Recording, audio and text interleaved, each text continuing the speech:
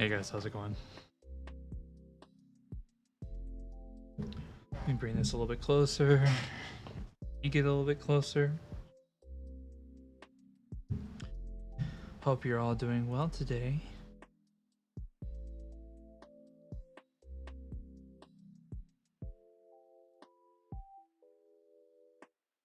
Okay. We'll get started on the Hi Chris Pratt. I was actually thinking about that earlier. Hang on, I'm gonna grab a thing or two.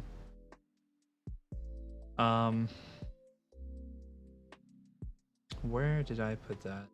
There we go.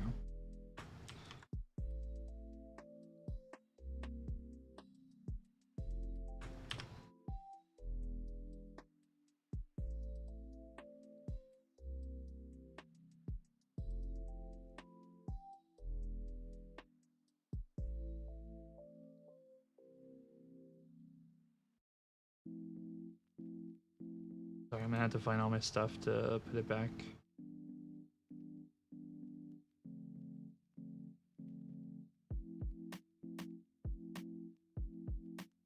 Yeah, I was actually thinking about that. I'm like, how would I go about that? Because I really want to use it.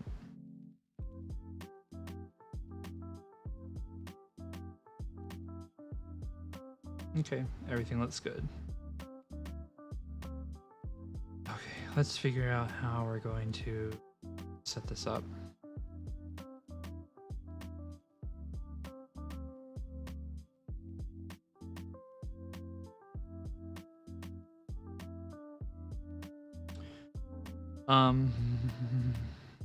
I'll have to like look and see if there's like more ways of me being able to do this to, I guess right here for now, it's fine. I don't think it's gonna be too obstructive. But I imagine once we get like a couple people in here, we can figure out whether or not it's like too much. If I could get it like horizontal, that would probably be like for the best. I should probably make a I should probably make a thumbnail for YouTube very quick before I get too busy.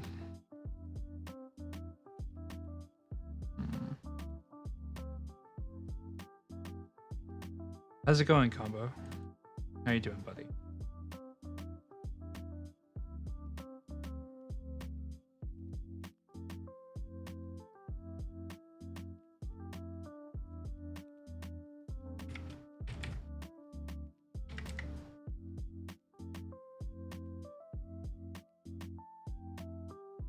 It's good. That's good.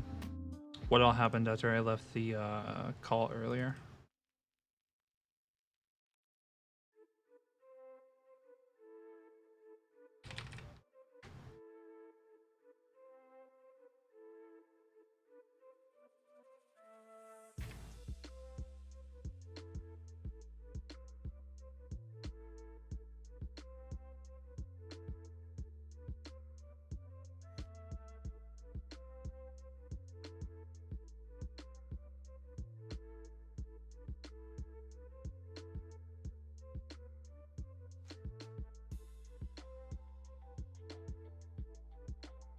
Not much. I just shocked Marcus and Darth with Canadian housing and gas prices.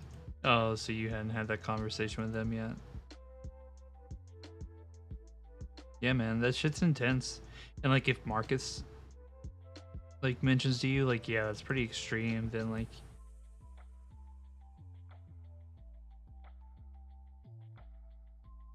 that should go to show you. Because like, I would say that aside from most of Metro California, New York is pretty extreme too. One of the more extremes rather. Okay. Looks like we're good. Check it right quick.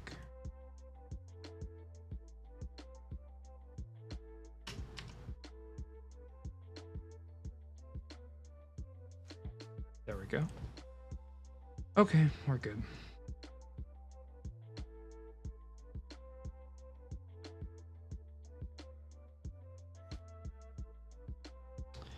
I had a thing. I don't know if I lost it.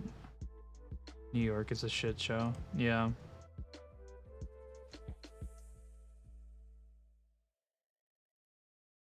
As much as I wish I could say I disagree. And Toronto and Canadian version of... Oh, and Toronto is the Canadian version of NYC, so it makes sense. I never really thought of it like that. But I don't really live in either area, so of course I wouldn't. There we go. That's what I was looking for. Do it. Okay.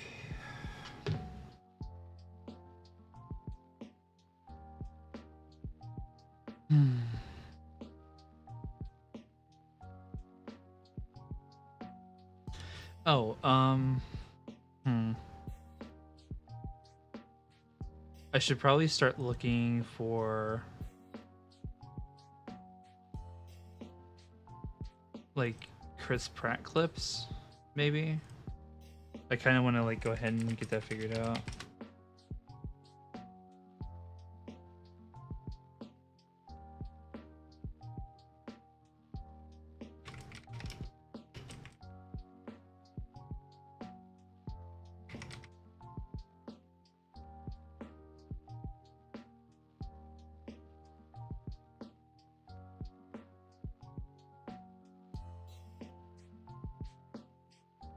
And then Mexico City is the Mexican version of New York City. Make your characters say the Kim K clip. Kim K. Hold up.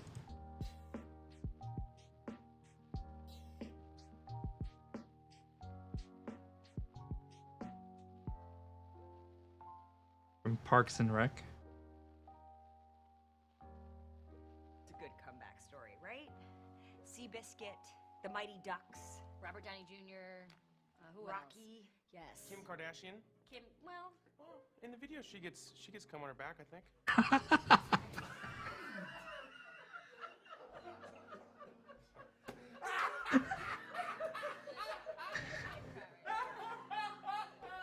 Oh, they're gonna make the rap party. Oh shit. Actually, so I was thinking, I was like, what if I maybe like made like a 30-second I've never seen it before. I was like, what if I made like a 30-second like trailer for a movie? And I had my buddy Nick do the voiceover for like this year. Coming this fall.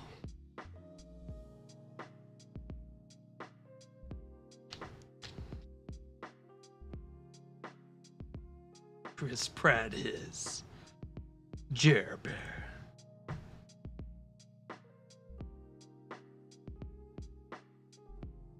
I'm actually gonna go ahead and mess. Is he awake right now? He is not. I don't want to mess with him in the event that he's asleep. That's the best Chris Pratt ever.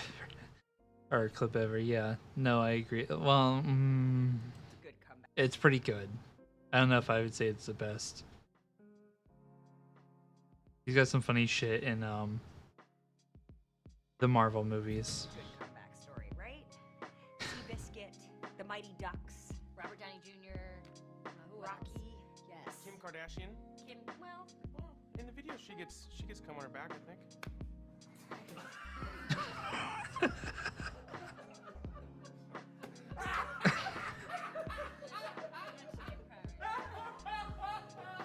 Oh, they're gonna make the rap party.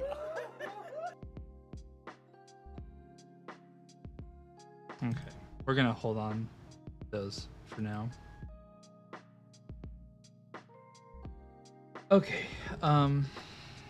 So tonight I have a couple things I want to do. I want to continue working on the pasta box animation, but I also want to get some thumbnails going for some prints to make.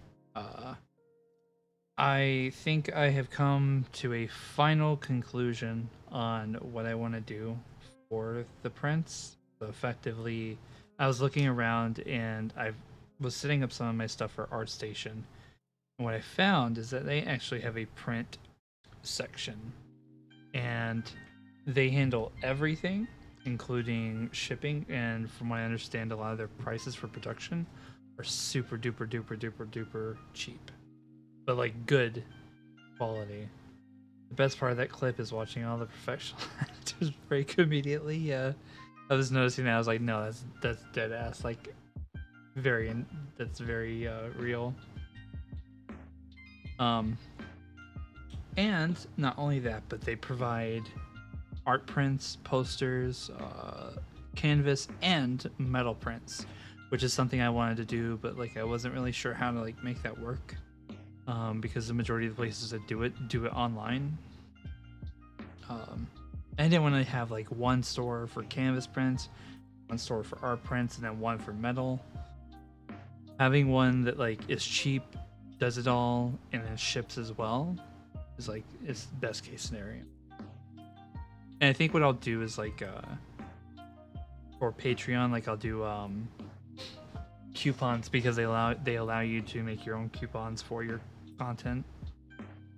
So like I'll make specific coupons for people on Patreon and just change them out like once a month.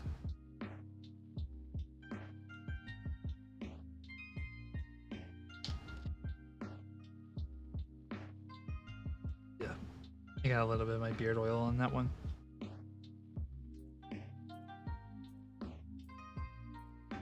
Okay, I want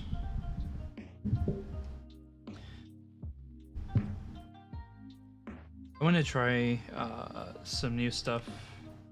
So like this is one drawing that I was trying to do before Halloween, but obviously I didn't get it finished. This is one idea that I have, but I kind of want to try a different angle for this. This is like very much coming from like the back of the character.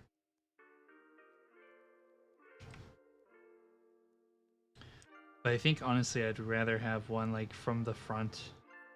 So I'm gonna toy around with that a little bit. Like none of these will be like really worked on tonight. I'll probably like make a stronger sketch of them later on my own time.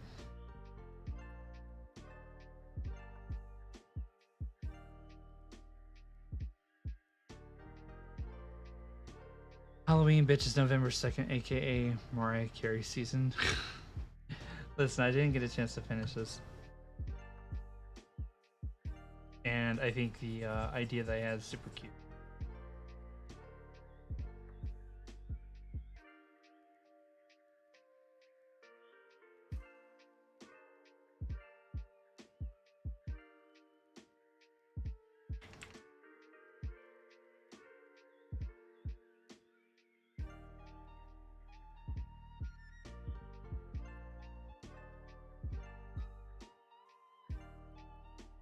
I think I'm gonna try to make 4, at least 3, preferably 4 different prints this month.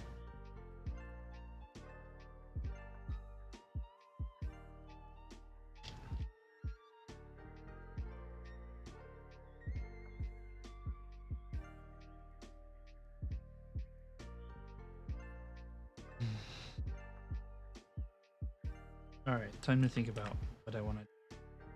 Okay, I kind of want like a little bit of like motion like this.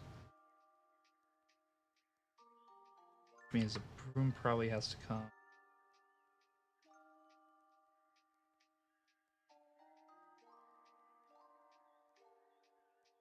I don't necessarily have to have the hat, but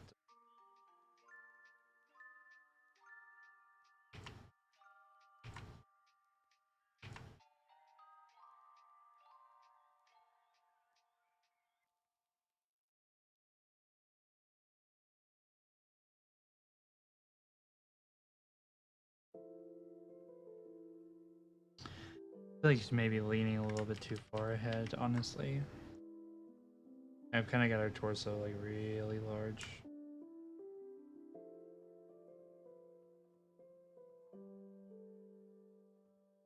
Oh, Combo, are you familiar with Gardic phone at all? Does that sound familiar to you at all?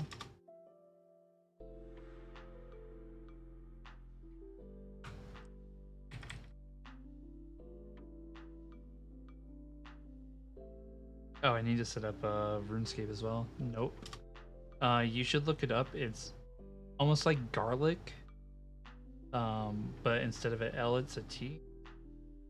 It's basically like a little drawing and animation software, but it's like almost like a party game the way it's set up. I've been thinking about like setting out like 1 day a week to do that with people.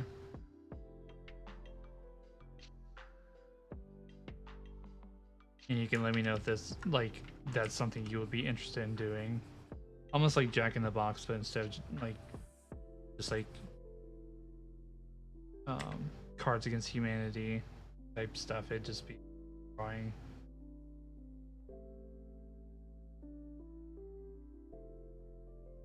I forget, I also need to pull up Escape.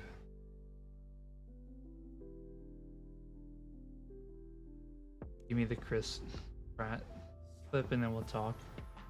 Man.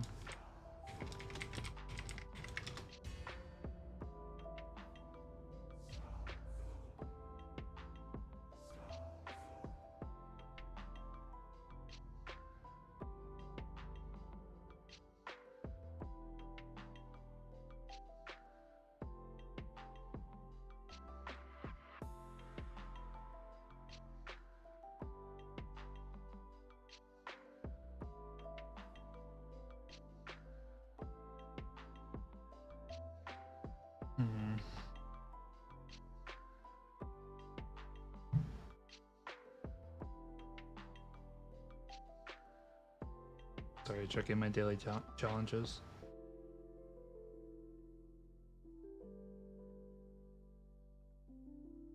I may do the Slayer stuff after I get off. I'll need to be paying attention for that. I gotta go see Roundtrip. Alright, buddy, I'll see you later. Thanks for coming by.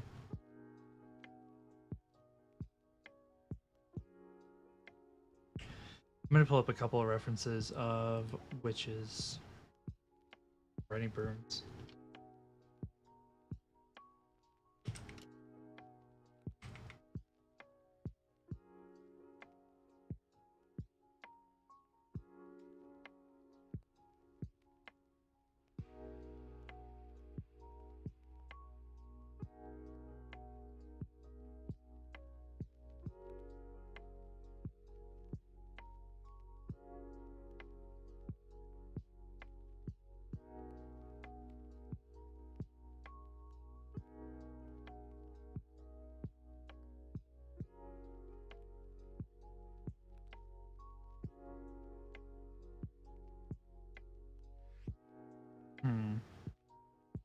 I think what's most interesting about this is that like there's like the two ways to like to ride the broom. There's like with like it basically like be between your legs or almost like a seat where you have both legs basically together. I'm not really sure which one. I think I might kind of like the seat version. I think we might go with that, honestly.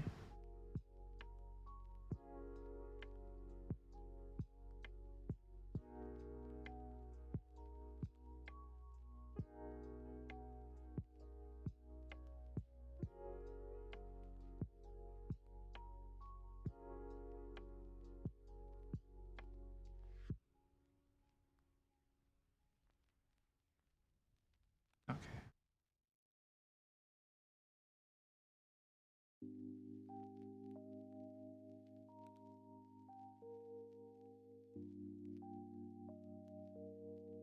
That changes the comp just like a little bit. I don't think it's necessarily a bad thing. Maybe we should start with the creation of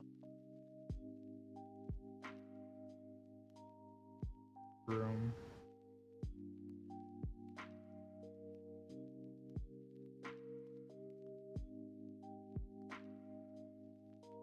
That's in the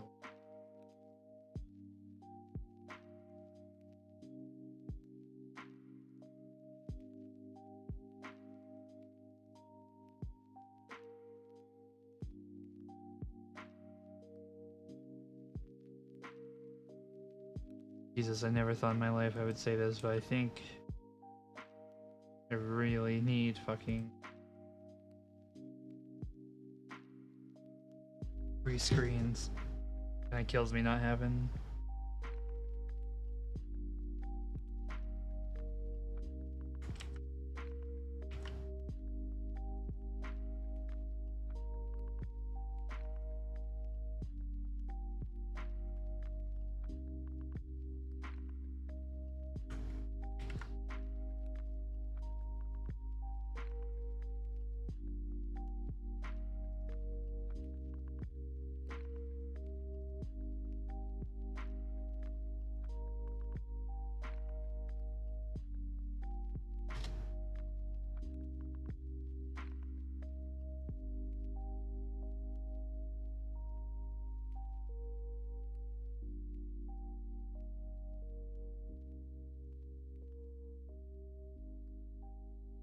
Oh, I don't know why this decided it wanted. Okay.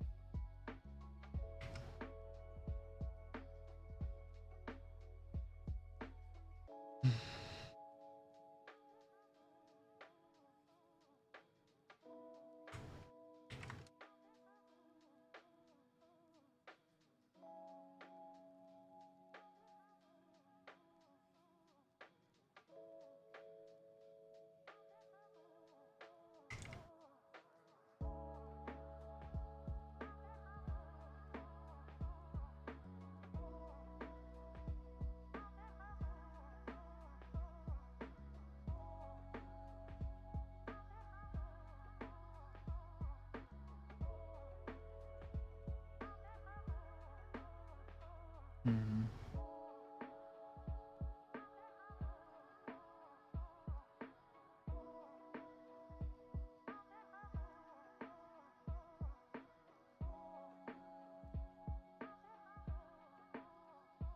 I think the broom is more effective if it.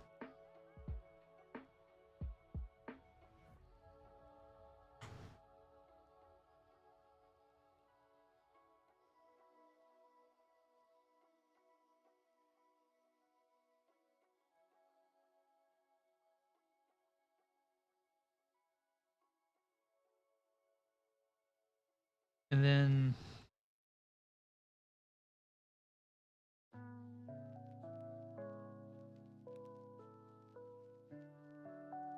let's just go ahead and get it all together. Oops.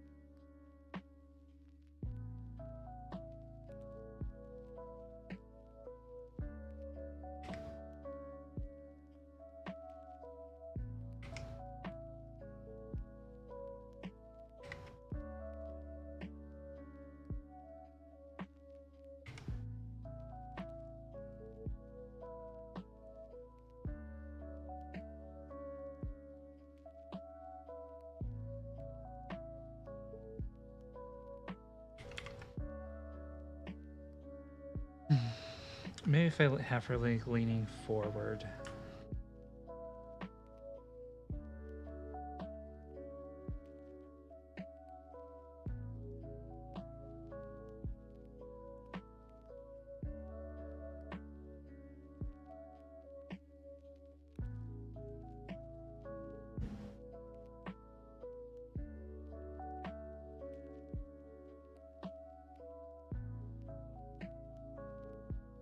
And I kind of want the...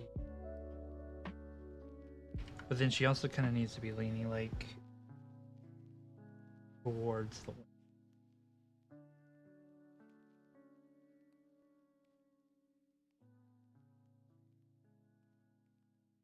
How much is too much?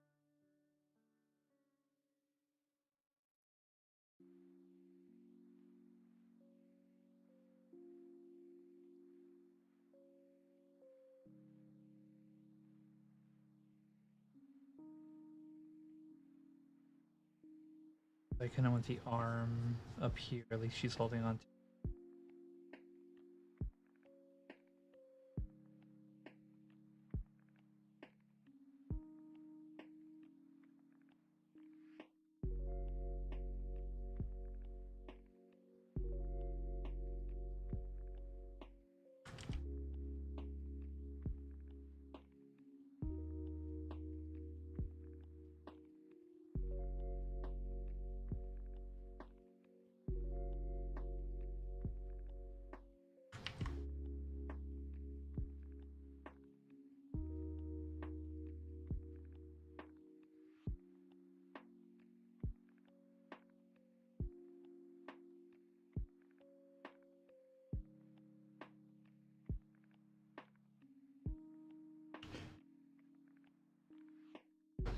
Now I do know I want the...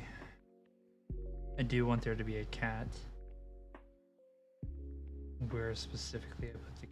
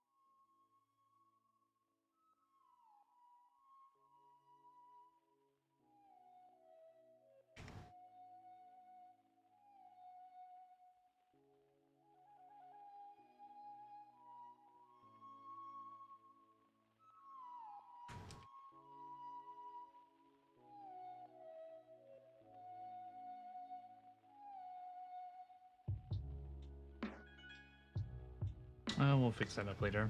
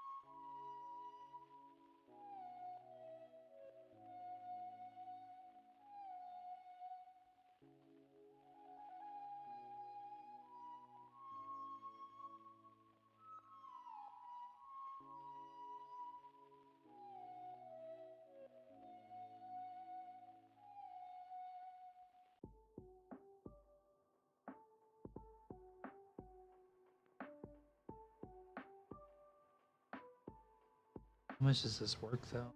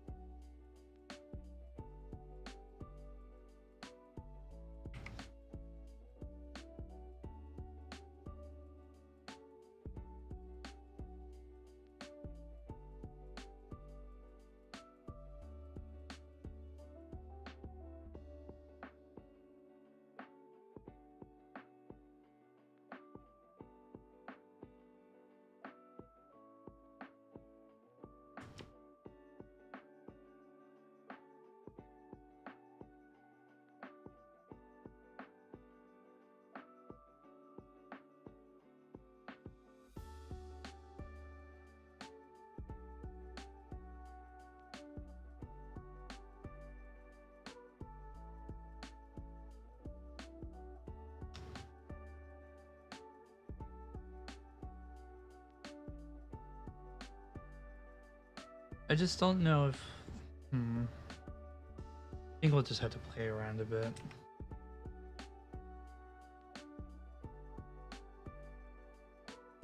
Come on, dude, stop being different. Okay.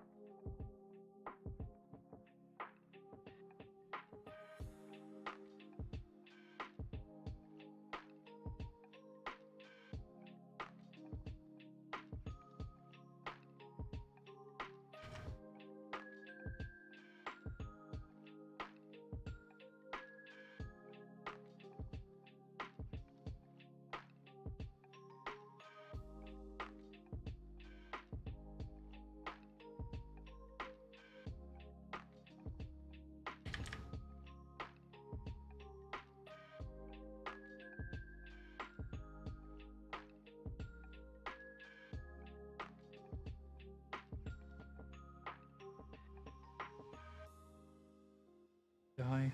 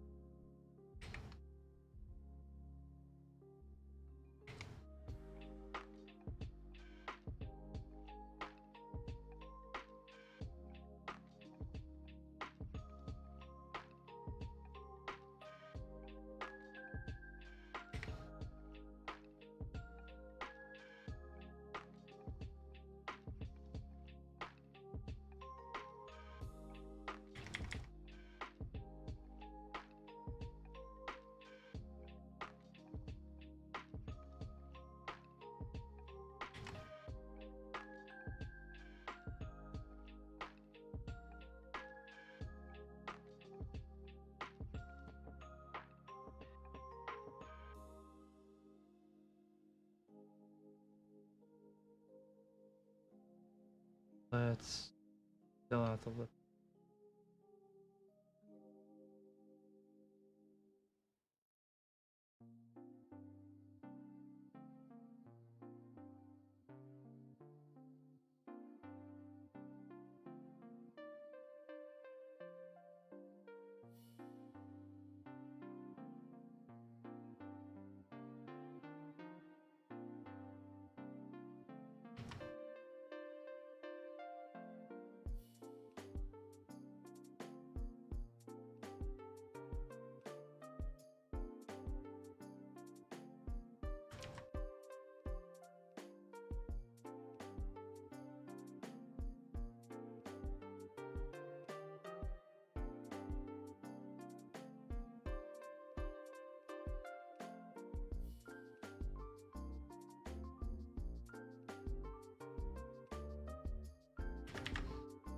It's a little bit much.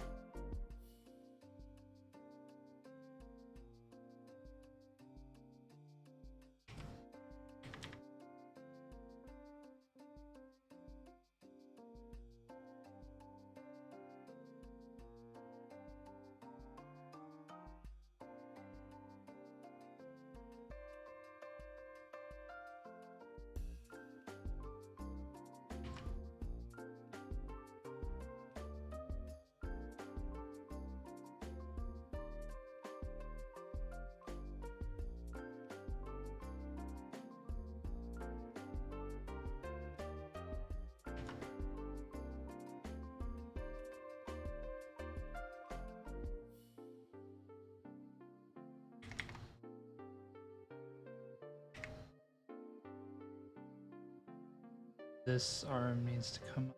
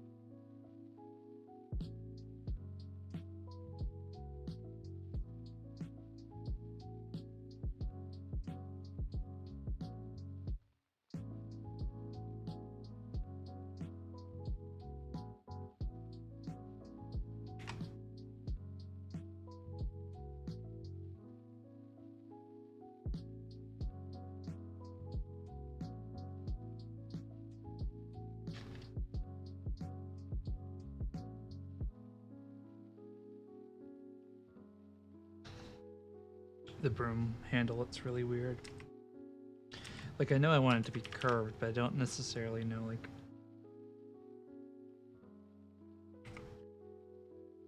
the look. I feel like I'm on the right track. I just have to get it, like... I just have to get the look right.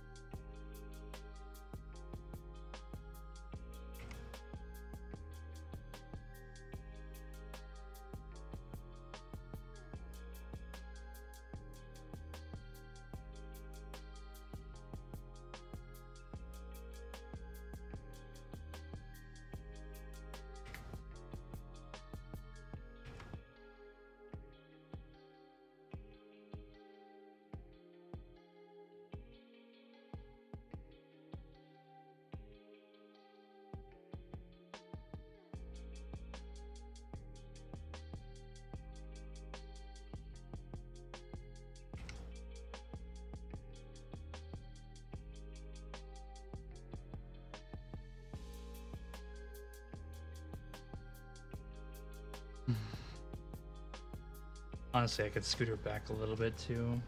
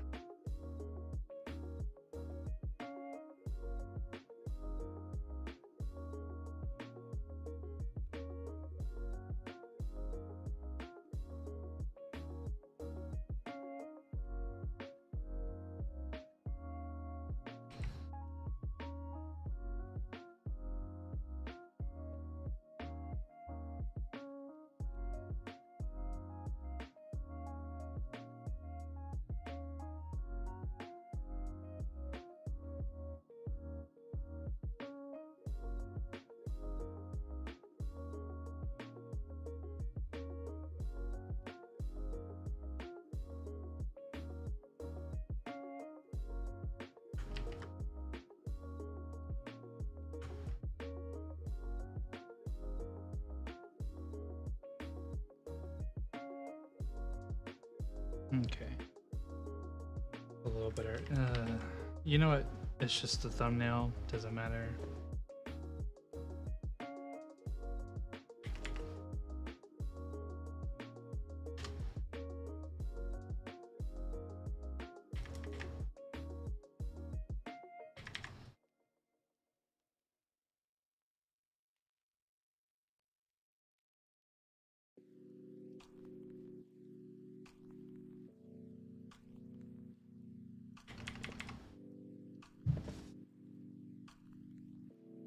Going to then it's unfold.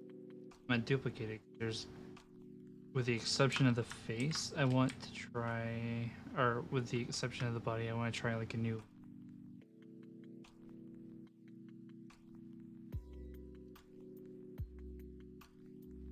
That should give me enough space.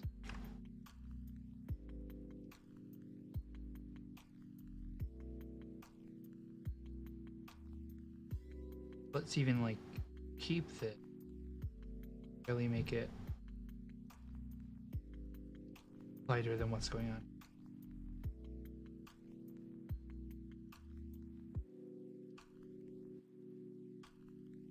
And what we're gonna do is we're going to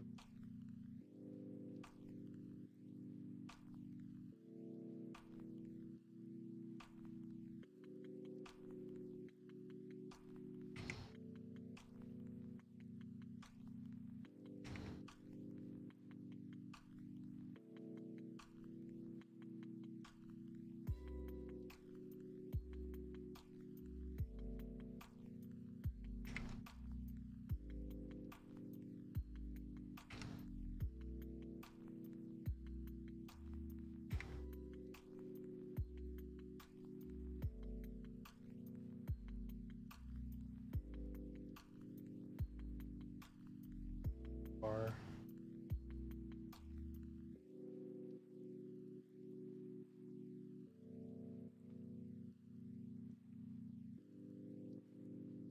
Let me take these over here to my bank and start it again.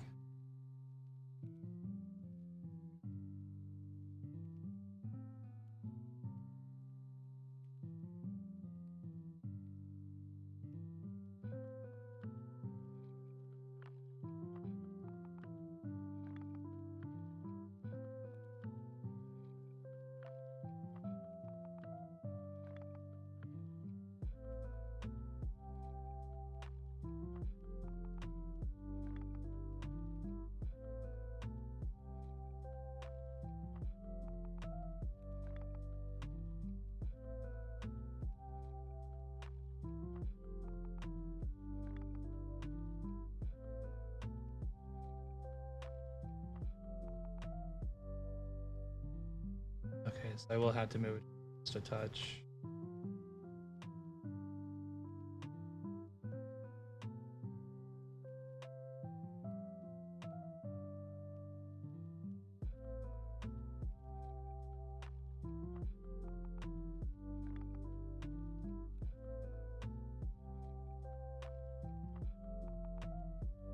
Oh shit, we got a raid. Hey everybody, how's it going? Wait, why did my thing not go up again? That's so weird. Hold on, surely... Wow, this is the second time. I don't know. Hey guys, thank you so much for the raid. I hope you guys are doing really well. For those of you that are new to my stream, my name is Jared Bear. It's a pleasure to meet you guys. I am a art and animation journalist. Right now, what we are doing on stream is I'm partially slacking off on RuneScape, but you guys can see that. And I am working out some thumbnails for some illustrations I want to do here over the course of this month. Once I get done with that, we're probably going to move on to animation for a little bit. So if you guys are interested in that, you guys are more than welcome to stick around.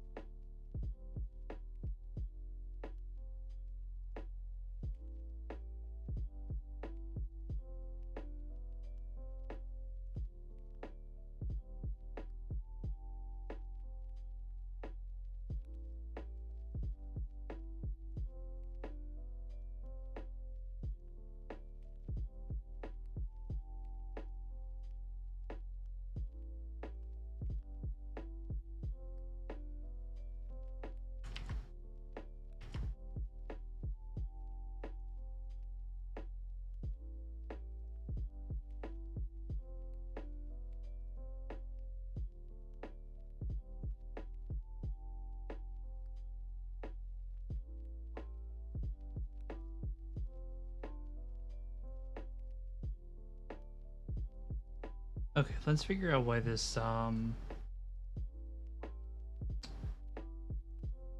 why this didn't work again.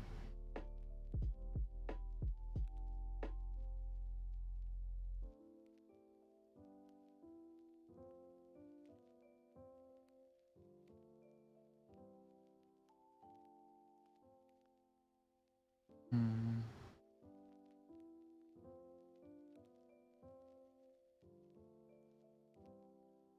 Wait, did it disappear? Did it delete itself? It has to be what happened. Huh. Okay. Give me a second, guys. I'll set this back.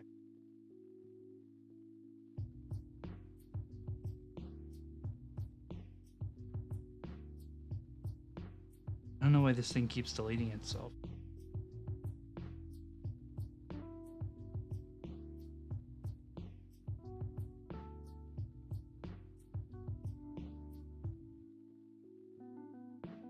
Alert box.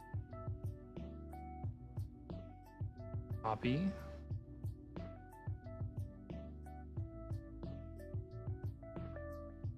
Browser source. Yeah, see, like even the browser source is already here, so no, wait, there's the alert box right there. So why did you not go off?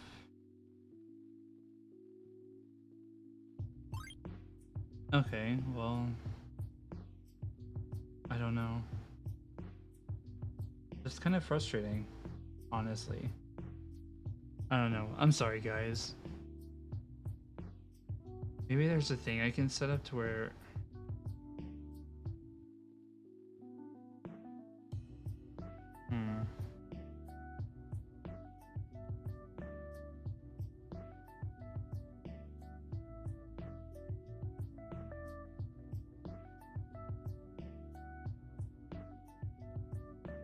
That's so weird.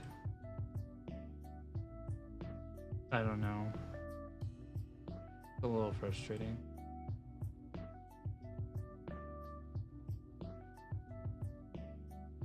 Either way, thank you guys very much for coming in. I really appreciate it. I know it's maybe a little bit chiller than what you guys are used to, but I hope you guys enjoy your stay.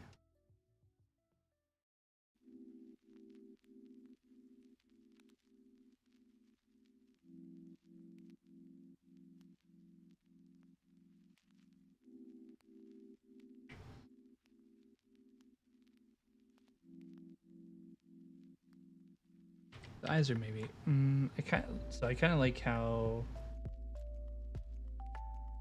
I kind of like how that looks. I'm just not sure if I want to have it necessarily like have the people that large. I'm a lot more comfortable with that. Also kind of just makes it feel like a little bit more of like an excited, like, ooh, wow. Look at all the things I'm seeing.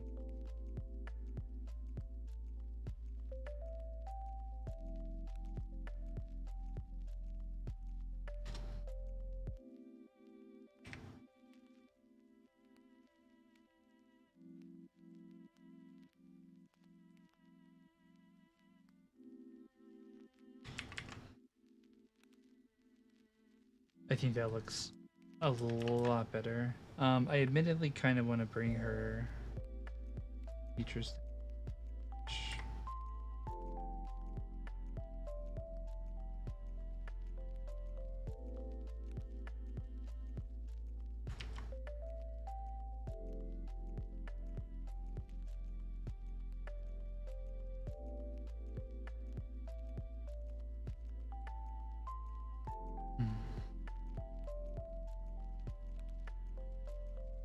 The eyebrows are maybe a little too high.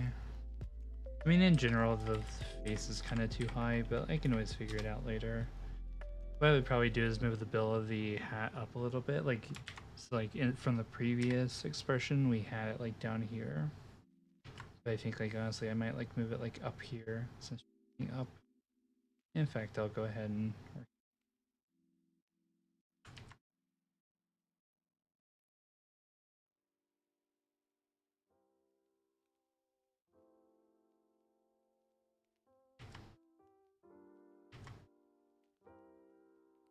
This will probably need.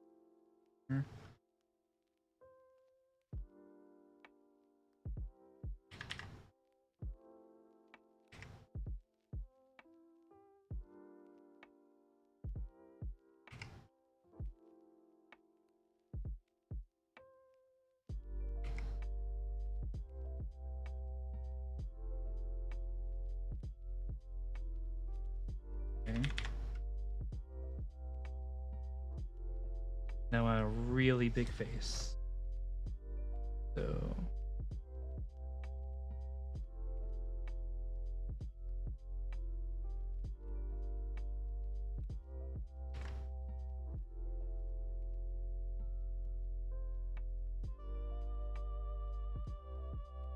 maybe like an even wider mouth than that. I just gotta be careful not to make it too uncanny.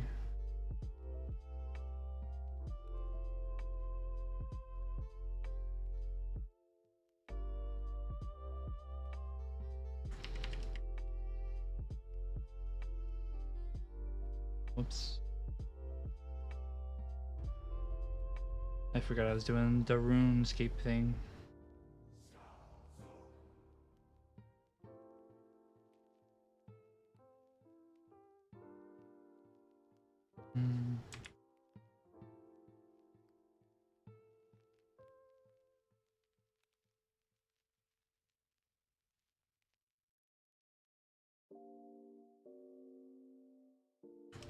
Let's go with a color thing.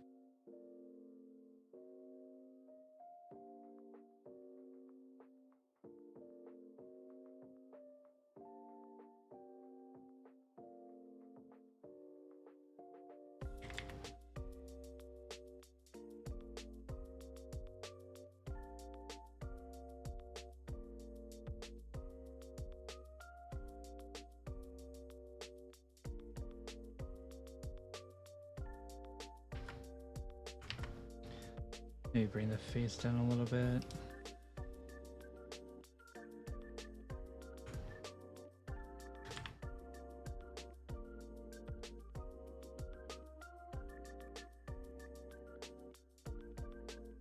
Okay.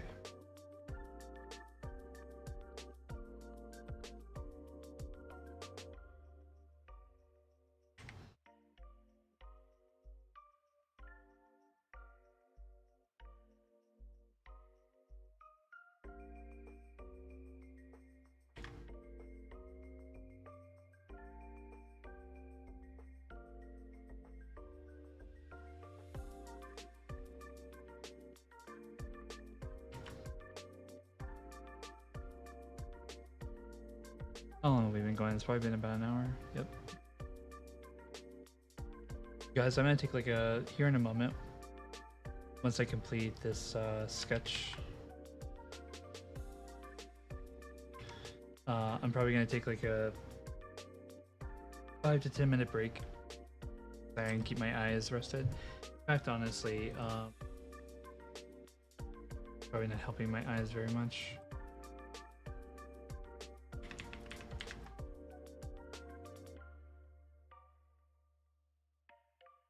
Making my eyes a little bit more tired than normal. Alright, 25. New one.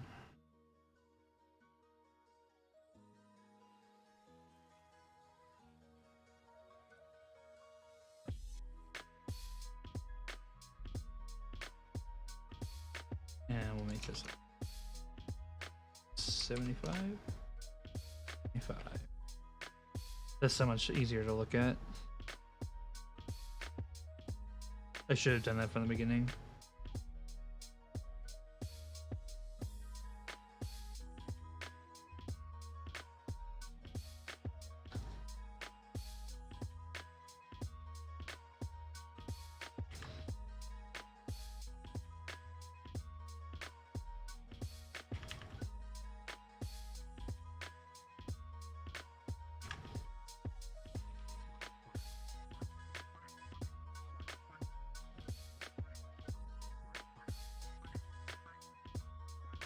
See if I can go ahead and combine these together. Good enough.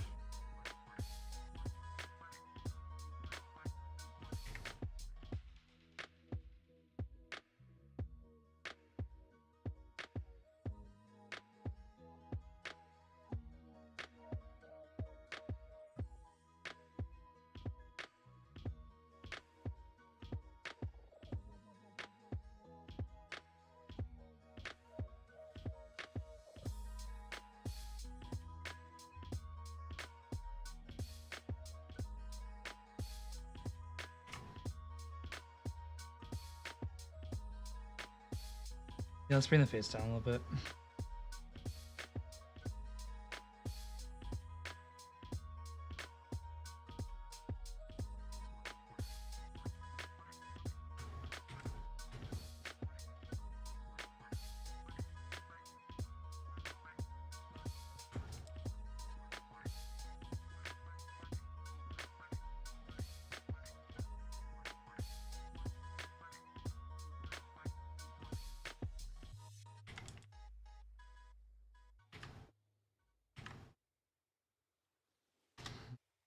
Let's expand that a little bit more. Kind of looks strange.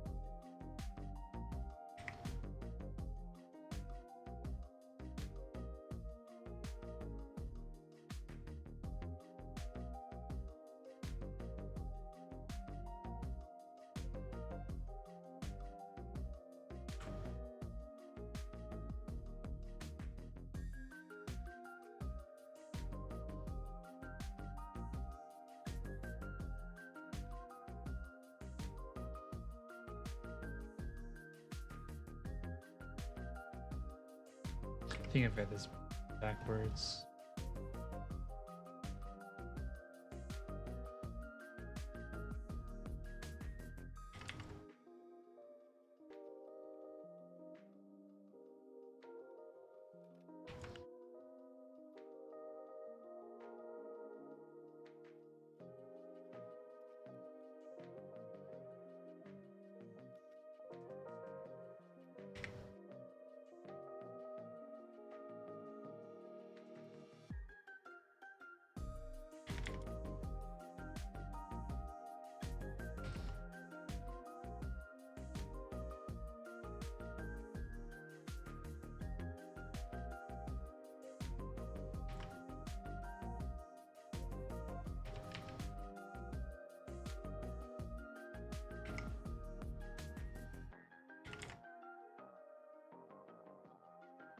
Cute.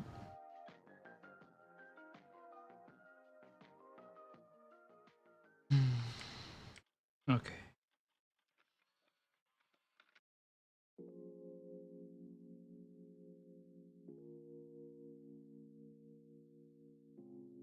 think if everybody's cool with it here in a moment.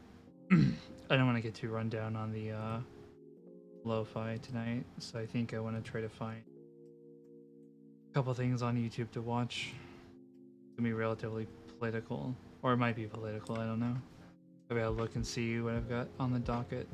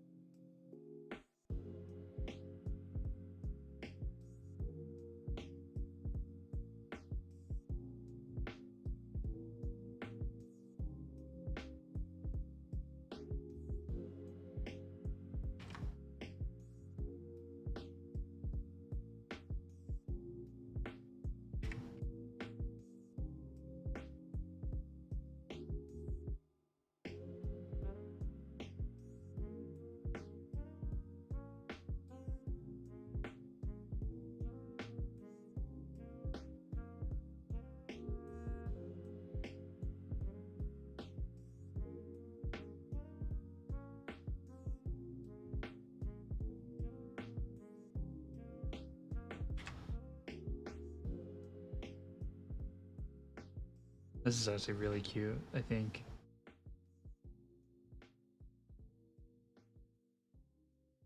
Now that the a little bit more of like the inner workings are done.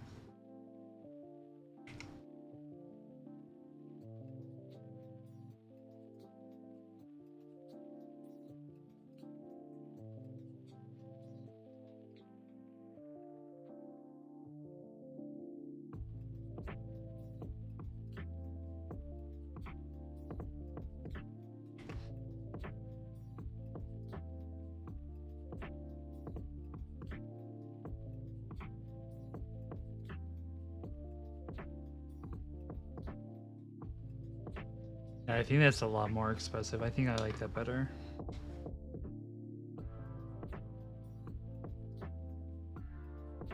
I think that is very cute.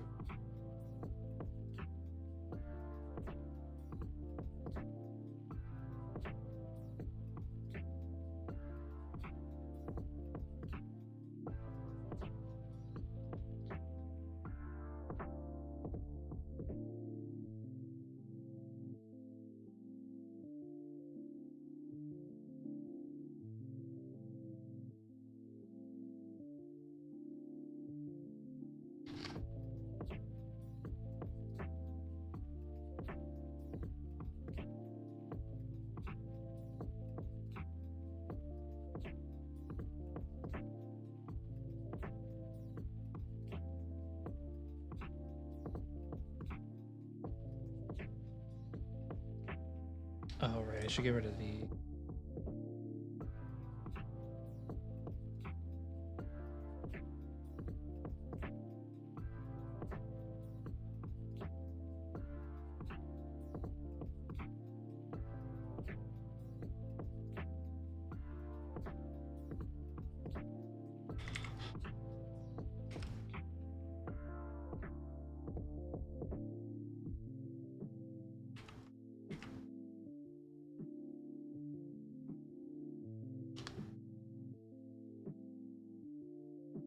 okay.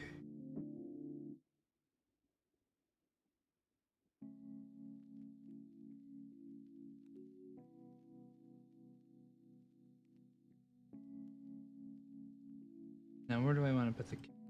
I could put it like either like here.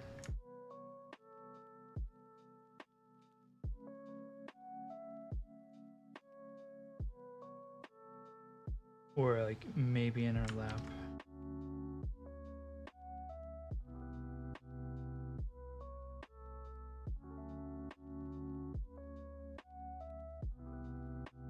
Mhm.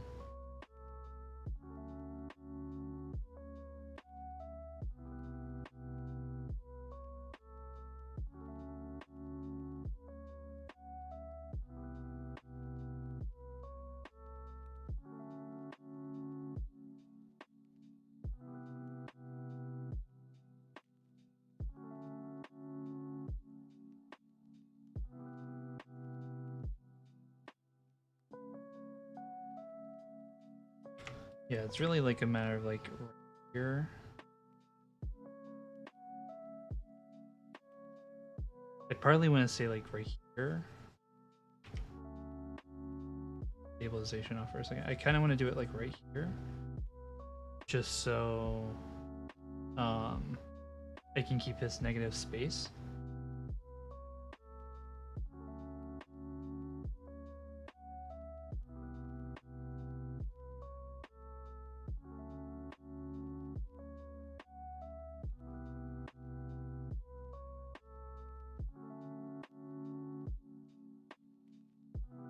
Or like maybe at the end of the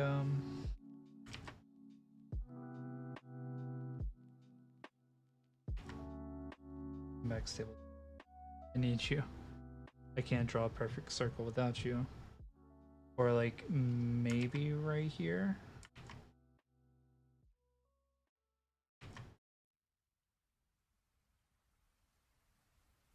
That's too big.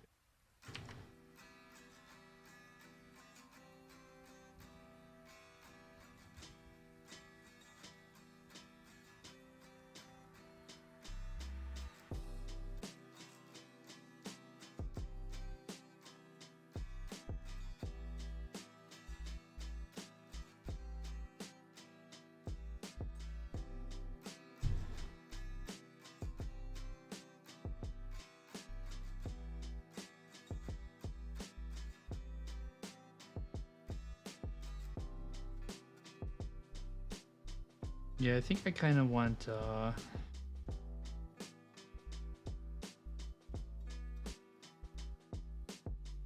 here's what we'll do.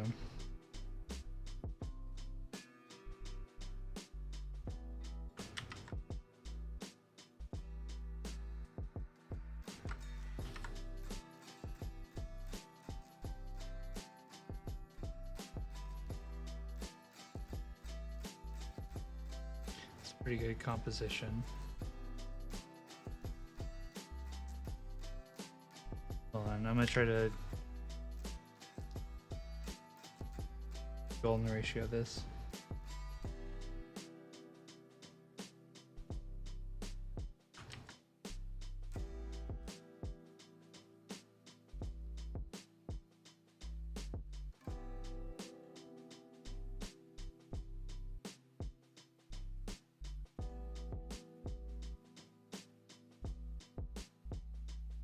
Yeah, I'm gonna be honest. I think this is like the best position for Le Kitty. And we're gonna take care of that here in a bit because I'm gonna go walk around for a little bit and get my legs up and going. Yeah, guys, I'll be back here in a moment.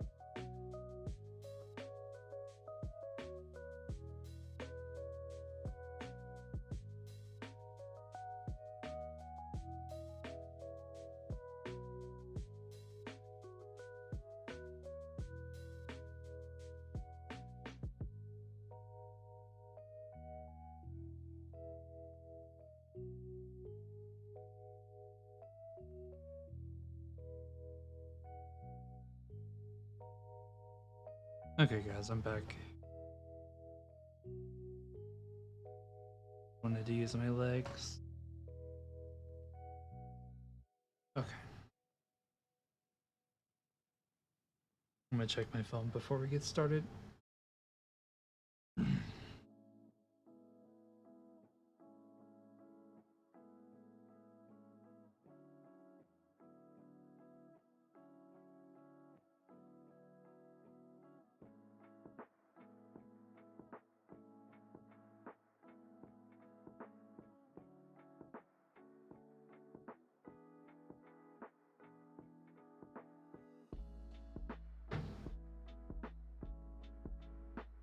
Let's find something on YouTube to watch.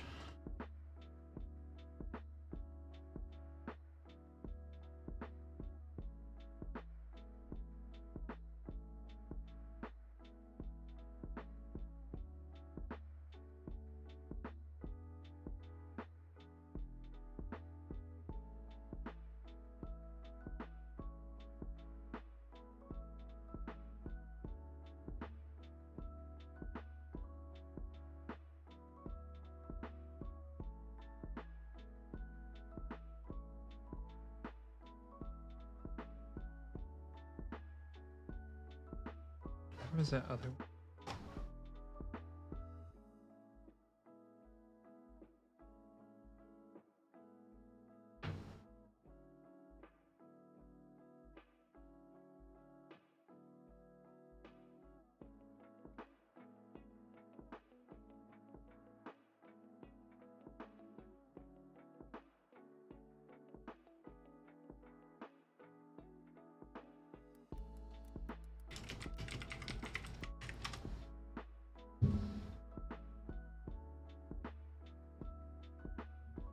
This might. Alright, so there's 2 videos we have to watch. In the event that one of them is maybe like a little too belligerent, I have a good feeling it might be. I only feel like one of the people in question in this debate are necessarily intelligent, but they're also kind of annoying. We'll see how it goes.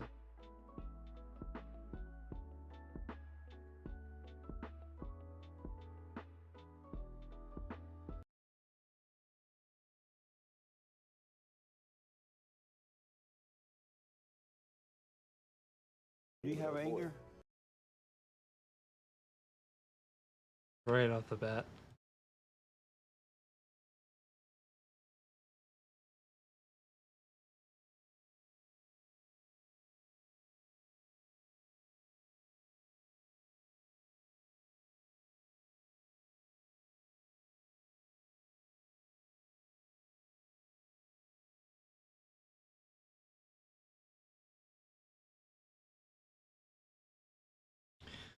Here we go.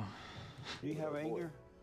I think specific things can make. He's going to ask the same question So again. do you have anger? I think on occasion, yeah. You do have anger? On occasion. On occasion, mean you do have it. It just comes out on occasion. Uniting the races with truth. I would call you a pretty self-hating black man.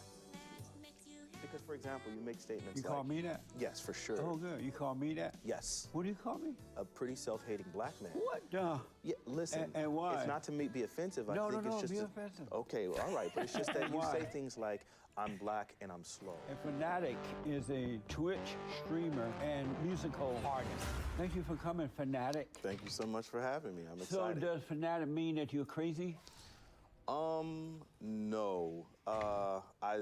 The name started, it was a nod to this guy named Combo Fiend, but long story short, I was really into combos. I used to be a professional fighting game player, and I was really into combos, and so my name was really Combo Fanatic.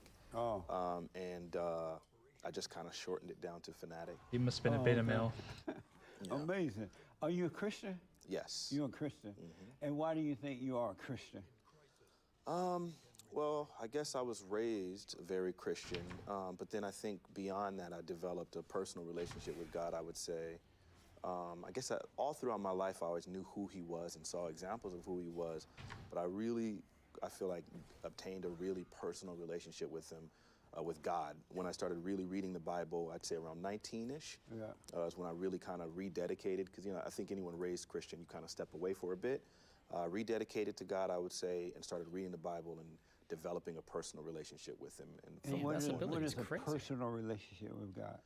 Well, I think when it comes to decision making or your character and how you interact with other people and things like that, I feel like there's enough things within the scriptures and the Bible itself that kind of dictate how you should be, how you should live. And I think the more you start praying and things like that, I believe God can personally talk to you. I think he has his hand, and you start to see his providence over your life and over how you, just the direction you're going. You see him open up opportunities. You see his giftings and things like that. So it's just... Do you sin? I don't... Yeah, of course. I'm not going to ever just say that I never Everybody sin. sins. I would say that I don't make sin a practice. Like, it's not something that I am actively engaged in on a regular basis. But I think maybe there might be weaknesses, and every now and then I might fall or something. But I don't think it's something I do every day. And I think I repent anytime I do. So do you sin? I thought I answered the question. But sure, I would say seldomly, but with repentance every time that I do. And so you do sin, Seldomly. Very rarely. but you do sin. Yeah, I thought that was the answer to the question. Sure. And so how does God feel about you having this personal relationship with him and with the devil? Well, it's this. I think anytime you sin, I think it creates a barrier between you and God. And so I would say with unrepentant sin, then there's going to be this like almost irrevocable barrier. And while I do believe we're under grace, which means that God can forgive us if we repent from sin, so I would say sin is almost like a separation from Jesus, God. 15. So whenever I do something like that, it does. I see an immediate like disconnect in a way. My conscience is bothered, and my faith is disturbed, and so that's why I would say, pretty rare. So did you make up those reasons, or did God say that? All those things you just said. All those things about your sinning. All of those things are based on Scripture. And so, can you serve two gods? No, man can't serve two But masters. how is that you can be a son of God and a son of Satan? I don't think you keep can. Crossing the border and crossing back and crossing the border, coming back and coming back. I don't think you can, but I just believe there's a scripture that says if we say we have no sin. There's no scripture that says that. Oh, okay. Are you sure? All right, I'll find it. I don't have it on me right now. It says that if we say we have not sinned. Sure, you're right. I believe you're right. Yeah, it doesn't say if we have no sin. We Sure. all are born into sin, right? Absolutely. But you overcome it once you're born of the Father. Absolutely. And so it's impossible to sin once you're born of the Father. If a man says he's born of the Father, he's sinned, he's a liar, and the truth not in him. Sure. According to the scripture. Wait, what? I have no idea what Jesse's talking about right now. Of course we all said It no. says that he cannot sin if you're born of the Father. I don't know what he's Cannot quoting sin. right now. That's I'm not familiar with that specific scripture, but I would totally agree with you that as a Christian we should live free from sin, which So is why what I don't you tend to do do. that?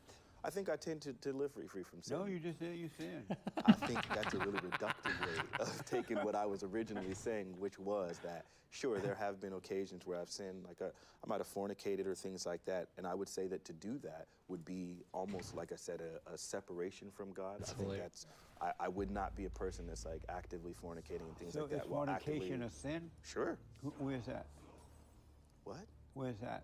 Oh, my goodness, it's in Corinthians. It says that fornication is a sin. What is he what doing? it does is it lists a bunch of sins, and it says, from all of these things come fornication, backbiting, adultery, so on and so forth. And it lists all of these other things. But it doesn't say fornication is a sin. It says from sin come those things. Sure. Okay. So sin is not the fornication. Sin is the reason you're doing the fornication. How do you define sin then? A man, a woman who play God. Anyone that has anger is playing God. Wait, what about the scripture that says, be angry and sin not? Right. To see it but don't hate it. So, wait, the scripture tells you to be angry and sin not, Right, because but it recognizes there's that anger is a that- natural emotion that we probably wouldn't Do be you able have to avoid. anger? I think specific things can make me he's going to angry, ask the sure. same question So again. do you have anger? I think on occasion, yeah. You do have anger? On occasion. On occasion means you do have it. It just comes out on occasion. Sure, I think it's an emotion, yeah. And did you know Pre-watched. that anger, any male that has anger is a female? You can't be serious. What does that mean? It's not normal for male to have anger. Okay, what do you Any mean by male- anger then? You have to mean Any something male different. that has anger has his mother's nature. Why do you prefer Hellion over Man at Men Arms? are Because I want to kill logical, shit, women are okay? illogical. Not have a cuck And class. so any male that has anger has the mindset and emotion of a woman. Okay, what do you mean by anger then? There has to be a kind you different have. meaning. Well, you don't. What does that mean exactly? Anger, any anger period, Okay, what does anger mean? meaning that you, anyone that has anger is judgmental. Okay, but I'm asking you what it means, and you're saying It means that they're walking in darkness. so anger just means walking in darkness. And if a male has it, he has his mother's nature. And if a woman has it, it's unnatural for her to have it. But men are not naturally that way. Okay, you're struggling to define it, but that's fine. What No, I'm not about? struggling to find it. I said that anger is a person who walking in darkness. A person who is walking in darkness has anger. Yes. But what is anger? It's the nature of Satan. It's the nature. Okay, there we go. I appreciate that. So anger is the nature of Satan. Yeah, and it passed down to you from your mother. So what would be the difference between anger Fucking and women, wrath? true. Wrath comes from anger. Okay, and is that the only way that wrath comes? Yes. God There has is a displayed proper wrath on way plenty of You can times. correct people without being angry at them, Mm-hmm. but totally disagree with them because you see that as wrong, but you also see they can't help it. And so you don't judge them, Sure. and you still correct them Okay. with perfect love. So God has displayed wrath. God has actually admitted that he has wrath. Right. And you're saying wrath comes from anger, and anger is walking But in God darkness. does not have the anger that you guys have that have anger. So he has a different kind of anger? He has no righteous, anger. right? His anger is not emotional. But you said wrath only comes from anger. But there's a right one that comes with perfect love, and there's a wrong one that comes with anger. So there's a righteous wrath that doesn't come from anger. Right. Okay. So then wrath Absolutely. doesn't exclusively come from anger. The evil kind does. Okay. So the The evil kind is judgment bad. kind does. Well, let Okay. me ask you this because of time. Let's go. We can move past it. Go ahead. You're a liberal. No. Are you a liberal? No. God, yeah, listening to Haas I don't talk to consider this guy? myself conservative either. And so what are you? Well, oh man, I guess it gets a little bit Come more on. complicated than just that dichotomy. I would say I'm a conservative progressive. What does that mean? It means that I was raised with really socially conservative values, and I think those things probably have a really strong impact on like my outlook on life and my decision making. However, I recognize that economically there's plenty of reason for progressive values in order to offset some of the damages Nice. caused by the best system in the world, which is capitalism. Really? What are socially conservative values? Well, I believe very much in traditional marriage. I believe in not having children out of wedlock. I definitely believe in like just strong family units and how absolutely important that is and integral that is into rearing life, into community in general. How you I guess resist those things are, I would say, pretty conservative values. Do you support LGBTQ stuff? In various ways, sure. Is that wrong or right? Well, how do you mean? To be a LGBTQ person, is So that wrong or right, that lifestyle? So I would say spiritually, I would say that sort of lifestyle is probably not consistent with like biblical teaching. So I would say it's wrong in that regard. However, I would also recognize that I don't have the authority to judge and condemn other people for the way that they choose to live. And I recognize How am I that getting other people 50% are chance not to going hit? Be Christian, so I allow them to Dude, live. is this guy by having not really abilities? my He must. allowance. I tolerate, or whatever word you would like to use, their lifestyles and allow them to live the way that they want to, and respect their decisions while recognizing that they're not Christians, or at least I would imagine, I think being like that sort of lifestyle and those sort of actions would be inconsistent with like biblical But you teaching. see it as being wrong. For myself, I absolutely would see it as wrong. Even though they're doing it, do you see it as being wrong for them too? For sure, I would say it's wrong, but okay. but I also recognize that if they don't believe in God and don't submit to Christianity and the Bible. One thing I will say, I'm torn on it. I don't know how I feel. One thing about this game, a big part of this game is a lot of the like abilities and everything are put on like a like a 50-50 thing. So there's a lot of literal coin flips, not figuratively, like literal, like 50-50. Like everything is like the blinds, 50% chance to hit, dodges, 50% chance of that. Like, I don't know how I feel about that, but.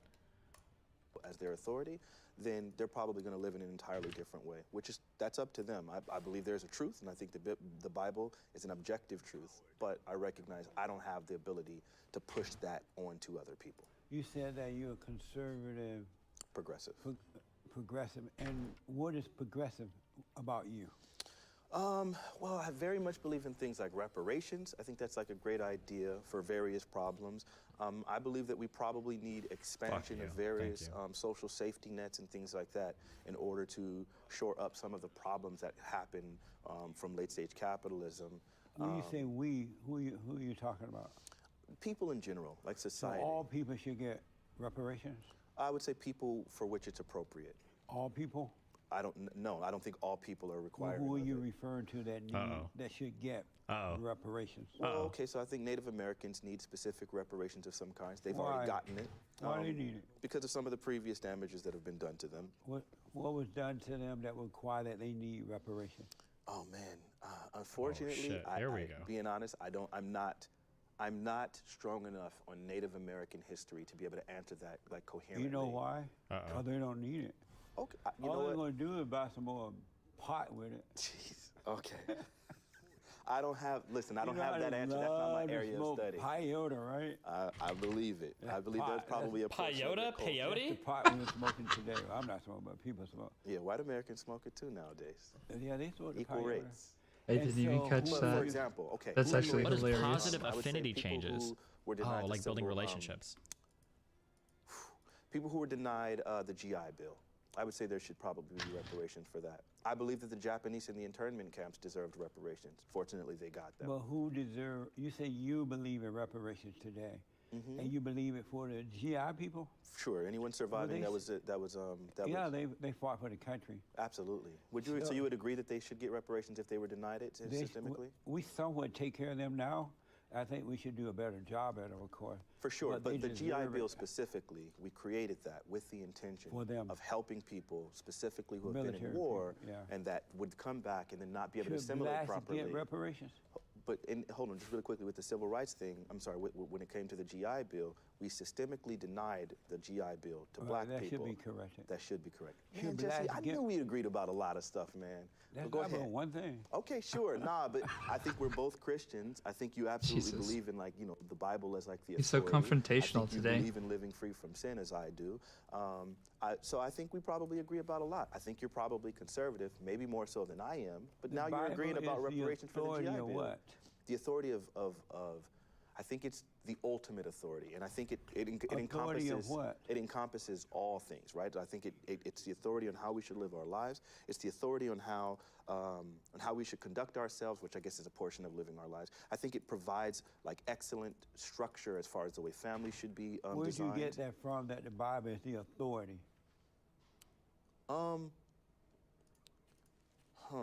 I guess it gets kind of convoluted. I believe God is like literally the creator of the universe, and I believe that Jesus Christ is the Son of God. Where'd you get that from? That the Bible is the authority? Well, sure, I was going through it. That's why I'm saying it's kind of convoluted. I don't want to take up too much of your time here, but I would say that the Scripture like plainly says that no man can come to the Father but by me, and then Jesus Christ himself said, "If you love me, you'll keep my commandments," and things like that. So then I would say that. Like, if you have to keep his commandments in order to reap the eternal reward, then clearly it's the authority on what would be right and what would be wrong. Where'd you get it from that the Bible is the authority? I feel like I just explained that.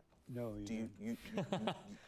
Some things aren't dictated, like, verbatim, right? So, like, the Bible doesn't say, I am the authority, but the Bible does say, I am the way, the truth, and the light, right? So I would say that Jesus Christ is the authority when it comes to approaching God. I hear a lot of Christians say the Bible is the authority, but I don't know where they're getting it from, and they can never tell me why they call the Bible the authority. There's nowhere in the Scripture that the Bible is the authority. What do you think the authority means? The Bible doesn't call, what does it mean? Maybe I'm missing the understanding of it. Sure, I would say that it is, I guess I don't have the definition offhand, but I would say the authority is probably like maybe... What's the next good? ability? You The said rule- Highwayman the is? rule, the guiding power, the ruling power. I would imagine. What do you mean by that? So I would say that God is the ruling power. I think all of the universe, you all said of the the laws. Bible Sure, was. sure. Well, do you believe that the Bible is the word of God? No. Oh, okay. Maybe we don't agree about it. Okay. The Bible is the word from Hang God. on, guys, The I'll be word right of back. God is in our heart.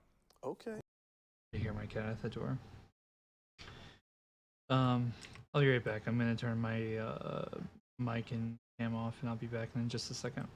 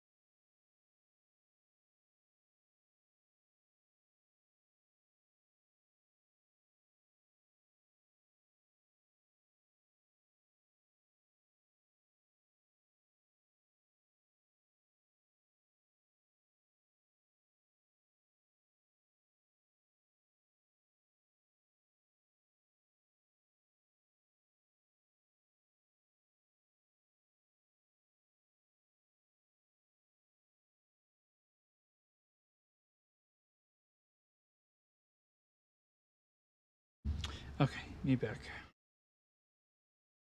Continuing on with this. Word made flesh. Okay. Do you believe that? Oh, I think we're kind of saying similar things, but I guess it's maybe a word of semantics there. Oh, so I want to go back to this progressive side of you. Absolutely. So you say you are the other half of you is progressive. Sure. And what do you mean by that? So again, I believe in reparations for like the GI Bill. I also believe in reparations for like maybe some of the historic redlining and things like that, and then the subsequent reverse redlining. I think those things are important. I think we have to examine our education system and recognize how unfairly it's treating African Americans because of the way that it's designed. Was Open Vein a really And good I would say ability? Or those I guess things it's a are pretty bleed. progressive, whereas a lot of people might maybe more appeal to this is the way things are, this is tradition, let's keep it that way. Were you liberal at one time? No, I've never been a liberal. You've never been a liberal? I used to be very, very conservative. But never liberal. Never liberal. Okay. Should the blacks are begging for reparation? Should the blacks get reparation? Well, I would say like the black people who were like denied the GI Bill, yes, they should. The black people who were affected by redlining, So yes, all they should. people in the GI that should not get the GI Bill, just the blacks? What was that? Are you saying just the blacks should get the GI Bill, but all who? I would say all the people who were denied the GI Bill, because there were extremely One sec. few given out. I think in some states there were less than 2% of the GI Bills administered. But all to black people who were in the military should get it, never mind the color. Absolutely. Okay. The problem is that the vast majority of, so there were no systemic barriers preventing white people in the But the military from blacks are getting it begging for reparations. for specific things, I And would imagine. No, they just want to. They think their ancestor left something. Oh, so I Should don't. the blacks get reparations? If they can tie their situations to direct harms caused by federal guidelines or the government, then yes, I would say they should Otherwise, get they should reparations. not get it. If you don't have any direct harm, no, you shouldn't get reparations. Do you? Let me ask you about your music. You make music, right? Yes, I do. What type of music? I make all kinds of music. I started out as a classical pianist. I was given a gift from God regarding just my musical ear. I started playing the piano before I can literally remember. I was about 3 years old, and I now have, oh man, I have a really phenomenal ear in the sense that I can hear a song for the very first time and play it back, like completely, and sound like I've been playing it for years. And then in church, very often I can play the piano and they will have like a guest singer, and the singer will bring some song that I've literally never heard, and I can accompany the singer and make it seem like I've been playing the song my whole life, having never heard it. So you make music, like you Yeah, I make a compose. living doing music? Yes. That's your thing to sing? No, I don't sing. Oh, you I just play the make the piano music. Oh, I see. and a few other instruments. Yeah, Nice. And so that's a natural gift for you from God. for sure. I think it's a Oh, okay. God-given gift. Do you believe in internal racism? Oh, absolutely. Internalized racism? Absolutely. Because I read that in 2020 you put out a video on internalized racism. Sure, it was a and very painful self-hatred. experience. Yes. What is internalized racism? Well, in my case, and I think it can vary from person to person, in my case, internalized racism kind of demonstrated itself in the sense that I had all of these negative stereotypes, specifically about black people, that I realized it gave me this sort of mentality that I needed to impress white people. So then in certain circles, I would change my way of speaking. I would carry myself in specific ways so as to distance myself from what I considered to be blackness. And I felt that I realized that my doing that was based on a lot of these misconceptions and negative stereotypes of black people. And I think that realizing that was really painful for me because it made me realize there was a part of myself that I was disliking. And so when you be around white people, you act white? Sure. I would maybe Is that just what change you mean my by? Yeah, sure. I would change my diction, change my interests, and kind of chameleon-like fit in with white people while doing everything to distance myself from blackness. And then when you're around black people, you act black? Sure. I And- think it's and called what- code switching. What way will you become black?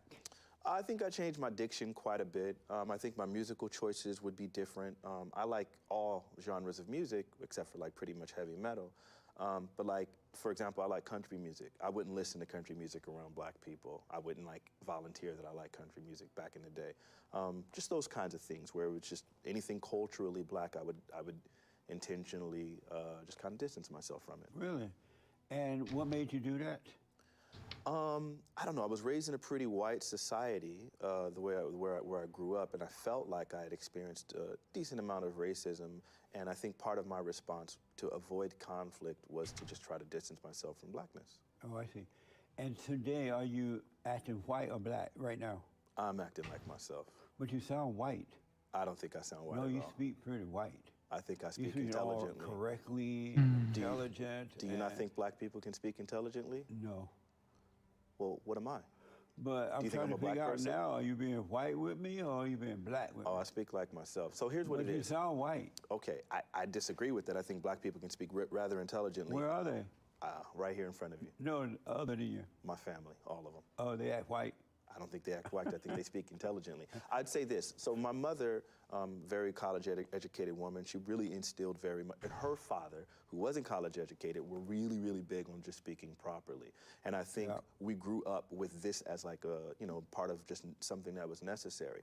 We got chastised by other children for speaking white. Other black children. Other black children, for Yeah. sure. And I think those sorts of things, it created some sort of distance. So in the sense that you start feeling like a loss of a sense of belonging because certain people are chastising you for speaking differently than they do. Especially being kids and growing up like Yeah, that. for sure. And I think you start internalizing a bunch of those things and you start feeling like, man, maybe I'm not black enough or maybe I'm, and all of those kinds of things. And so I think I've overcome a lot of that. That's So do you immature identify thinking. more with white or black?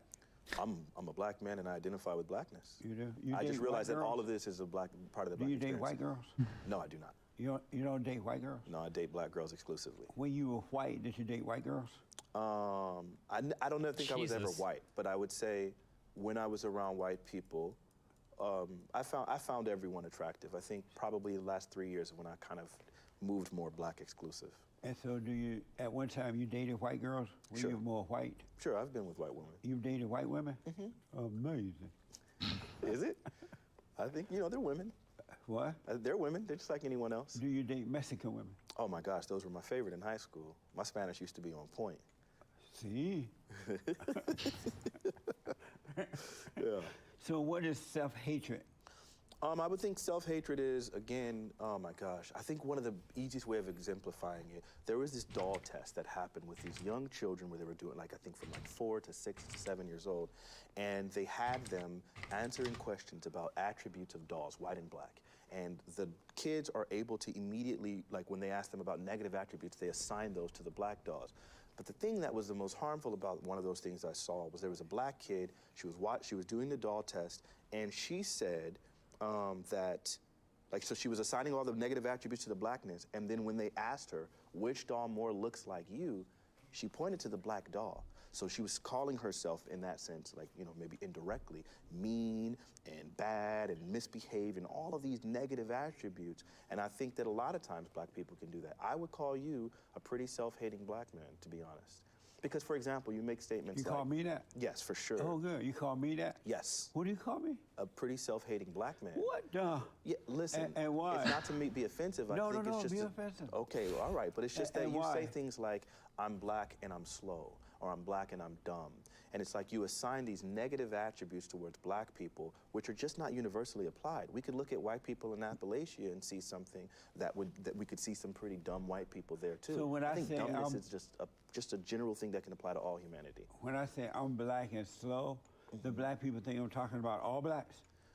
I think when you say you're black and you're black and you're slow, we recognize that there are these stereotypes that already exist, and so then when you reaffirm that thing, your white audience views that thing and says to themselves, see, so black people are pretty slow.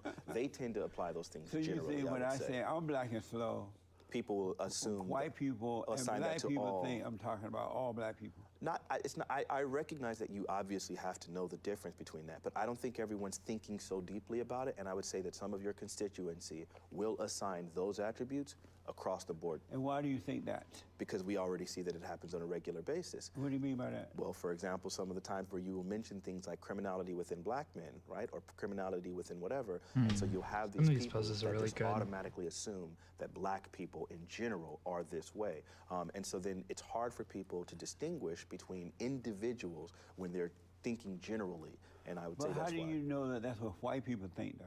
Well, so there's a number of studies that have already suggested things like, obviously, when it I comes kind to of might get something hiring, like there were studies mid-action, that, not necessarily like demonstrated that even black and white posing, people with but the we'll see exact what same resumes, options we have. when applying for a job, the black people were getting 50% less callbacks because some of these people in these positions have negative stereotypes about black people, which makes them feel like they shouldn't extend to them the opportunity of their direct employment. So do you think that if black people were to stop being that way, being all mean and loudmouth and dirty Jesus and hating the Christ. whites and God. being There's that late, black hatred. I mean, there's that self-hatred I was talking being about. late, Was I on time today? and complaining, do you think if white people acted differently, the normal people would see them differently? I think black people already act differently. So we already recognize that black women are literally some of the most educated demographic in the country right now by a percentage.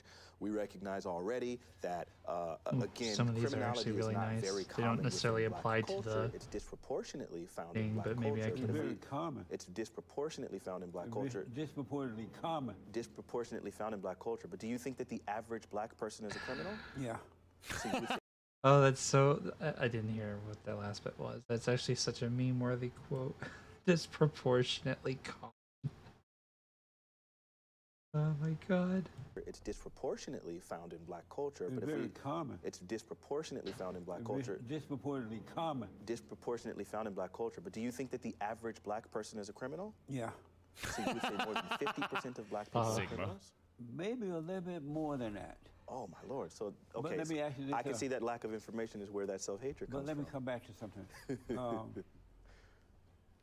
If black people were to act civilized, I think we do do. you think the rest of the world would see them in that way? I think black people act civilized. No, you're not asking a question. If they stop robbing and stealing and The majority of black killing people don't rob and hating or steal cops and or kill. begging for affirmative action and reparation and free stuff, Mm. would the rest of the world see them as normal people if they act normal? Do you think?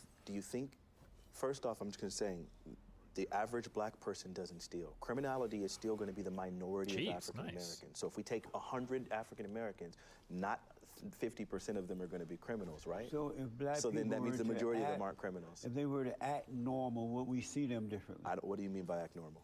Stop being blaming and begging and robbing and killing. And So And the they want- majority of black even people don't when they- rob, kill, When they go into the or beg.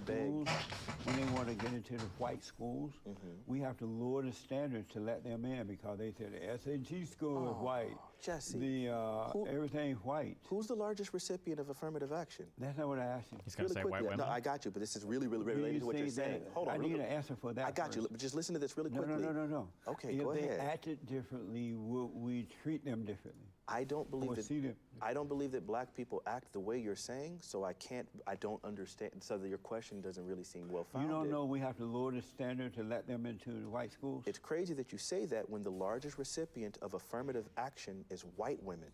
Did you know that? Do you know that we have to lower the standard to let the blacks in? Are we lowering the standard to let white women into You're not school? answering the question. I don't. That's not the case. No, we don't lower it for the white women, just the black ones. I listen, Jesse. I scored in the top 5% of my entire state, so I didn't. They didn't have But to that was lower any sort of affirmative thing. action. That no. I said Yeah, I guarantee you didn't earn it. Oh my God. God. all of my state on state testing.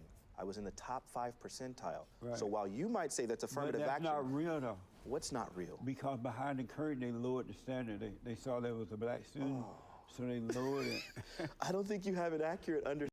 Listen, I understand that like Jesse Lee Peterson has like some mental issues, but it's kind of hard to listen to somebody of his intelligence tell somebody that they didn't earn what they earned.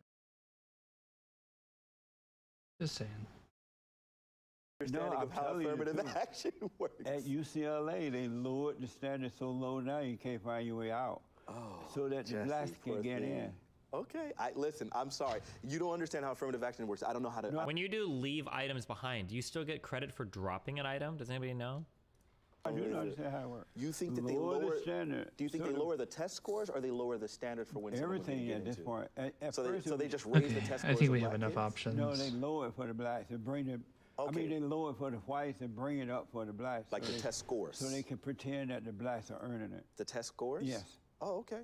If it wasn't for affirmative action, blacks would not be in white schools. Oh, okay. I Because mean, you- I don't know how else to engage with it. I think I outscored like the vast majority of white kids.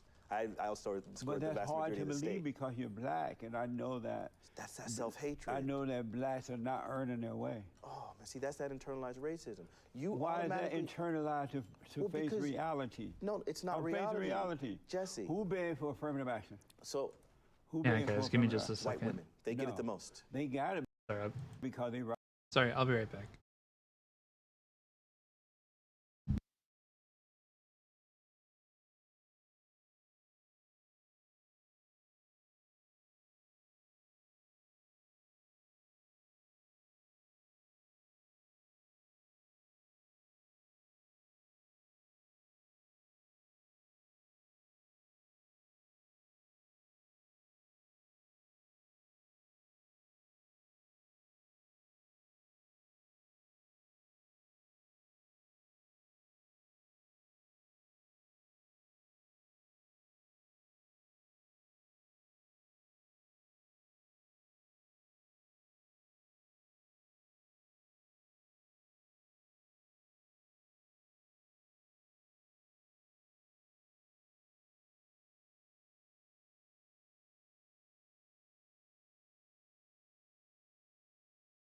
Okay, we're back.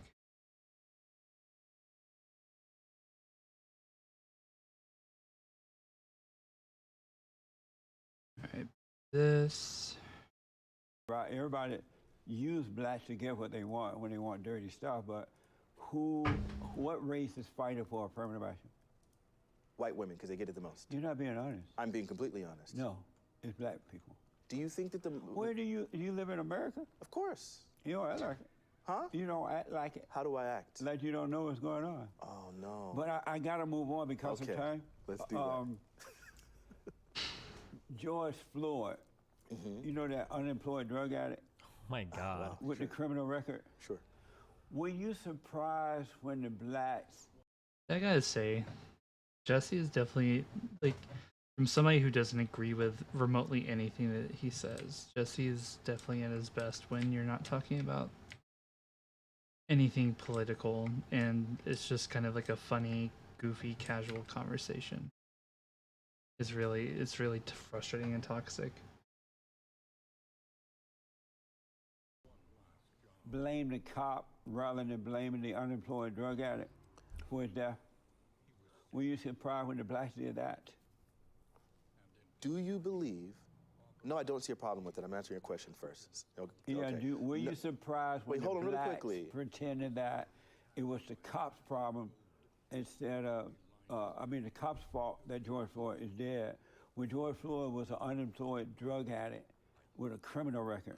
So do you Were think? you surprised at the blacks' reaction to that? Well, do you think that an unemployed drug addict, do you think that because he was unemployed and addicted to drugs, which I'm not even sure he was addicted to drugs, but whatever, but do you think because he was unemployed, and let's assume addicted to drugs, that somehow in and of itself resulted in the compression on his neck that denied his brain oxygen? You didn't answer my question. I am answering it. No, I asked you a question, though. I asked you, were you surprised at the reaction of the blacks when the unemployed drug addict with the criminal record Jeez. Man, you really hate yourself in some ways, but it's sure. So no, I'm not surprised. Were you surprised that the blacks blamed the cop and not the addict? I am not surprised that the cops blame, that the black people, or not just black people, obviously a jury of his peers found out who were not black. Obviously coroners were not black in this scenario. I'm not surprised that the vast majority of sane people were able to recognize that the suppression on his neck resulted in a lack of oxygen, which ultimately caused his death. Both an independent coroner and the other coroner both found this to be true. So no, I would not be surprised that people who had access to the actual information released by the coroner were able to identify that this cop's action by putting his knee on his neck for that amount of time resulted in his death. So no, that's not surprising at all. You're saying, no, Jesse, I'm not surprised. Can you imagine if Fanatic went full Fanatic? Like he normally does in these, or like he does when, at least when he debates on the Twitch panels and just started like screaming and shit? Oh man. Maybe has to kind of see it coming.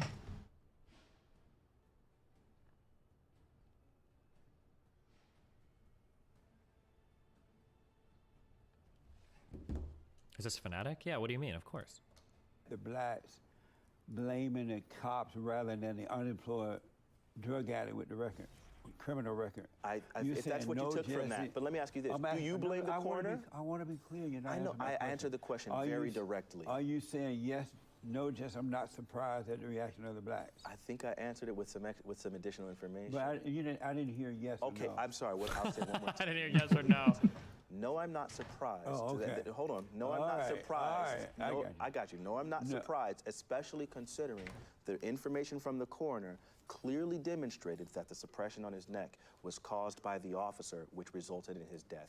Do you think that a person being unemployed and and addicted to drugs would somehow result in compression in their neck, denying their brain oxygen? I think that he gets what he deserved. He doesn't care about his own life. Jesse. If he had cared about his own life, he would not have been a drug addict and a criminal record. So do you believe because... Am I right about that? I totally agree. All, yes, I do agree. I think that a person who values their life would probably not be addicted to drugs or have criminal records. Exactly. But would if you his say... knee wasn't on the neck. Would you... Okay. Did the knee, where the knee was placed... Near the neck, but not on the neck. Sure. Where it was placed, did it result in the cessation of oxygen, of required oxygen to his brain that resulted... So you disagree with the coroner? Yes. Oh, okay. So did you go to medical school? Where'd you get this information? I went to common sense school. Oh, so common sense says that a coroner would just lie and make up that compression on the neck. No, the people around him lied and made it up. But the coroner himself said it. Let me do this because of time. Okay, got you. We're moving I don't past want to that. argue about that. You're right. You're right. Because time is going by really fast here. You're right. You said, it's been written here that you said you didn't want to pick up food because you would have to drive through wealthy neighborhoods, and you thought the cops were going to pull you over. You said if I could put on a white skin for 30 minutes while I go make food run, I would do it, and I wouldn't feel nervous anymore. Did you say that? For sure. Why would you say something like that? Well, I happen to live in a pretty nice neighborhood. It's like super duper predominantly white. You say you live in a neighborhood like that? Sure, it's on the rich side of town, and I think in the middle of all of the unrest, I would say the trauma caused by the George Floyd situation. You were traumatized by that? Absolutely. How old are you? I'm 37 now. And you were traumatized by George Floyd thing? For sure. What? Do you not? Well, I know you're not a psychologist, so yeah, I get it. I know Oh, you man. probably struggle with What the- psychology, but sure. So I would say that, and it wasn't just that one in and of Are you itself. grown or are you a baby? I think I'm a pretty grown man. How you gonna be traumatized by something like that? Do you think grown men can't be traumatized? No. Oh, They okay. can if they're in a fallen state, but You have to be in a fallen state. go ahead, explain Yeah, why. basically, so what it was is I live in a pretty rich neighborhood, and ultimately I recognized that, like, I saw the circumstances around not just George Floyd, but then the surrounding events as well, and all of the other people, Ahmaud Arbery, and so on and so forth, and the lack of accountability for cops gave me pause to consider the fact that if I am driving, at the time I was driving a much worse car than I am now, and I felt somewhat uncomfortable with the idea that, man, me in this car, in this neighborhood, will stick out like a sore thumb, and I can imagine police officers wanting to give me specific attention being a black man in this neighborhood in this car. And so that gave me a little bit of pause and made me feel somewhat a tinge of trepidation. Ultimately, I would go get the food, but I think that sort of thing, I'm a very risk-averse person. Amazing. And I would say so that why don't made you me move out nervous. of your little rich white neighborhood? Why should I? But you're afraid of the whites. No, I'm not afraid of the whites. What is it? I'm sorry. I don't know how you got that You've from been what I said. traumatized. Do you think that the trauma So would how do disappear you if I was in a black travel neighborhood? around in your white neighborhood I drive in. knowing that the cops may drive up behind you? What you doing over here, boy? I've adjusted and I drive around with faith in God that I will be protected, and that's how I live my life. Oh, amazing. And you said you have gone exclusively black dating now. Absolutely. No more white dating. No. Why only black?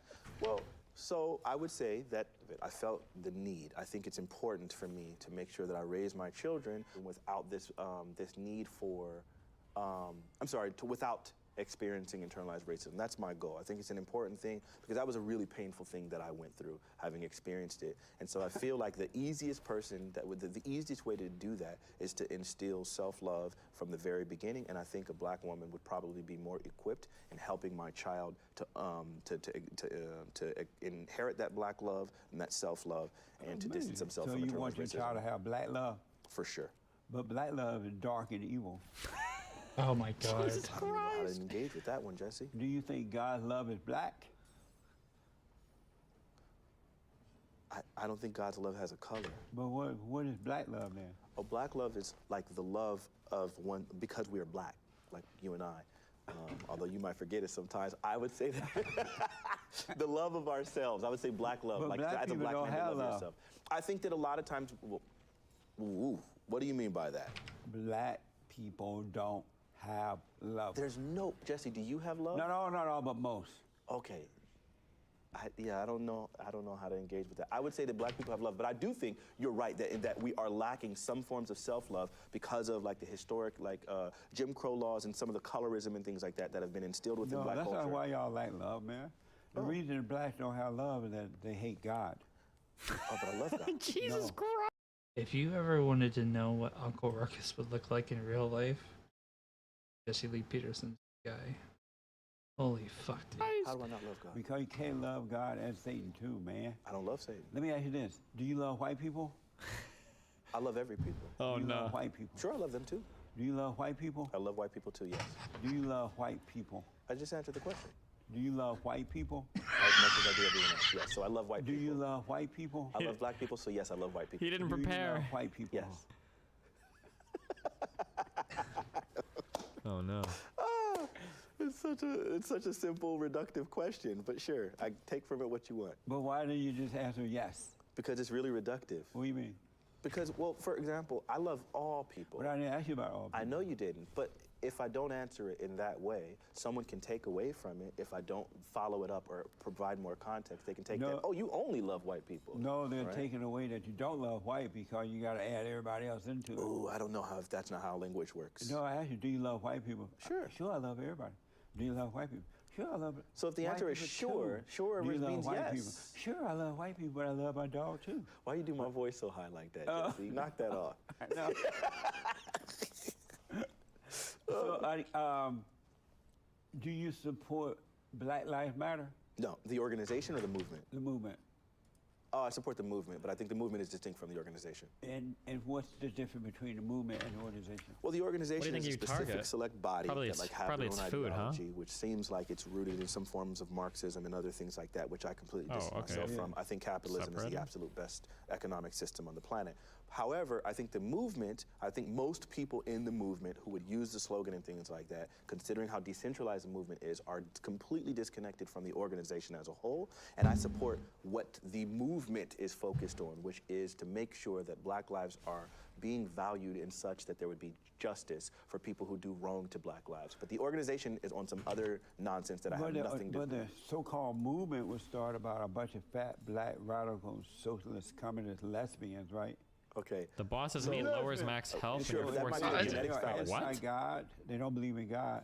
How could the movement be right knowing that the founders were wrong? Well, that could be the genetics fallacy. For example, in this case, maybe these individuals did that, right? But then again, if we start moving and doing something independent of that, then at that point, then I don't think it That's necessarily... amazing.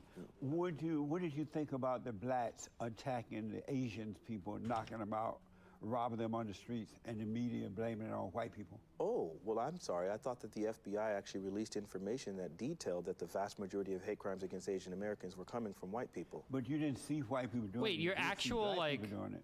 max What did HP you gets think when lowered? They would show black people. There's attacking no way to the Asians? avoid that? The guy I who would shot have up never that done this, spa in boss. Texas, Never he was again. white. Never in the Mention it, future. They would say white people doing it. What did you think about that when you saw that? That didn't happen. The guy who shot up that They spa in did. Texas was white. One guy, right? Oh, no, wait. This is just it's temporary, right? Hundreds of black people were knocking Asians out of the streets and robbing them, and they were blaming it on the whites. So when you looked at the video, you saw white people too? So instead Jesse, of the you All black. right, just never mind. ignore That's data? okay. All right. No, I'm asking you, when you saw it was black people doing it, but you heard white people doing it, did you see white instead of black? I heard people actually saying black people were doing it, and then the data finally actually revealed that white people were doing But when it. you And so we saw were the real incorrectly people- assigned guilt on that thing. When you saw white, that it was black doing it, I didn't. in your mind you thought you saw white? I don't think I really saw a lot of imagery. I didn't really follow the imagery, but I think I just read a lot of articles, and I looked at the data. Do you believe there's such a thing as white supremacy? Oh, for sure. Do you not? do. And why do you believe that white people are superior to you? I don't believe that. And then why do you call them white supremacy if you don't believe they're superior to you? White supremacy is an ideology. It is a belief system, and so white people can hold Got the 'em. belief that they are superior to me. They can.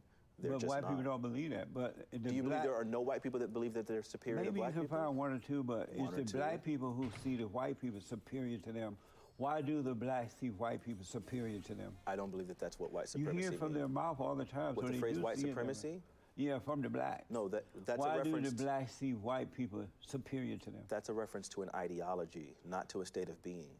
What does that mean? In the black's mind, Do they you not? believe. You don't know what ideology means? Yeah, but are you saying that in the blacks' mind they believe whites are superior? No. But it's not real. No, the blacks believe that the whites believe. The I know this blacks. is 2 layers, so it might be hard for But you the to follow. whites don't ever say that about themselves. So there's no white nationalist You organizations. never hear. No, you never hear that. You've from never the heard for whites. anyone calling for an ethno-state, white people? Well, I mean, aren't you a nationalist? No, I don't consider myself a nationalist. You're not a nationalist. No. Were you why born don't- here? Were you born here in America? Sure. And you don't put your country first? I put God first, Not America. not America first. So no. you're not. You don't believe in your country being first. Not before God, absolutely not. Amazing. Wait, you put your country before God?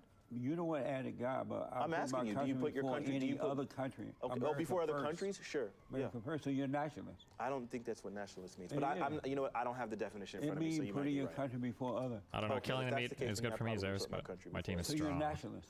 I don't. I have to read the word to be able to see that. But you believe in putting your country first before Sure. other countries. I do believe in doing So that. you're a nationalist. Okay, if that's what you believe that a nationalist is, So, then sure, I'll accept so that. you're a black nationalist. I'm a nationalist who is black. Is that what you're trying to say? You're a black nationalist. Do you understand the difference between a nationalist and a black nationalist and a nationalist who is black? Or do you Yeah, not think that those three things are distinct? A nationalist is a black man who put his country first. A nationalist is a black man who put the country first, or a country who put the black man, whatever, right? It's still. Oh, yeah, so you you're don't know still the a black difference. nationalist. Okay, if that's what you believe. You don't believe you are? No, I don't. But you say you put your country first, right? But I hear you. But black nationalist has all sorts of different connotations. What is a man? Oof. Oh, man, it's such a complicated thing. I mean, Oh, really, man, ultimately, dude. I would say that a man is a person I guess society has sorts of ideas about what a man is, and I would say a man is just a person who fulfills what like society expects a man to be. A man is what society expects him to be? Man, it's so complicated, Jesse, because like there's so many things. Like I'll tell you what a male is. A male is No, I want to know what a man. Well, you know what? A man is a person who follows the attributes that were typically carried out by males. That's what a man is. That's what a man is. Amazing. I got to put you on the hot seat. Okay. So I got to heat this thing up, folks. I'm going to put you on the hot seat, and I need you to answer these questions as quickly as possible. Go with it. Okay. The hot seat.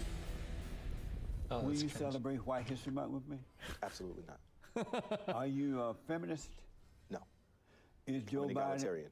Go What? ahead. I'm an egalitarian. Is Joe Biden mentally fit to be president? I don't have any access to his assessments. Is sex love? Absolutely not. Is Destiny too old to play video games? Absolutely. Is there one truth, or does each person have their own truth? Oh my god. Please don't go first. There is an objective truth, but those two statements are not distinct. Were women created to lead or to follow? Uh-oh. Follow. Oof. Is CNN fake? I think pretty much all news is fake. Is CNN fake? Sure. No, Chris. True or false? Jesus is black. I would say Jesus is a person of color. I don't know that he's black. I don't know. Do you trust the World Health Organization?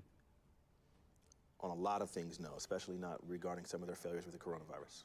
Would you ever marry an educated woman? Absolutely. Do women have love? Sure. Sure. What? Do women have love? Do women have love? Yeah. Where do they get it from? I would say they probably get it from God the Father. God is love. Amazing. Thank you, man, for taking the hot seat on. Absolutely. Oh, one last one. Do you love the Great White Hope? Who's the great white hope? Donald Trump. Absolutely.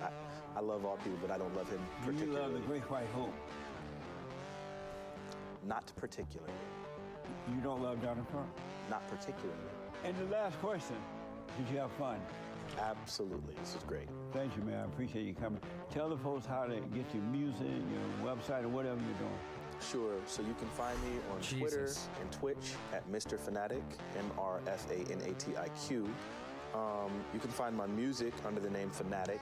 That's where I have literally on every platform different genres. I'll be releasing the piano, like more piano tracks really soon, kind of making a foray into pop. And you can find my YouTube channel, Ask Fanatic, where I debate a bunch of people.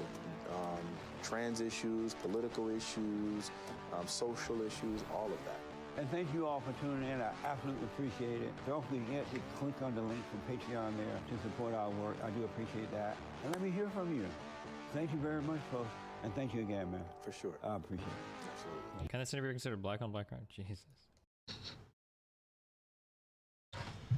Okay. Gee.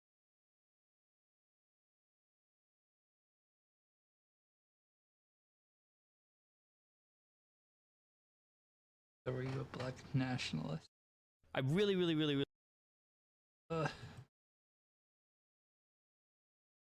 Feels bad, man.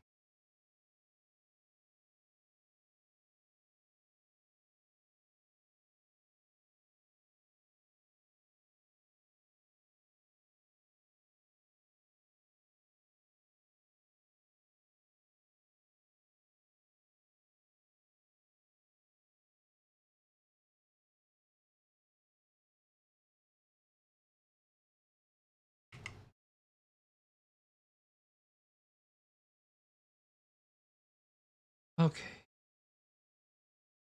Really like this opening here. I super appreciate it when people lay out, this is kind of like my grandiose vision for the future. No one person should have more power than the other. And then also, this might actually end up being a really good conversation.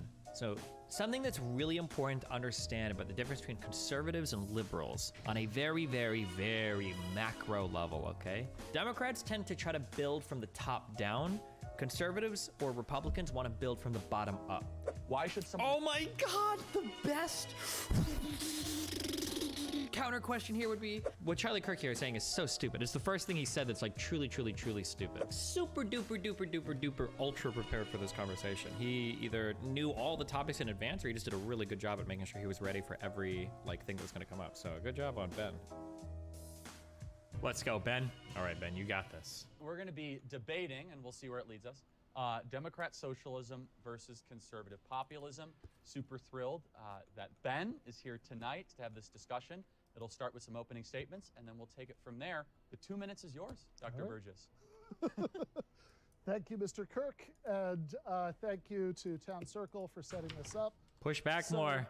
I'm a democratic socialist because I don't think anybody deserves to have less power or a dramatically worse life because of factors that are outside of their control. So that's the first part. That's the philosophical basis. Concretely, I think it's obscene that we have an economic system where workers at Amazon warehouses. Do you think all these politic people have small head because evolution is trying to adjust to their small brains? Good one. Worried about falling behind in their quotas, and their boss literally owns his own spaceship. Now, we can argue about what a fairer society would look like. I can contrast what I would see as utopia with what you would, and I'm always up for that kind of thing. I'm sure we'll get into some of it later. But this mic is very warm. Something is fucked here. What I really like to start out with is not so much that end point as the baby steps towards justice that we could take right now. Things like raising taxes on rich people to pay for social programs that would benefit the rest of us. Things like raising the minimum wage for the working poor. Things like making it easier for ordinary people to organize unions so they can have at least a little bit of a say at what happens in the workplaces. Okay, for the record, I hate Ben Burgess. Fuck this guy, fuck this loser, and fuck all the conversations I've had with him, okay? I just want to get that out there, okay? However, I really, really, really, really like this opening here. I super appreciate it when people lay out, this is kind of like my grandiose vision for the future. No one person should have more power than the other. And then also, here are like the little steps that we can take along the way. We can do this and this and this and this and this. I think that it's a super good mind to have when trying to effect some like change in the future politically. Because not only do you have your grand narrative we want to push towards, you have like your little individual policy prescriptions you can push for along the way, which like makes it more grounded and applicable to like modern day discourse. I don't know if he prepared, especially for the center, but it's really, really good that he opens with that. That's good. Where they spend half their waking lives. And I gotta say, what always confuses me about you, Charlie, is that I've seen you say that you're not like an old style kind of corporate Republican in the Reagan, Bush, William F. Buckley kind of mold. And certainly the politicians you seem to be most enthusiastic about, people like Donald Trump or J.D. Vance now, make a big deal saying they're populist, they really want to help like struggling people in the heartland. And if that's true, I don't really get why you don't support any of those things that I just mentioned. Well, very good. It's almost exactly 2 minutes. So I'll respond. First of all, thank you for being here. And if we want to spend an extended period of time bashing Jeff Bezos, I'm all for that. I think it's actually going to be really fun. So let me just first kind of tell you what I believe and why we believe it. It's kind of framed as conservative populism.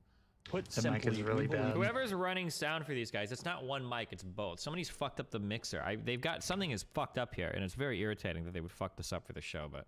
In the natural law. We believe, as the Declaration of Independence says, the laws of nature and nature's God. We believe in limitations on human beings. Sounds like a lot of game. Limitations on power, both government power and, yes, of course, corporate power, as Barry Goldwater said in the 1960s. We also believe America is strongest when families are flourishing, when there's a strong moral center, when middle-class work is respected and appreciated.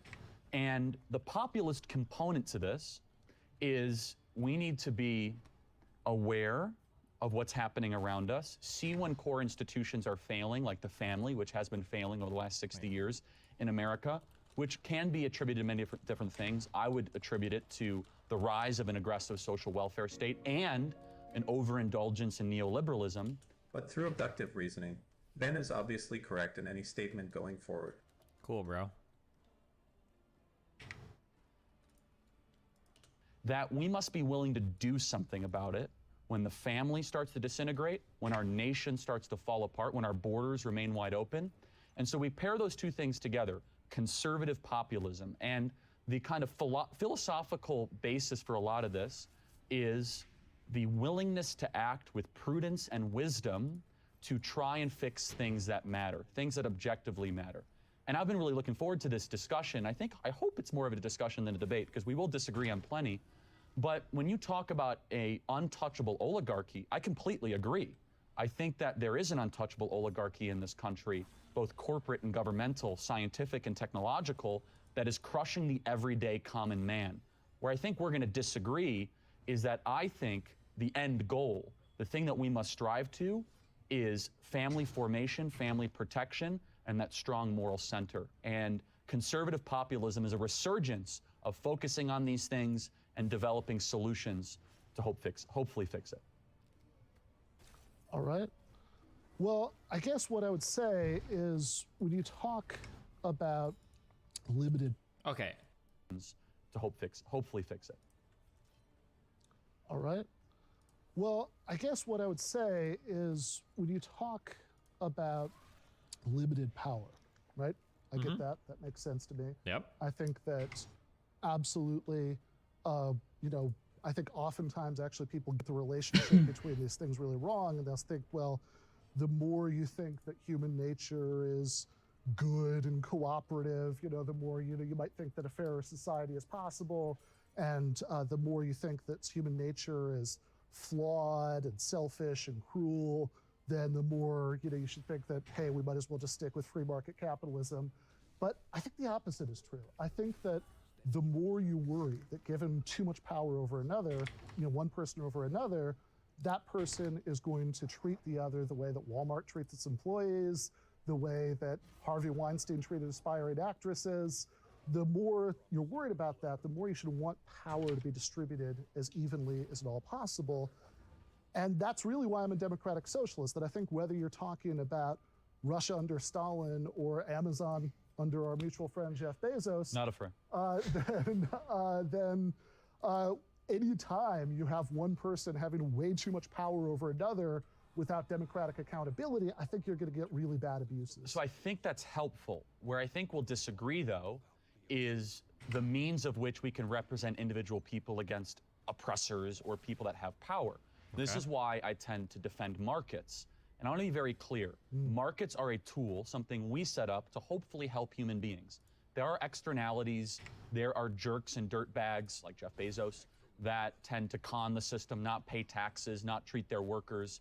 And one of the reasons why this has become an emphasis, I think... Man, we really hate billionaires in here today, huh? Bezos? We need to start shitting on Bill Gates next. You guys probably have some common ground there as well. Conservatives is we're willing to use prudence in a non-dogmatic way and say, wait a second, if we're trying to conserve something that is eternal and beautiful and true, is it a good thing that this kind of, let's just use Bezos again, $200 billion of net worth, while the average American family is struggling to pay off student loan debt or financial debt? Where I think we're going to explore, I can't do this in the remaining 20 seconds I have though, is true decentralization must happen in a way that is consistent with both reining in the administrative state and reining in the technological and corporate power sources in our country. And the ultimate form of decentralization is the family. Strong families, strong households. Okay, this might actually end up being a really good conversation. So something that's really important to understand about the difference between conservatives and liberals on a very, very, very macro level, okay, is liberals tend to build, I'm using this in an American sense, by the way, liberal, conservative, Republican, Democrat. Democrats tend to try to build from the top down. Conservatives or Republicans want to build from the bottom up. So Democrats might say, we need to build a better society with like a strong federal government, strong protections, federal policies like a big minimum wage, things like free education. These are the ways that we're going to move our country forward. Conservatives like to build from the bottom up. They go, okay, that stuff would be fine, but you know what a better way to get there would be? Building strong families, strong communities and churches, and strong local communities that like are able to rely on each other and do things independent of like a large federal government forcing them to do things. Because stronger local, smaller communities know better how to take care of themselves than the federal government. That's kind of like the big difference in terms. I'm not saying one of these is right or wrong. You need some combination of both of these approaches to get things done in an effective manner. But yeah. All right. So I guess when you talk about the family, sure, absolutely. If people social institutions are making it harder to keep families together. That's a bad thing. I think that I would point to the financial pressures that that people are often under as a huge source of problems within families, as a huge reason for relationships and marriages failing. And that's something that I think would be helped by doing things like changing labor laws to make it easier to organize unions so people would be getting better wages and have more job stability, less of what employers like to call, flexibility and everybody else calls precarity. And so that might be one place to start exploring this is, maybe you'll surprise me here, right? But I do not think we disagree. We agree on that. So, yeah, just, am I good to respond? Yeah, okay, go for good. it. I just didn't want to take any of your time. No, please. So I want to get into the union argument. I want to get into the minimum wage argument. I want to get into the healthcare argument.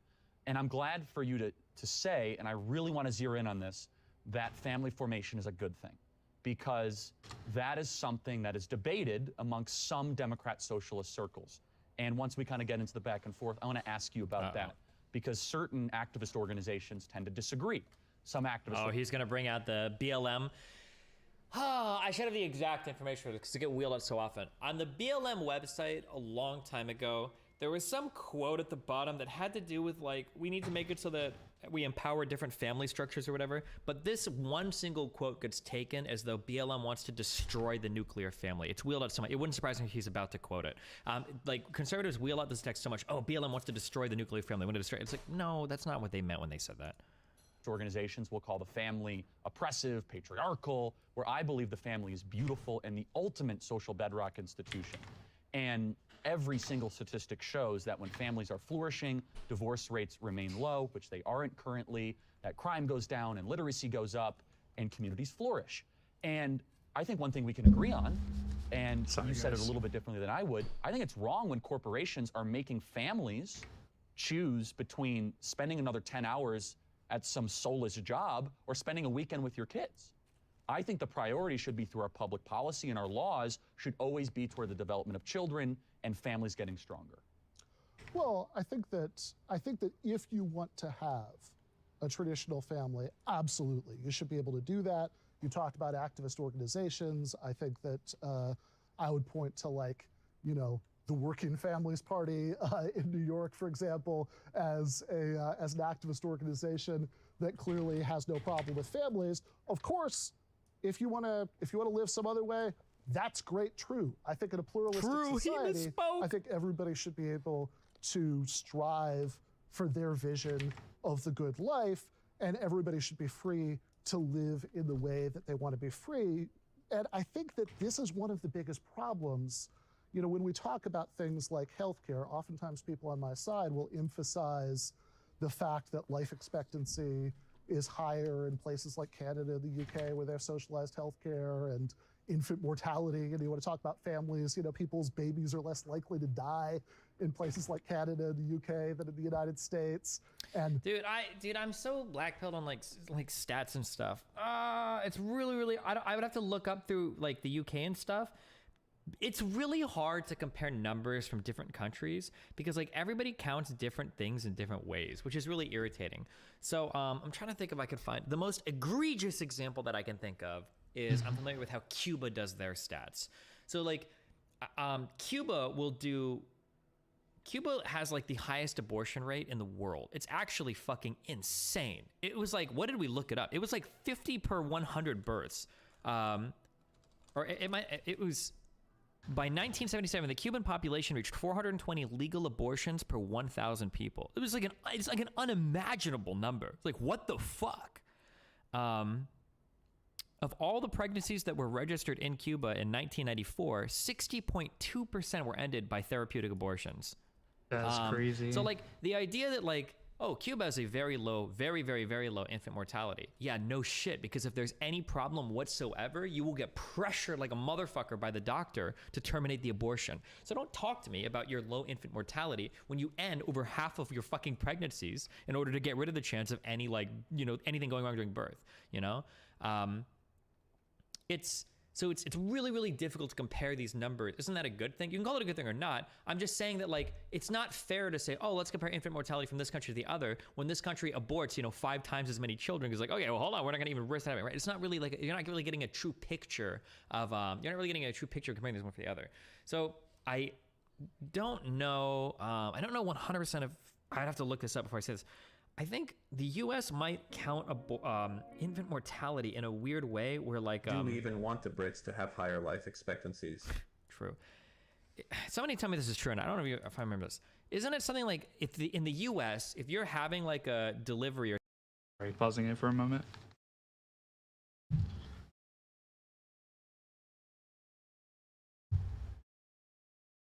I wanted to take a shower before I got onto the stream, but I didn't get a chance. So, my hair is kind of itchy. Okay, we back. or something goes wrong or whatever, and like the kid dies, this is considered like infant mortality. But like in some countries, it's not necessarily, or it depends on if it's like an early delivery or not. Like there's like a whole slew of ways that you can count what infant mortality is, and you have to make sure that you're like comparing like to like on this. It's really, really weird because some countries do, some countries don't. I'm just saying, like, be really, really careful. I think the U.S. counts miscarriages in the first trimester as child mortality. Yeah, I'm just saying you got to be really careful when you like compare one number to another in a country because they might count them in different ways. It's really, really, really strange. So okay. Mortality amenable to healthcare, which is a stats nerd way of saying that you're less likely to die from treatable diseases, is lower in those places. And I think all those are true and important, but I don't think it's the most important thing because most of us are not on the verge of dying most of the time. Most of us are not worried that our babies are going to die most of the time. The biggest way I think that not providing everybody with healthcare as a right affects the lives of most people is that it makes us less free. Because people are a lot less likely to leave jobs that they hate if they're worried about, will I still have health insurance? Will my family still have health insurance? People stay in those jobs and don't pursue their dreams all the time because of that. There are people, you know, I think people who are in good families and they want to keep them together, absolutely, they should be able to do that. But there are also people who stay in bad or even abusive marriages because they cannot afford to lose their spousal health insurance.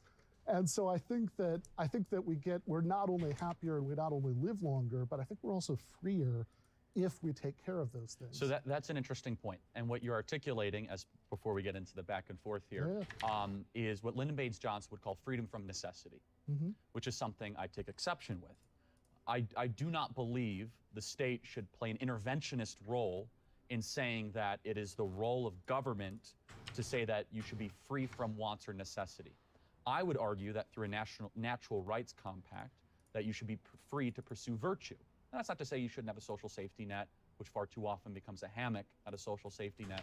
But I think the design of government and the state, which is really what we're debating here, right? What is the role of public policy should be supporting things that are objectively good for people, for children, for the nation, and for the country. And so I'm happy to go into the kind of three categories that are common points of Democrat socialists next: healthcare, union membership, and kind of the development of unions. All right, no more rules. We can interrupt each other. It's totally voluntary. Okay, hold on. Somebody in chat posted. Infant mortality is defined as the death of babies under the age of 1 year, but some of the differences between countries can be explained by a difference in how we count. And a baby born weighing less than a pound and after only 21 weeks gestation actually born. In some countries, the answer is no, and those births would be counted as stillbirths. In the United States, on the other hand, despite these premature babies' relatively low odds of survival, they would be considered born. Sure, okay. Voluntary, unlike socialism. I'm kidding. That's my first socialist joke tonight. So let me ask, so I want to ask you just kind of generally about Democrat socialism. Sure, yeah, let's do it. Where would you point to as 1, 2, or 3 examples that you think are the best embodiment of the worldview that you hold? Yeah. Scandinavia, so let's go, baby. That all of the things that I want, you know, I do not think exist together right now in the world. But if you want to talk about places where a lot of the policy goals that I'd support, you know, have been implemented, I certainly don't think they're fully socialist societies by any stretch of the imagination, but I think a lot of it has been implemented. I would talk about, you know, the places you'd expect me to talk about, your Swedens, your Finlands, your Denmarks, your Norways. Now, these are complicated societies that, you know, there are right-wing parties win elections sometimes too, and they do things that I don't like, but I think that these are places, broadly speaking, where a lot has been done to take certain things, like healthcare, for example, outside of the market so that people have that kind of freedom that I'm talking about, that they're not tied to jobs that they hate. Hold on. I have a hard time telling the difference between good back pain and bad back pain. I feel like I mean, it's not like excruciating. And I think it goes away if I like warm up a little, but it's kind of like. Because they're worried. Have you tried foam rolling? I thought about it. I'm not sure. That they and their families I could realistically use one. Aren't going to be taken care of if they don't stay in that subservient relationship. And you talked earlier about how you want the state to support things that are objectively good. Yes. It seems to me that. Okay, when you're having a conversation on policy, don't ever say things that are objectively good, because obviously you disagree over that. If they were objective, then there would be no disagreement. There's a subjective values there, right? Yeah. Living longer is objectively good. Yes. Having lower infant mortality is objectively good. And I would also say that having greater freedom to live your life how you want and not being tied to a particular job, I think that's also objectively So good. job mobility is interesting. I want to get into the Scandinavian countries. Sure, yeah. So Denmark doesn't have a minimum wage. Well, but you got to do the other half of that. That they don't have a minimum wage, but they have vastly more favorable terrain for unions than the United States does, and so a lot of the wage floor is enforced that way. It's still not just they get whatever the market says they get. But no government mandated minimum wage. What I find interesting, and don't want to walk away with it. You gotta hammer him on that shit, but okay. Some aspects of the Scandinavian countries appeal to me. Sure. According to the World Economic Freedom Index, every country outside of Norway is more economically free than the United States. And so, is that something that would interest you? If economic freedom is the definition of your view, then I would change the Bernie Sanders shirt. I think that what I mean by economic freedom and what they mean by economic freedom are going to be very different. I think oftentimes if you look at the methodology of those lists, it's very unclear. Like you'll get like the Cato Institute or whoever in some cases will do these lists where they rank places by freedom. And it's like, the things that they get points for, the things they don't get points for. Abortion doesn't matter. Whether you can have raw milk matters. I think are at least unclear to me. But I think this is the bigger philosophical thing. Sure. Though, right? Like let's just do this rather than get into the nitty gritty about the list. I think that what those Destiny, guys mean what's your bench? by economic Squat and deadlift. Listen, they're all low, but they're going up. Okay, ask me in 2 months. All right. Fuck yeah. Freedom is how much business owners are free to conduct their business however they want, without interference by the state. What I would mean by freedom in an economic context is the right of ordinary people to live the kinds of lives that they want to live and not be under the thumb to the extent that people are in the United States of whatever some corporation, wants to make them do. Right, and so just to clarify this though, about some of the Scandinavian countries, they went through massive deregulation in the 1980s, right? Many of these Scandinavian countries did, including Denmark. Denmark has actually come out and has said, stop calling us socialist. We are not socialist. You've seen that quote. Well, I have seen it, but I would like to say something about this.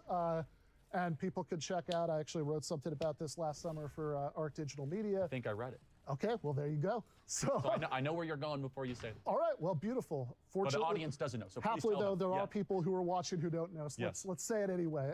So I think that saying that there's here is this center-right kind of prime minister.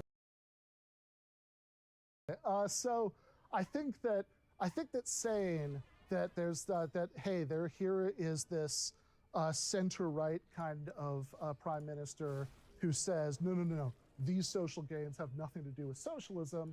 And you say, oh, well, he says it, right? So therefore, he must be speaking for, Denmark as a whole, the Danish hive mind. I think is approximately equivalent to if the only two, if you were from Denmark and the only two Americans you'd ever talk to were Bernie Sanders and me, and you say, well, here's what they say about what America's all about. Here's what they say about, Social Security or the post office. This is the American point of view. I think, if you look at how long socialist parties were in power in Denmark and how many of those programs came about under them, I would not say that these are societies that have achieved socialism. We could certainly talk about what that would mean to me.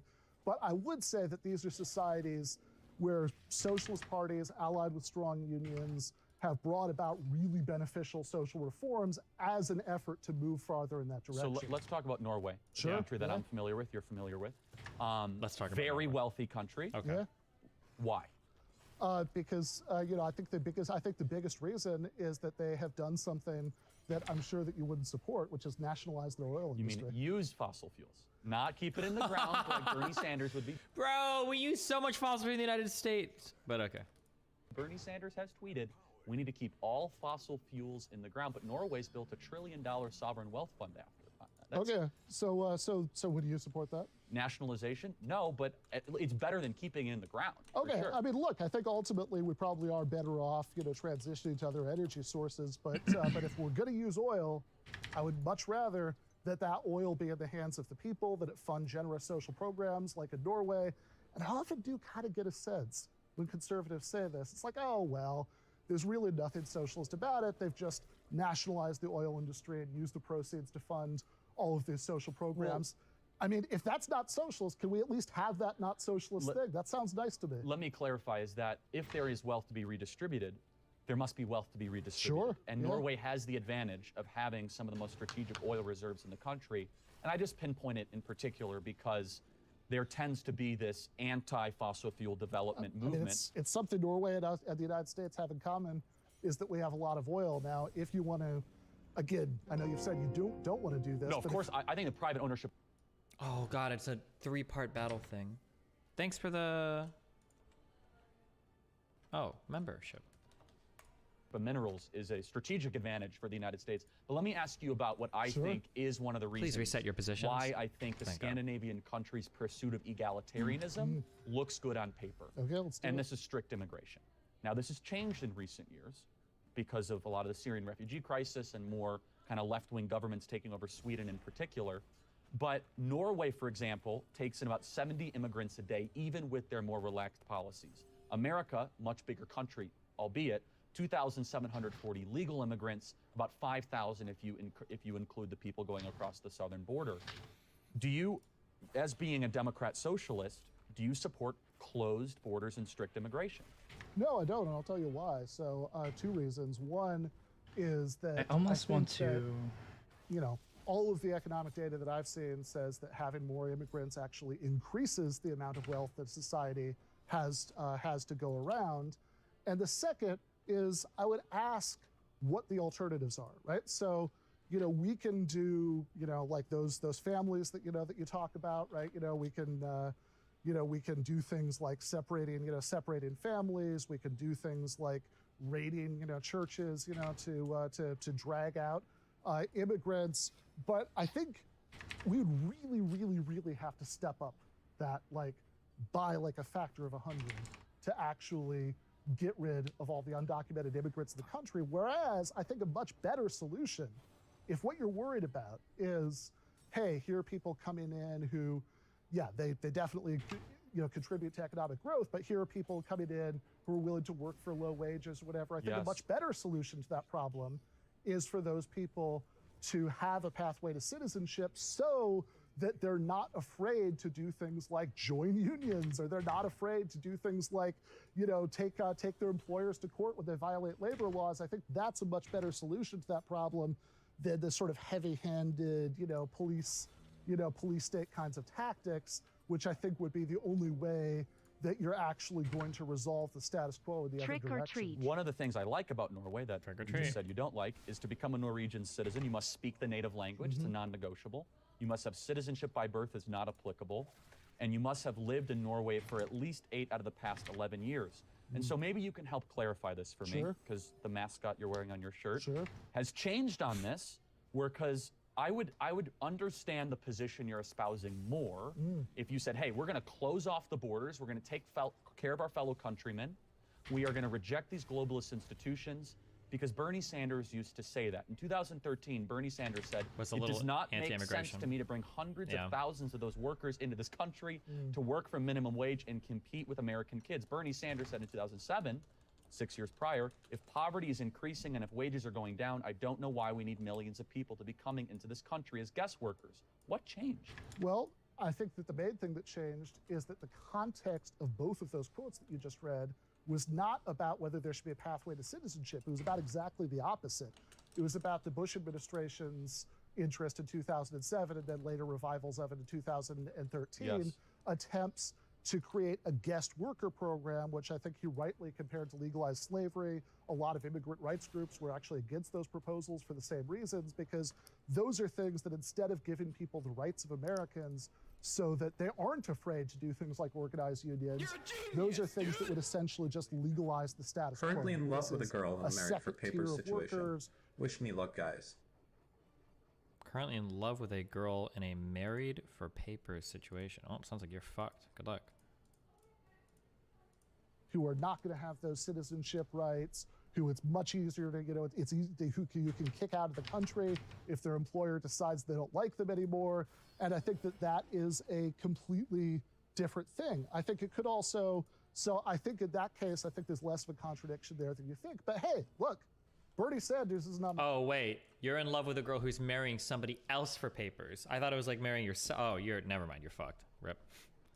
My shirt, because I think that the man is infallible. I could rattle off a list of things that he's gotten wrong over the years, but the reason he is that I think he's been the most important champion of doing things like raising the minimum wage to $15 an hour, like giving everybody health care, ending the wars, etc., that would actually really materially benefit the majority of the population. And I guess I really struggle when I hear, conservatives being interested in the welfare of the working class suddenly when it's this issue of competition from low-wage workers, which is a question of pitting some workers over other workers. But when it's a question of doing things that would benefit workers in general, like raising the minimum wage, like giving everybody health care, then suddenly it seems to be a different story. Suddenly it seems to be that this is too interventionist, this is too administrative state. I mean, kicking immigrants out seems like a big expansion of state power to me too. Well, I want a small yet strong government. Strong in what it does, and foreign citizens, not foreign citizens, sure, or illegals in the country should be deported, should be taken out. And I think I shouldn't have fought this fight. Fuck! It's deep down you agree with, and that's what Norway gets right. They realize if you don't speak the language, you don't have a shared culture, then there's something that all of a sudden makes it less like a nation and more like a colony or more like a temporary place for corporations to make money. Let's talk about the minimum wage. Let's talk about the minimum wage. The reason why I don't want abrupt, quick, let's say increases the minimum wage is it actually hurts workers. Washington Post, a very credible news study on Seattle's $15 minimum wage says the following. Workers have seen cut payrolls, they've been put off hiring, reducing hours, or letting their workers go. That is Seattle. Another study from just Target, I'm gonna check my phone right quick, Target guys. raised their wages abruptly in 2019, shows that workers say their hours were cut, leaving them struggling. Another one, okay, so I can go through them. I have a whole packet of them. Let's pause and do the first Seattle, couple. The same thing. First I couple, go through New York. In Seattle, there have been a bunch of different studies, including one from UC Berkeley, I know, that have, I don't know which one was published by Jeff Bezos' newspaper that you're referring to there. Jeff Bezos' newspaper. But there was another study from UC Berkeley saying that actually it had no effect on the employment rate in the restaurant industry and it achieved its goals. I know if you look at the Congressional Budget Office, which oftentimes people with your position love to cite, they said that if you raise the minimum wage to $15 an hour, and by the way, I thought it was interesting. Nice, blinding. Because that I'm was such interested in how, whether you'd be okay with it if you did it slowly. I think moderately kept up with inflation, done prudently, especially as we're about to have a period of mass inflation. I think that coupled with a workers' tax cut and other pro-growth policies wouldn't be the worst thing for the economy. Okay. No, I think that's a moderate economic position. But keeping up with inflation, right? You're still saying the purchasing power of low-wage workers should be what it is now. And I would say that if you want to run this argument that, well, it's actually going to hurt, that's actually going to hurt workers more than help them. The studies show that it has. I don't think the studies do show that. Well, so here's what it says. Low-wage workers. Here's why. I understand what you're saying, that the studies show, some of the studies show that minimum wage increases lead to increased unemployment. That's the big claim that's usually made. Sometimes people will also say that leads to a reduction in hours, but the big one is usually increased unemployment. And so I'd say two things about this. First of all, the effect of minimum wage increases on employment is like the most studied thing in empirical economics. Oh, thank you for the 20 gifted subs. Sorry, fuck. I'm like listening to this. And there are studies you can find that say yes. There are a lot of studies that you can find that say no.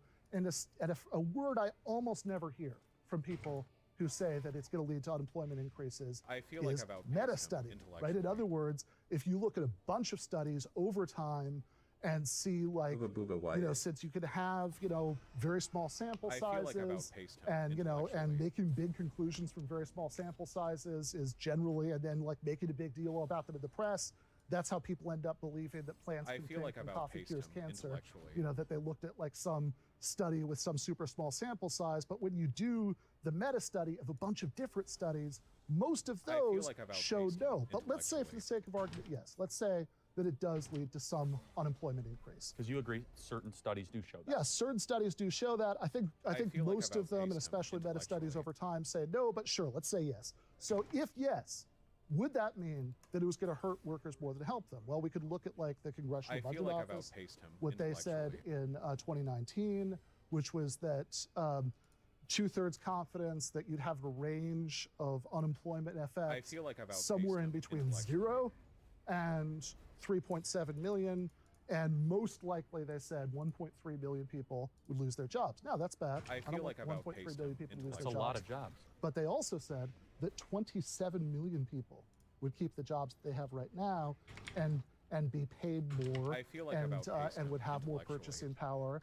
And so we say, okay, we have 27 million people who are being lifted out of poverty by this. We have 1.3 billion I feel people like I've outpaced out of him jobs. Now, even if there was nothing that you could do about that, I'd still say that treating this as a knockdown, well, this is going to help poor people, working poor people more than it's I hurt feel them, like more I've than it's going to outpaced help him them. I don't think makes sense. But also, I don't think we have to accept that those 1.3 billion people, if that's the true estimate, have to be permanently out of a job. We could have I feel public like I've works outpaced him programs intellectually. that could employ those 1.3 million people, give them dignified, let me build it unionized out more. public sector jobs. And if you don't I think that feel like there's I've outpaced plenty him of work intellectually. for those 1.3 million people to do in terms of federal public works, trust me, I could give you a long list of things they could be doing. Let me build out the study, and then I want to ask you like about I've it. So outpaced low-wage him workers on intellectually. average now clock 9% fewer hours, earn $125 less each month. That's Seattle. There's another one, New York City businesses struggle to keep up after a minimum feel wage like I've increase. outpaced him Would you support intellectually. eliminating the FICA contribution for workers? That's a 7% tax on wages before we even talked about raising the minimum wage. Well, I'd like to talk. How would you eliminate the FICA contribution? You're gonna defund Social Security and Medicare? Mate, how about let's not do that, okay? Talk about raising the minimum wage with no preconditions, But, but why not the workers' tax cut? That's what I always don't understand, because we tax workers at 7%. 7% of our workers here lose their paycheck as half of their FICA contribution. I never hear that from workers' rights advocates. Because why would you cut your funding for Social Security and Medicare? What are you talking about? Ben, I hope Ben knows what FICA funds. Why? Well, I think that first of all, the first question you'd have to ask is what's the money that's going to be generated by that for those workers? Then the second question that you want to ask is what's going to be lost on the other end in terms of services if that's cut. And I think that paying people a higher minimum wage, having those 27 million people get a living wage. I can give them a 7%. I can give them a 7% wage increase tomorrow. And it's called cutting the FICA tax. Yeah. Every working person deserves 7% of their wages that are currently being taken by them by the government. Why don't you instantaneously agree? So what are you going to? Well, because I know what the other shoe is that's going to drop there. What are you going to cut to pay for that tax increase? Oh fuck, he doesn't know what FICA funds. Oh no! How does he know so much? He knew so many other answers, but he doesn't know anything about FICA taxes. How do you guys, you gotta know what your taxes go to, okay? So FICA taxes is, what does it stand for? I don't know what the words stand for. It's the Federal Insurance Contributions Act, okay? So your FICA is split into two things.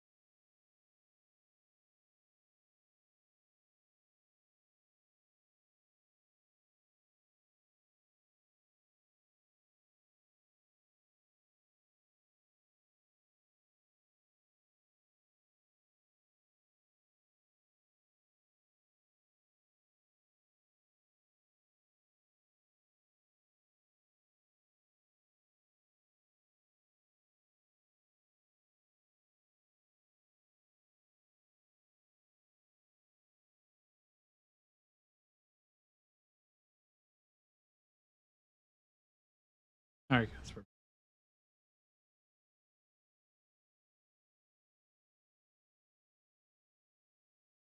We've been live 30 hours.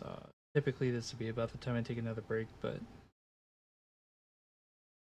honestly, we've I just got up for a minute, so I mean, there's no point.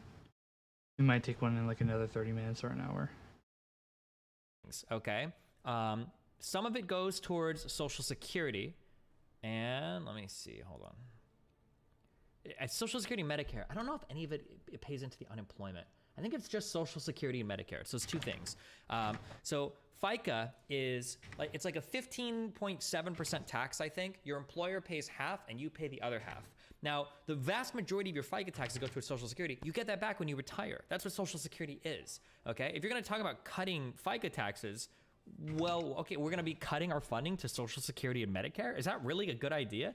This is like a really sneaky way for Charlie Kirk to like defund like our arguably some of our best administered and most successful social programs that almost everybody likes. Yeah, I don't know, it's really dumb. There's plenty. I could name a whole litany of departments I think I would cut to try to pay for it. But let's pretend that it's paid for, like everything Washington D.C. says. Yes, Wouldn't it be worth it? If you could cut workers' wages and not wages, the sorry, taxes. the taxes on workers' wages. If you could cut that, and on the other end, there would be absolutely no loss in anything that's a beneficial thing that's going to make workers' lives better. Then sure, why not? But I think I think you should still raise the minimum wage, because I think, again, having those 27 million people now having a living wage, having the ripple effects for lots of people who are already making more than minimum wage, that's going to increase their wages, and then 1.3 million people need new jobs. Trust me, we can take care of that. So you're obviously no fan of President Trump or his administration. During his presidency, the bottom 10% of workers actually had an income grow faster than the top 10% of workers. And so what we saw— I am so curious how he arrived at that number. Your income? Is he talking about overall compensation or literally just your W-2 wages? Because if I had to guess, W-2 wages for the top 1% of this country probably don't grow very much. But that's because your W-2 wages, the paychecks you get from a company, aren't accounting for the vast majority of the wealth you're increasing yourself by. Because most of your wealth increase are coming from the increases in capital investments that you don't have to, like, it's not accounted for in a W-2 wage. There's 0% chance that under Trump, the bottom 10% of people increased their whatever more than the top, like, 1% or 10%, unless you're literally just going by W-2 increase. I'm really curious where that number comes from. It's a real blue-collar boom over in the prior administration. I think what without having to abruptly raise the minimum wage. And the reason was, let me just finish, is an emphasis on entrepreneurship. This is an indicator that I don't hear talked about a lot, which is how many new businesses are being started. And when you raise the minimum wage, it's harder for the deli owner, the dry cleaner, to enter into the market, because all of a sudden the labor pool is like, man, $15 an hour, I could barely pay to keep the lights on. So if we want new business, and you agree, entrepreneurship is a good thing, right? I think it's good to have new businesses. I'd like. Oh shit, Jamie dropped to. Wait, did it drop to 183 or did it rise to 183? I don't remember what it was at before. Oh no, it's just chilling. It's still chilling around here. That mother of all short squeezes is coming soon, guys. Be organized as worker cooperatives. We're going to talk about unions in a second. We could get into that. I want to get deep into unions. But I do just want to say on what you're claiming about the Trump economy, because I think this is an important point, right? Why? So yes, sure. Why? What explains those numbers that you just mentioned? You'd say it's a new emphasis in entrepreneurship.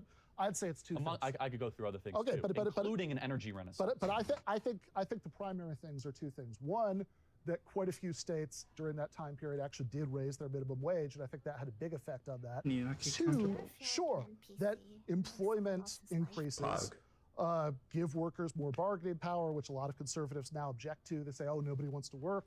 But employment increases give workers more bargaining power in the labor market, and that's a good thing, but that's not really this new emphasis on entrepreneurship that Trump was doing. If you look at all the employment figures. Sorry, I'll check the notification, but thank you for whatever it was. Employment rate in the United States, whether you're breaking it down, black, white, Hispanic, whatever. Hope you're doing well today, though. You see the same trend, which is that in 2009, you know, at the beginning of the Obama presidency, when the effects of the 2008 crash were really coming in, all of those were way up here.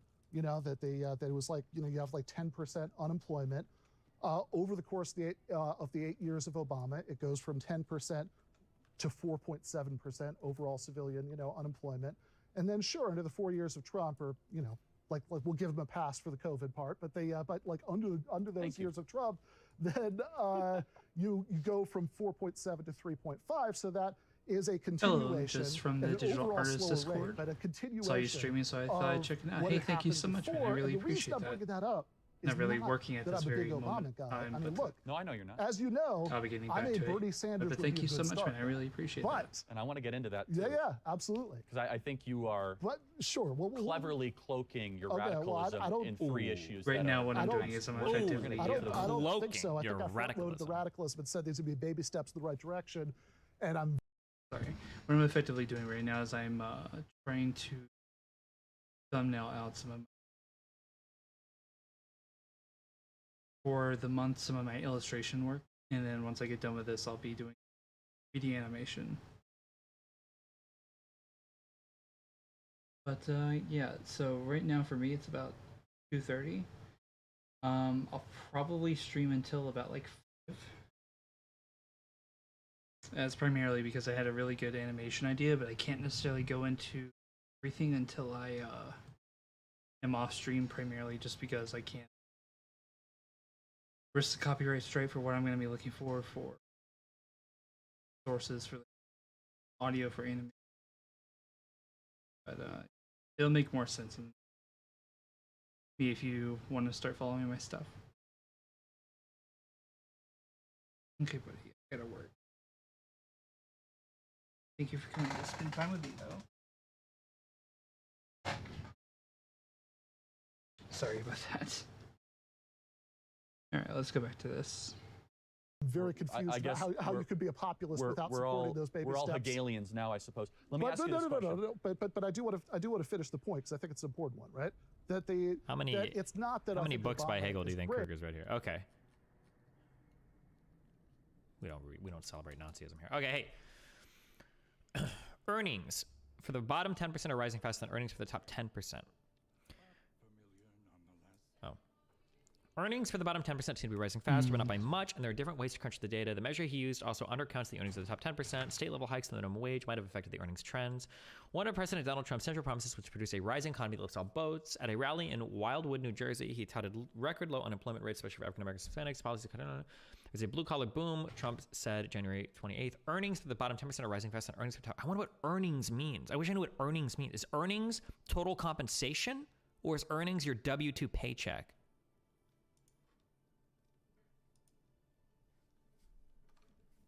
Okay. What, does anybody know what the is it the BLS?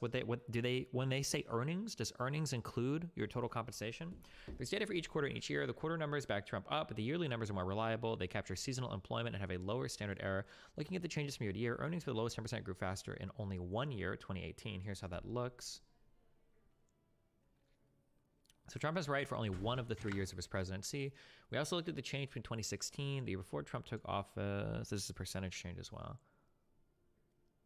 2016, 2019, the low wage earners saw 46% compared to 35%. This is 2016, 2019.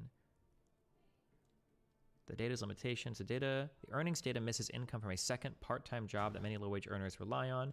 But more significant are the dollars it misses on the high end. It doesn't count the self-employed at all. Interesting. About 10% of the workforce, which in the higher income groups includes lawyers, engineers, financial advisors, and other lucrative professions. The earnings growth in that group could be very high because that's where we've seen some of the highest income growth over the past 30 years. Plus, the survey doesn't count earnings over $150,000. Wait, what? The survey doesn't count earnings over $150,000. Someone making $250,000 would be entered as earning $149,999. That makes the high-end number of the data artificially low. This measure is not well suited to the comparison of the extremes that Trump makes.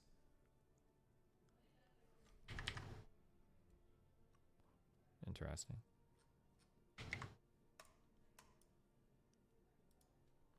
Hold on 1 second. What's your take on the corporate tax rate? I don't like corporate taxes. They're garbage, okay? Raise income taxes, raise capital gains taxes. Hold on 1 second. This is an annual earnings definition. Oh, okay. Doesn't include bonuses, commissions, overtime pay, and extra compensation. Does that include stocks? Do stocks show up on like a W-2 as like in-kind compensation, or your stock given as a bonus? Okay. It's that I think that if you're going to say the populist thing about, Trump and Trump economics, even though this is a guy who appointed hardcore union busters to the National Labor Relations Board, this is a guy who tried to throw millions of people off of healthcare, in terms of going against the Medicaid expansion. This is a guy, who tried to make it a lot harder to qualify for food aid for those families he talked about. That the big populist thing is that he oversaw economic growth and hence job growth. Well, hey, if that's enough to be a populist, Barack Obama was a better populist than he was, and Bill Clinton was a big populist because he oversaw lots of economic growth and in the 1990s. What I am saying, though, is that it's mischaracterized that the people that you say you care about, the lower workers, actually did really well under those 4 years. I think Trump could have been more conservative, more populist in certain things. And just to clarify on the food stamp issue, millions of people got off of food stamps under Trump voluntarily because their wages went up. But I don't want to get too bogged. I really don't want to get too bogged down on the Trump presidency. You had thing. that extra 1% and change of unemployment going down, which is a continuation of previous trends. But so let me kind of ask you more broadly. I guess we could go into some of these other aspects. I have a question I'd love to ask you in a minute, by the way, but go for it. Yeah, you're free to do that too, by the way. Do you trust the government? Do I trust the government? Do I trust the government to tell me the truth, to do things that no, the government, by and large, that I think that those millionaires and billionaires, the guy in the shirt likes to talk about, exert vastly too much influence. But here's where I think people often go wrong from that true premise that the government is untrustworthy. I think premise is fine, but the conclusion, therefore we should have less government, in the sense of we should have less expansive social services, we shouldn't give everybody health care. I think that that's a fundamental confusion, because I think that there's a difference between talking about what the government can do to you, and there we're talking about police, ICE, the expansion of the national security state, and what the government has a legal obligation to do for you in terms of supporting what I would see as fundamental humans like healthcare and education. Let me tell you where I think there's a flaw in this, and I really want you to talk about this. You say healthcare and education. There must be bureaucrats to enforce these things. You need the administrative state. So then you get the CDC, you get the NIH, you get unregulated agencies that you, as being someone who focuses on democracy, focuses on the power of the people. Let me check this right. Yeah, okay. Twingy, thank you so much for the follow, buddy. I really appreciate it. I should probably make those sounds different now that I don't use subs anymore. Where is the check and balance against the CDC, the NIH, HHS? For every government program, you need hundreds of thousands of desk workers, which is where the word bureaucrat comes from in French. So you say you don't trust the government, yet you support expanding the social services, which will then necessarily expand government. Why do you want to expand something you don't trust? Well, first of all, congratulations on the French vocabulary. I like it. But I have other words too. We could après nous les déluge, which means after me the flood. We could talk about all my favorite French terms if you'd like. We could do a whole thing. You write for the Jacobin magazine, for goodness sake, so we could exchange notes on Robespierre and Jean-Jacques Rousseau. I've only read the Confessions once. Go ahead. Okay, well, I'd be happy to do all of that.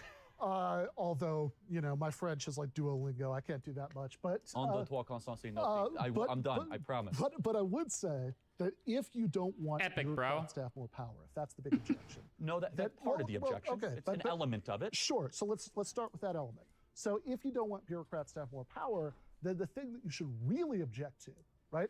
Because you said earlier, you think we got to have some kind of social safety net. So we're agreeing that there are some social services programs. We're arguing about how expansive they should be and how they should work. So generous versus limited. Sure. Okay, but this is the thing. If you want those bureaucrats to have less power, you don't want limited. That's the last thing that you want. You want generous, and here's why. Here's why. You're gonna have to convince me on this one. I know. Like I really liked what you just did there. Like that was some good. So to restrain their power, you must give them a lot of power. No, you're not giving them any power. You're taking away their power. It's a really simple argument. Here's how it goes. The that means-tested programs give power to bureaucrats. When you say you have to jump through all these hoops to qualify for something, and there's some bureaucrat who gets to decide whether you get it or not, here's why you're wrong. Bureaucrats have more power, whereas when you say this is a legal right that every single person has as a citizen, no Canadian is having a bureaucrat decide whether they qualify for healthcare. Or in Finland, you talked about all of the policies that, in Norway that you thought would be an issue for me. Finland is the poorest where they have, country. Okay, I don't think it's because of this, but in Finland, where they don't even have private schools, and certainly you have a right to higher education as a citizen, the way that you have historically in lots of countries, and I think it's worked very well. But when you have that, you don't have students jumping through financial aid, bureaucracy, hurdles, and does this person qualify to get school? Does that person qualify to school? Keep in mind, Finland is Nordic, not Scandinavian. Scandinavia is only Norway, Sweden, Denmark. And then wait, did I say Nordic? Finland, Sweden, Denmark are the 3 Scandinavian countries. And then Nordic includes Iceland and Finland. I think Iceland is Scandinavia too. I don't think Iceland counts as Scandinavia. I think it's just those 3.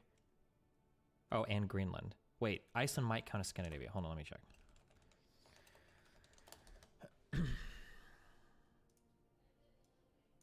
Destiny is right. Norway, not Denmark. Scandinavia refers to Denmark, Norway, and Sweden. No, fuck you. I was right in the beginning. Scandinavia is Denmark, Norway, Sweden. If you say Nordic, then you can expand that to Finland and Iceland. And then like the Faroe Islands, whatever the fuck that is, and maybe Greenland, but nobody cares about this shit. It's like 10 people that live in those places. Bureaucrats have the power to decide what's up, because that's the case where bureaucrats have power over you. If everybody gets something as a right of citizenship, bureaucrats have no power in that circumstance. But let me ask you something, though. So you want Medicare for all. Yeah. Yet HHS is the largest civilian branch of our government. So as we have expanded Medicare, as we have expanded Medicaid, it hasn't been means tested as you want. We have hundreds of thousands of desk workers that are doing the means testing. Are you qualified? Yeah. Medicare reimbursements. And so even under your example, Medicaid, it's woefully idealistic. The point is, Medicaid is a means you tested. cannot have a generous social program without a massive bureaucratic and, dare I say, corrupt administrative state. Well, I think Woodrow Wilson would say that. Well, you need the administrative state. You think I like Woodrow Wilson, the guy who probably he was a college professor, and a college president. So he's kind of in your world. Well, okay, trust me, neither of those things earn any points for me. But but I think that that's fair. But I mean, Woodrow Wilson is the guy who resegregated the federal bureaucracy after it was integrated. He put Eugene J.V. Debs in jail. Nobody on the left is going to see Woodrow Wilson as a hero. Liberals. Nobody on the left. But I was just going to say, I know plenty of people that would, but that's fine. I don't think you're going to find a lot of socialists. FDR, LBJ, John Dewey, all these people believed in a strong administration. Well, I mean, you're rattling off a bunch of liberals, but that's okay. We don't need to argue about the historical figures. Let's just say this. If you're talking about administrative state, bureaucracy, well, your example is Medicaid, which is a means-tested program. And even at that, even despite the means testing, which is the part that gives the bureaucrats their power, which is also the part I'm objecting to, even despite that, we're talking about bureaucracies. As I think you mentioned earlier, the government has no monopoly on bureaucracies, plenty of bureaucracies in the private sector. And if you want to know which programs have the smallest overhead, right? Even Medicaid, even despite the means testing, Medicaid, Medicare, all of those have much smaller administrative overhead than any of the private insurance companies, because the private insurance companies, one, they have to plan out their strategy for competing with each other, and two, the private insurance companies have a vast bureaucracy that is dedicated to finding ways to deny people's claims, because they've always got one eye on the bottom line for shareholders. And one question I'm very curious about, by the way, is that you object for all of these reasons. You think it's too interventionist. You think it's too much administrative state to just providing everybody with health care. These are all elements of the critique. Providing people with health care as a human right, so that you can have like what people I know in the UK always tell me, which is, hey, I forgot the Shrine's good. When whatever, my mom got cancer, when whatever the situation is, people will say, the only person I ever talked about this was with a doctor, which is very different from Americans' experience with healthcare. If you can object to that on the grounds that that's too much big government, I am really curious whether you'd say the same thing for like fire services. Like would you be okay with it if we didn't have public fire services? Absolutely not. As I said, small but strong. Okay. The government exists, as it says in the preamble of the Constitution, amongst many other things, to secure the blessings of liberty, to ensure domestic tranquility. And Hamilton said it best, that you need a nimble yet effective federal government, good at what it does, but not overreaching. And that's the whole idea of conservative populism, is within this constitutional republic framework. I'm a big fan of firefighters, police officers. I'm a big fan of Border Patrol. I'm a big fan of all these sort of things. But when all of a sudden I believe you get outside of the constitutional limits is where you birth this fourth branch of government. And our mutual hatred of Woodrow Wilson is a perfect example of this, because he really believed the state, this is a Hegelian idea, will usher in that utopia, that the state is God, that through the mechanisms of the state, we will be able to turn the chapter and with it remake man. He wasn't the only person that believed that. FDR did, Lyndon Baines Johnson did as well, where we as conservatives and conservative populists say, hold on a second, that is not what the state is there to do for. Let me just say one last thing. How do I get rid of sepsis? The state is there to preserve the natural law with prudence and wisdom, to hopefully develop families and foster children, not to try to remake human beings. When it comes to healthcare, not only do I have a moral complaint that it's not the role of government, it's also not good at doing it, and it also hurts the everyday common man. So I have two. I don't think either of those things are true. But I have a moral argument, and I also have a utilitarian argument. I just want to make sure that's clear. Let's start with the moral argument, because I am very unclear on this, because why is it that having public firefighters or public police is not overreach, but having public health care is? Why would it be objectionable if instead of having public fire services that everybody gets to use, you had everybody just having to have private fire insurance, and if you had a better private fire insurance plan, they'd probably put out your fire faster, or maybe we had public fire insurance, but only for people, the poorest people or the oldest people, which would be the exact equivalent for healthcare, or the same thing for policing, the equivalent, for like security insurance, because all of these things seem very similar to me, because having your house burned down, being victimized by a crime, or needing chemotherapy, those are all cases where your life and limb is in danger. Like, these seem pretty parallel to me. What do you see as the big disanalogy? So the first problem, it's mostly local, police and fire, so therefore it's more accountable. Okay. So the dollars don't go to some sort of albatross to the kingdom of Washington, D.C., of unelected, unknown, kind of just unchecked bureaucrats. That's number one. Number relationship two, points? we do have a system in the country, despite what you're saying, where if you need health care, you will be taken care of. Is it broken? Is it inadequate? I just said, though, right? Well, no, hold on a second. It's already, I'm saying it is illegal to deny someone service of care. Illegal. Now, do we have problems with our healthcare system? No one cares about emergency rooms. That's not what we're talking about. I could strike a huge bargain with you. I think that there are elements of the German system that are admirable. I will say that. Where you have a public system and a private system. Where I start to all of a sudden say timeout, no go, no fly zone, is where I hear people like Bernie Sanders, and I'm paraphrasing, who want to get rid of private insurance as we know it. That's a big mistake. Here's how I think the biggest problem with healthcare is. It's not individualized. It's way too bureaucratic, way too top down. And yes, we have pharmaceutical companies that are addicting people to drugs that they should not be addicted to. We have a sick care problem in our country, and I agree with a lot of people on the left with this. On this, maybe we'll agree that we have an obesity problem, we have a problem of how we get our food, we have a corporate farming problem. I agree with all those things. Do I think that a government-run system of healthcare that will be more similar to how the IRS or how the Postal Service works, that's somehow going to be the solution to that?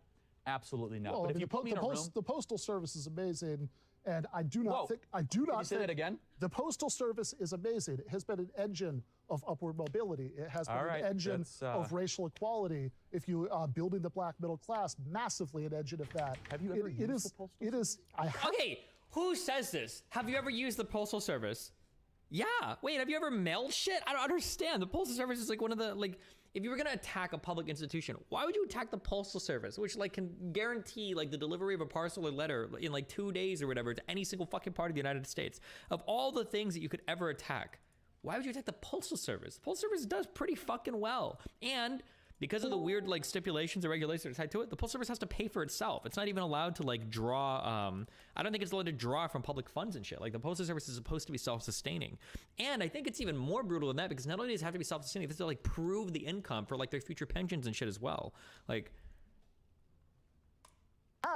and the Postal Service will carry a letter from here to Alaska So will FedEx. for, no, not for the same price, and they're certainly not going to serve. You know it's going to get there. No, I do not know that, and it's certainly not going to do it. It's never going to get there with as much service to out of the way rural areas. I got to give you credit. Anything. I've never heard anyone defend the post office. That's because you don't know anybody that mails anything ever, you dumb fuck. Come on.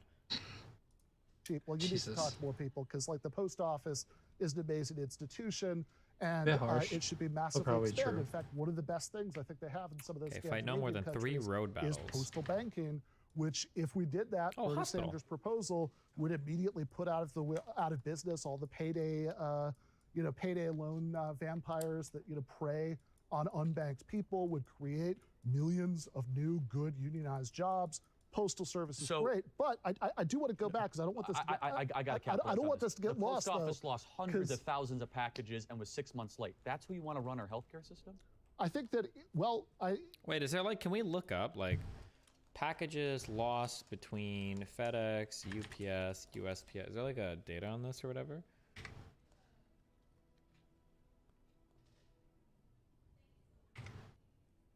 I don't know if data is publicly posted about lost packages.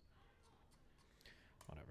First of all, I think that if you actually have a fairer look at the numbers, I think the Postal Service does do a really good job. I think that oftentimes when people say no, they are not using the same metrics to evaluate it they'd use to evaluate everything else. But if you want to know something that would be very much like what Medicare for All would be like if we had it in the United States, then I'd say looking at delivery of packages is probably not what you want to do. What you probably want to look at is countries like Canada, where they already have Medicare for All, Great Britain, where they've gone further, and the hospitals are publicly owned. That's all the let's talk about that. Well, okay, but those are places. That's a different thing. Where people live longer, where fewer of their babies die, where the rate of mortality amenable to health care is way better. Or look, you said you want it to be local, that you don't like the fact. Super local. Sure, local, great. So if all the hospitals were municipally owned, you'd be cool with that?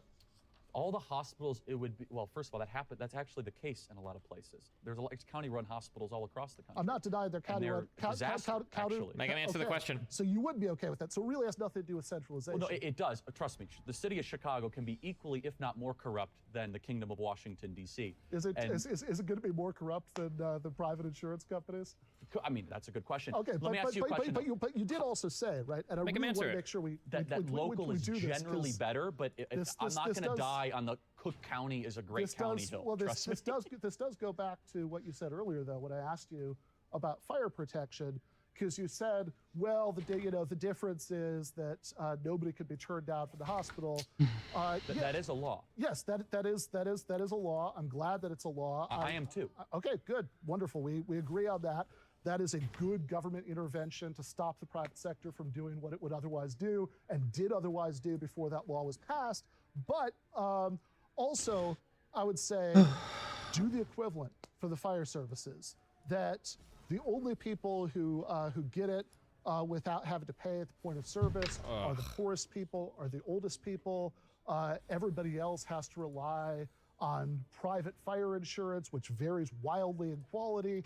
And if you don't have private fire insurance and you're not poor enough to qualify for the means-tested, bureaucrat-enabling system for poor people, and you're not old enough for the other one, and you end up having to have the fire department come and save you anyway, then you have a giant bill that's going to bankrupt you. Do you think that sounds like a fair system? No. So let me ask you a question. Yeah. So is that, here's where, how do you define healthcare? This is a very important question, right?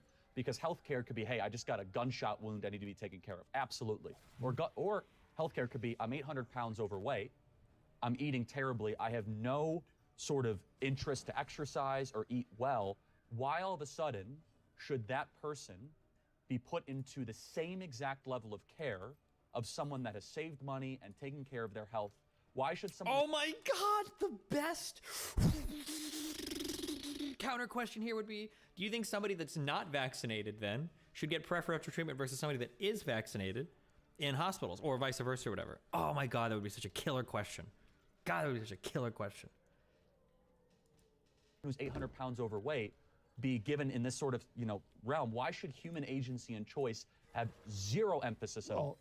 What you're describing, the only difference between that and what already exists in the United States is that we would have to add, and they're rich enough that they can afford really high quality medical care. Right now, somebody who's 800 pounds, who doesn't watch their diet, who chain smokes, etc. I agree, yes. But you could add chain smoking. But sure, all those things. So you think that none of that should be given a preference? Well, here's what I'm saying, that I think in the system that we have right now, somebody who checks every single one of those boxes, but is rich enough to afford the best medical care, skips in line ahead of the person who takes care of their health, exercises every day, doesn't smoke, eats well, but lost their job or just is cobbling together 4 part-time jobs like so many Americans are, and thus doesn't have employer health insurance. It's an interesting question. So you believe just because you have better money, you shouldn't be able to have better stuff? I believe... Or more money, better stuff? I believe that when it comes to something like healthcare, no. That's a very broad thing. I do not believe that people should get life-saving services preferentially because of how much money they have. I think that... So how much money they've saved. If how about you that? have- Someone saved their whole life, and they said, in case there's a disaster, I'm going to put $500 away a month. They get to age 45, and all of a sudden they realize that they have some sort of health complication. They shouldn't be able to take advantage of the money they've saved for their entire life? Well, this actually goes back to the very first thing that I said, like the opening couple sentences. Of what is justice, I guess, right? That I said, because what I said is that I don't want some people to have dramatically worse lives than others because of factors outside of their control. Now, what about things they can control, though? Well, if we like saving money. If we lived in a world where all economic inequality was due to thrift versus indolence or laziness versus industriousness, I would have much less objection to this stuff than I do in the world where we actually live, where somebody who saved up their whole lives, but then they have unexpected medical expenses that bankrupt them, which happens all the time. That they have is going to get worse health care than somebody who has never saved at all, but is somebody if Hunter Biden, right, had some massive medical bill tomorrow. He would probably have, considering his lifestyle. Sure, right? So if Hunter Biden had that huge medical bill tomorrow, then he would get in line ahead of people for multiple reasons, both access to power and also money. Sure. So that's a good example. Those are both bad things, but they have largely unearned, and I agree. Sure. So, and I would say the same thing about the Walton children. I would say the same thing about anybody who is inheriting money. When you go to the hospital, or you go to buy. Sorry, meme time. Quick meme. I genuinely don't know why I was banned. Context: Bad Bunny was talking about fat phobia. So here are his recent messages. I guess it's because being skinny just doesn't scream unhealthy in the same way that being fat does. I didn't realize how many people hated fat people, but until recently, lol. Yes, why are you harassing me? I'm just chilling, bro. And then he said, I did get into a slight argument earlier, though. Some dude was being racist towards white people, so I was like, bro, that's racist. And then everyone thought I was dumb. They also thought I was white, even though I'm black. Bunny banned you herself. Also, you can't be racist towards white people. Racism is systemic. It requires a dominant power hierarchy. This is not something black people benefit from, but suffer at the hands of. You can be discriminatory towards white people, sure, but racist, no. Anyways, don't expect an unban from me, since Bunny herself was annoyed enough by you to process the ban.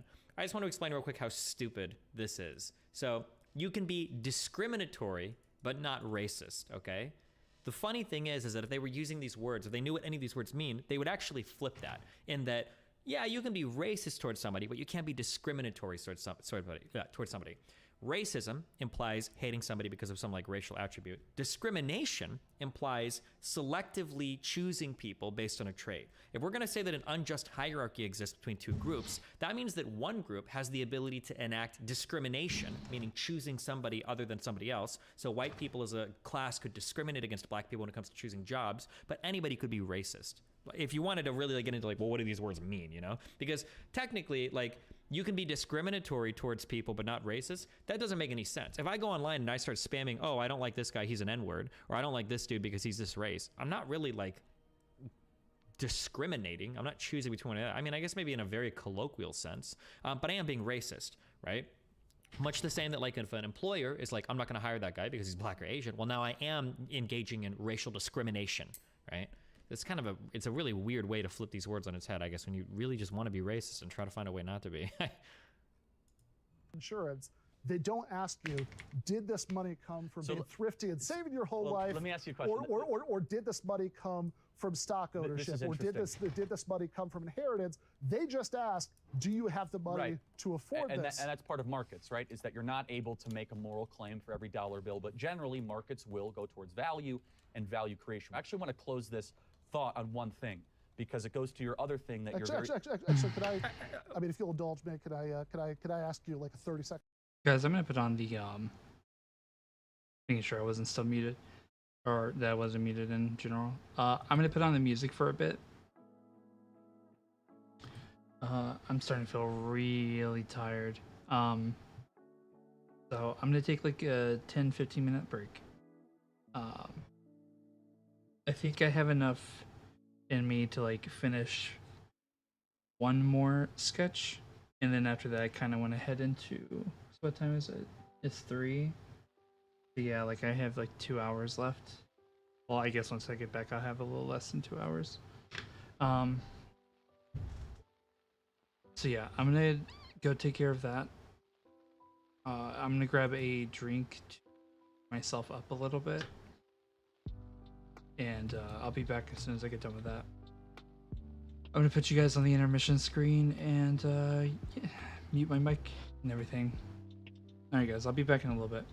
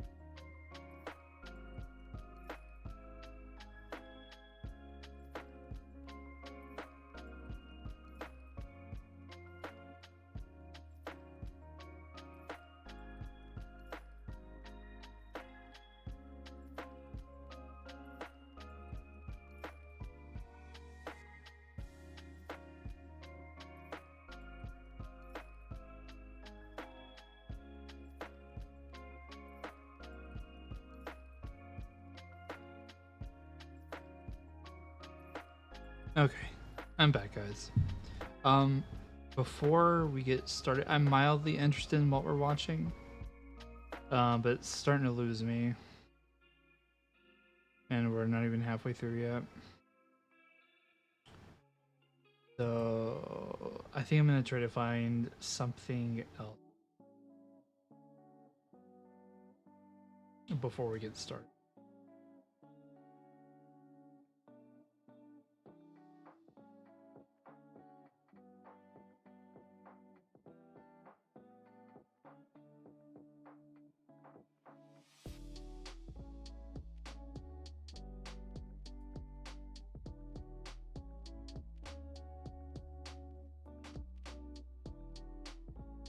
Give me just a moment, I'll look for something.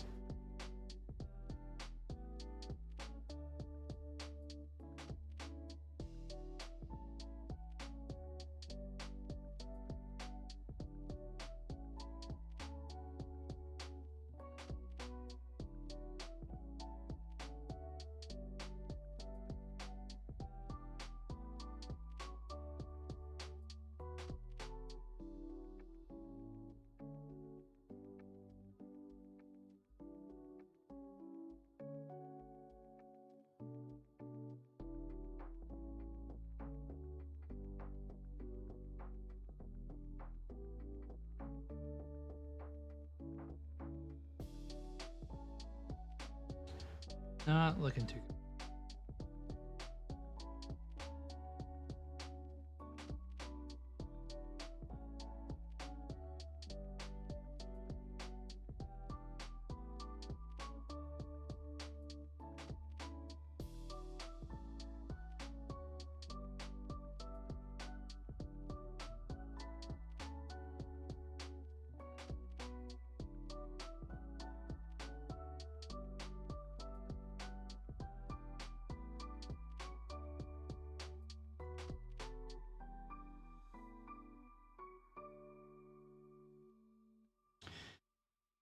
Yeah, we're not really,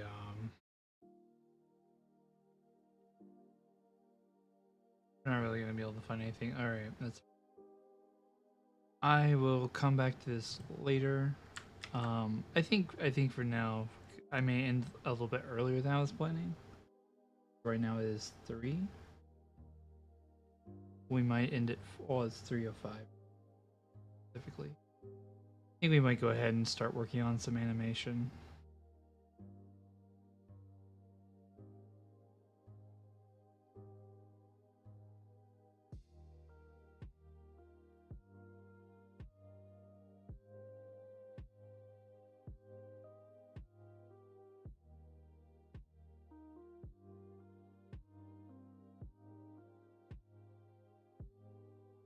Over? Okay.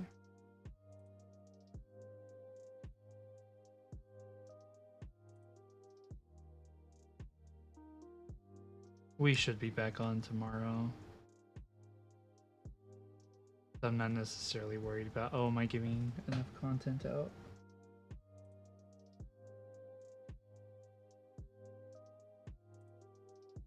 And tomorrow we can finish the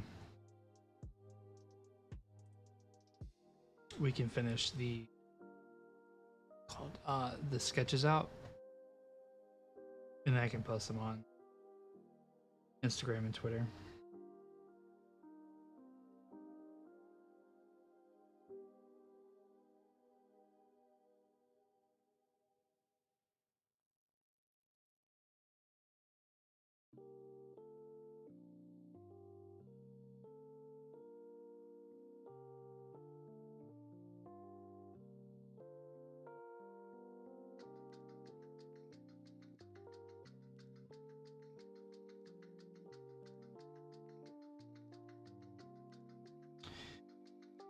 I kind of want to look at the animation I originally had for this.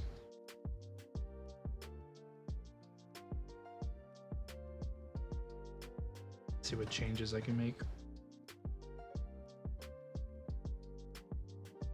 Or at least use it as a baseline.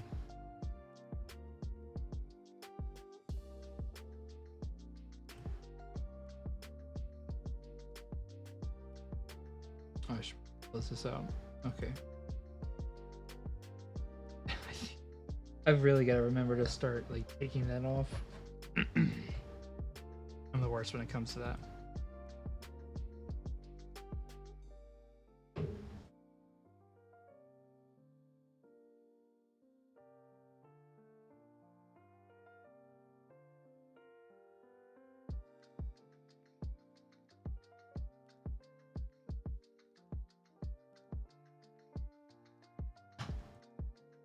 Now to attempt to find where I have it.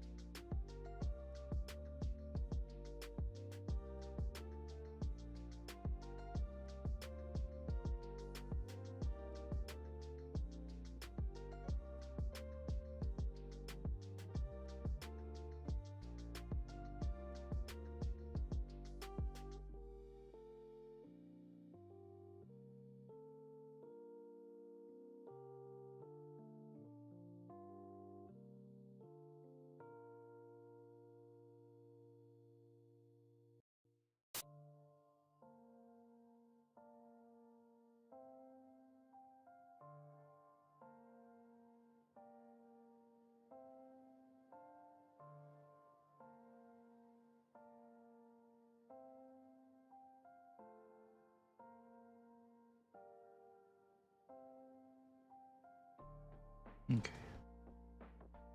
Sorry, I'm looking over the animation right now just to see what I've got available.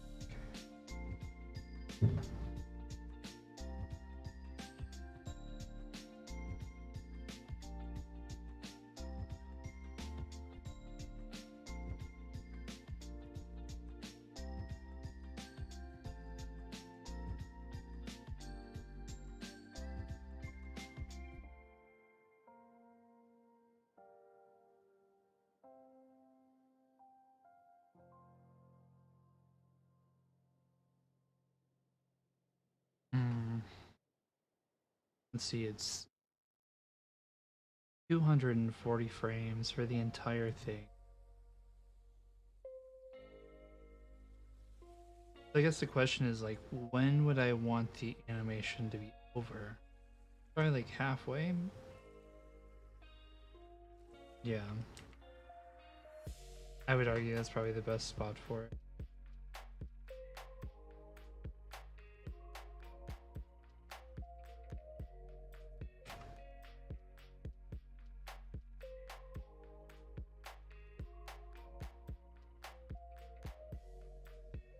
Let's argue maybe, or 111 rather, so that,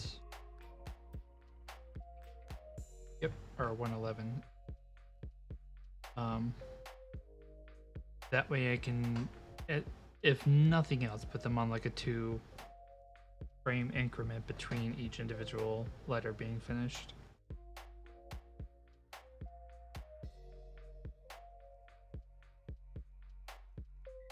Okay, so I'm already in stepped. A good thing.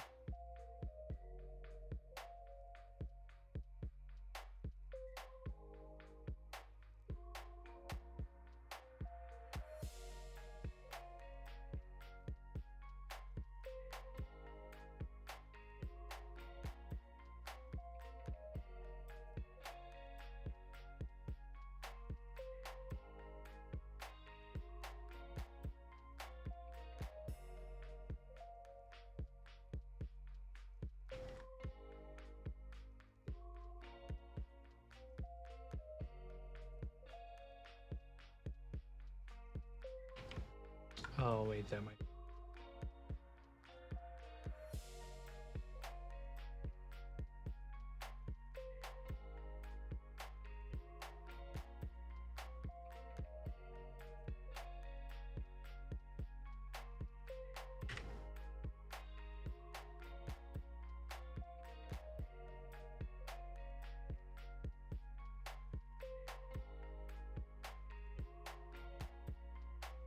Alright, so let's start with our first frame.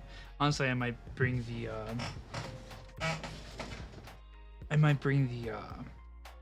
last frame forward a little bit just so we can make sure that everything kind of animates well. I don't know, we'll see.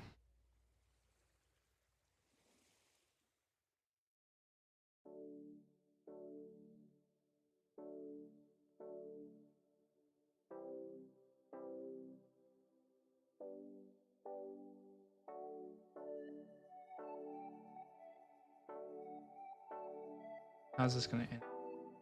Okay, okay, well, I'll just have to put it on stepped here in a moment.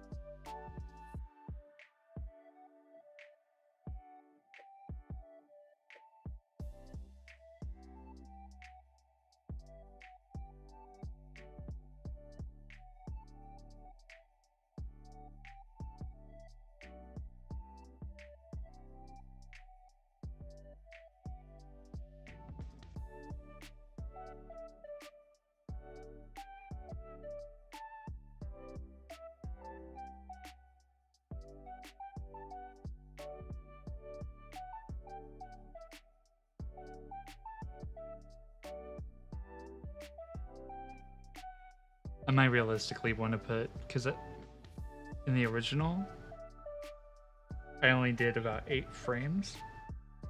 I'm probably going to want to do more. Well, no, I take that back. I'm definitely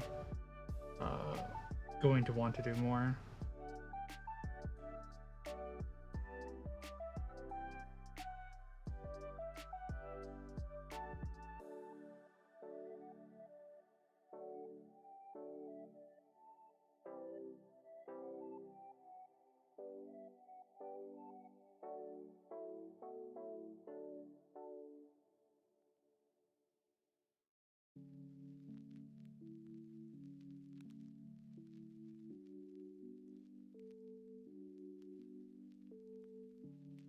Let's definitely put this in stepped mode. Constant mode.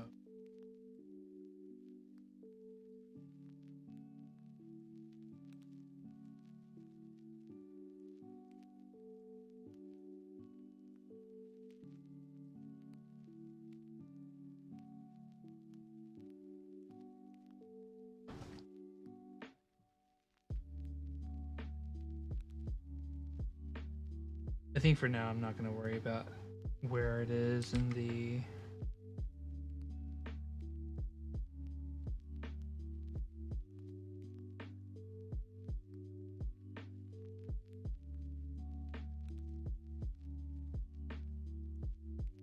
that 10. Or no, we'll just say 9 for now. Let's not make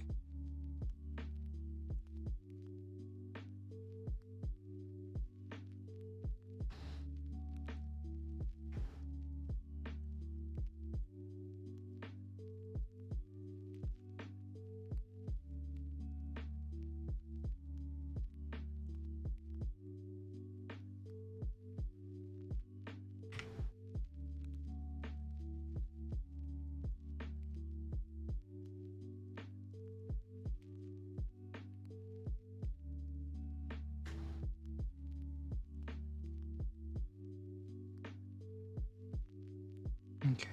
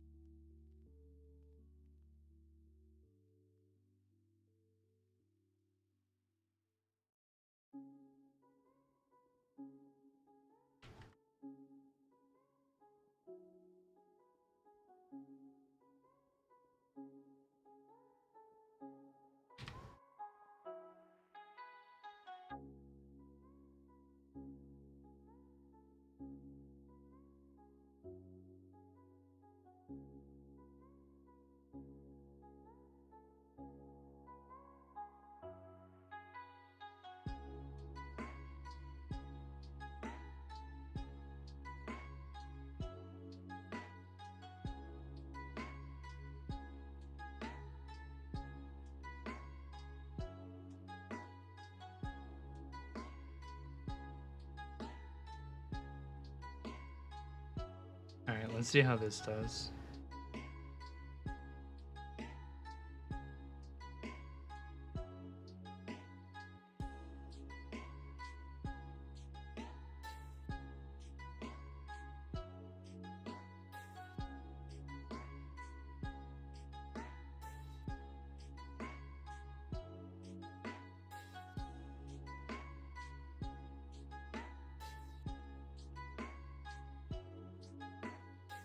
Not wiggly enough. I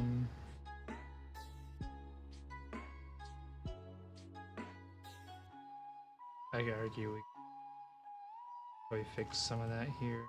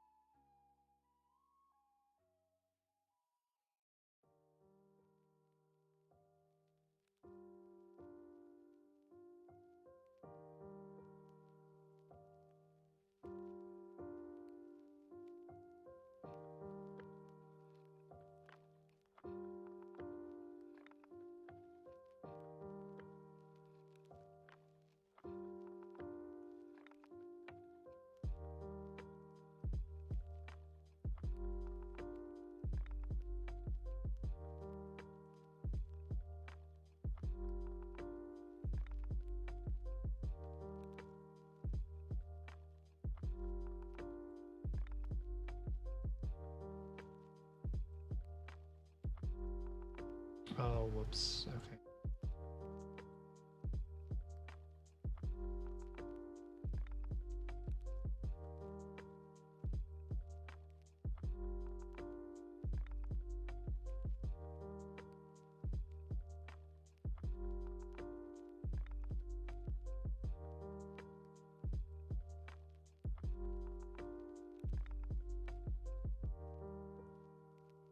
Still not as over as it probably should.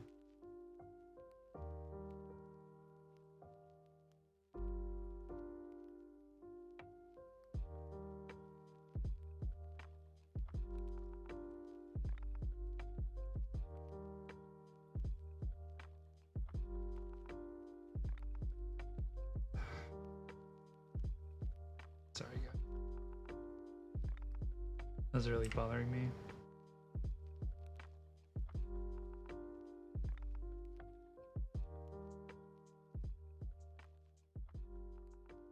Okay, that's better.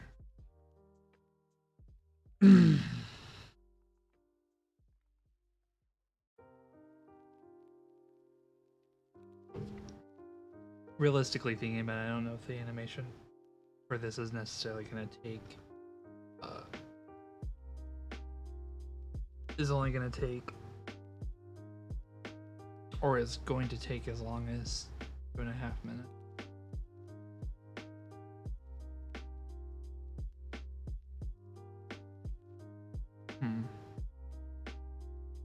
I don't know why that we'll say it's gonna take me a second. I don't know, we'll see. Either way, we'll probably be expanding the frames a little bit.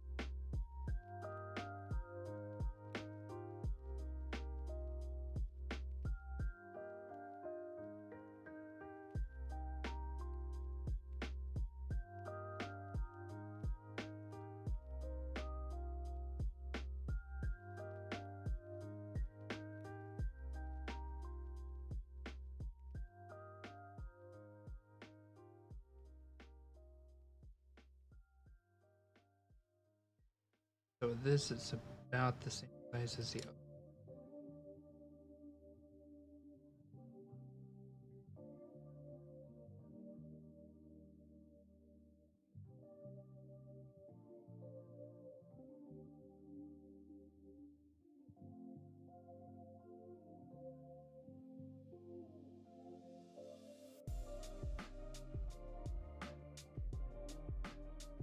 I'll put this one right about there.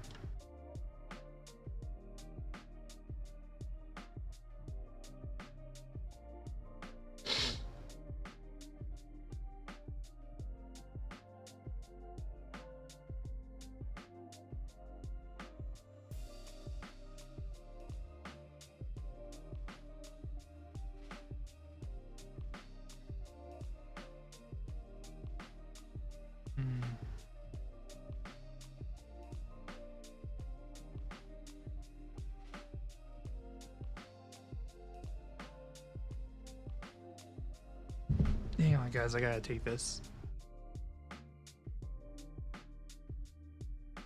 Hello.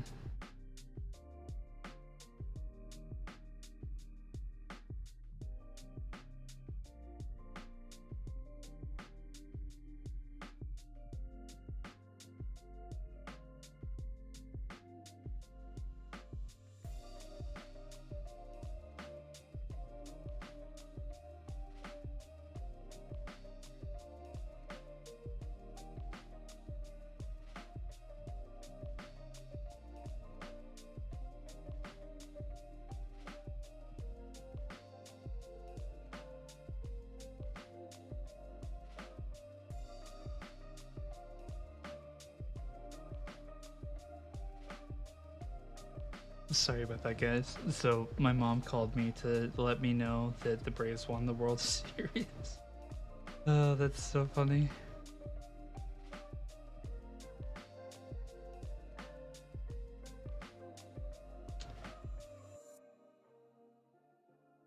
I forget who the other team was, but whoever they are, get shit on.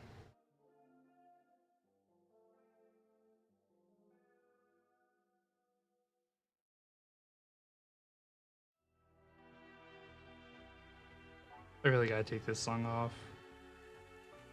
It just reminds me of too much of Everywhere at the End of Time. It's primarily because of the brass in this song.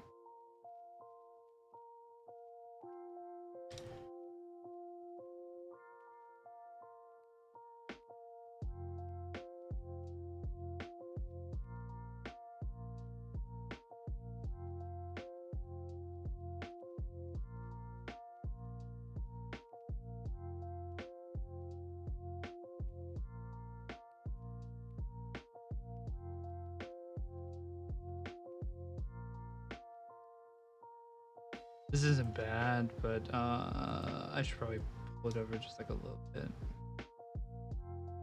That's better. Maybe like a little bit more.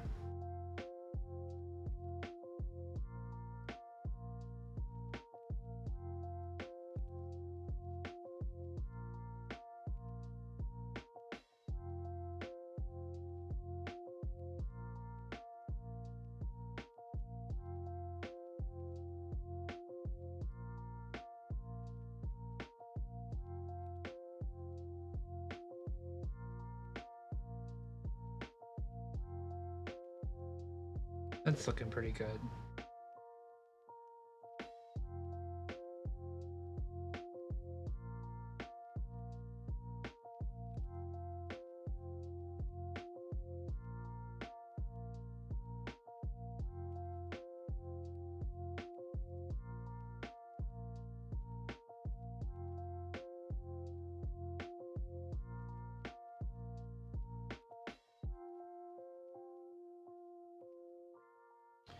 Alright, let's see how this works.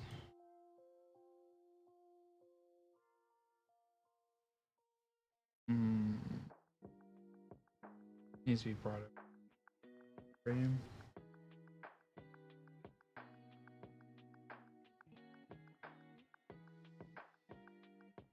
Start from here.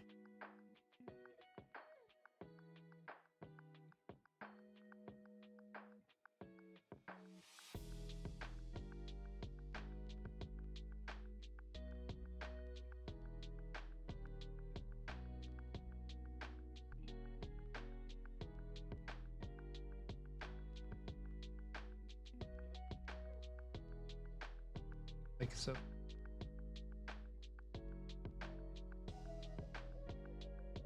Like it dips for a moment, but can't tell how like substantial it is.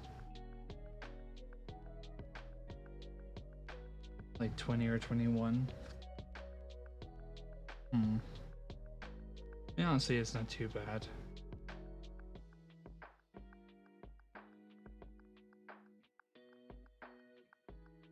I mean, if I feel like I really need to, I'll skip frames.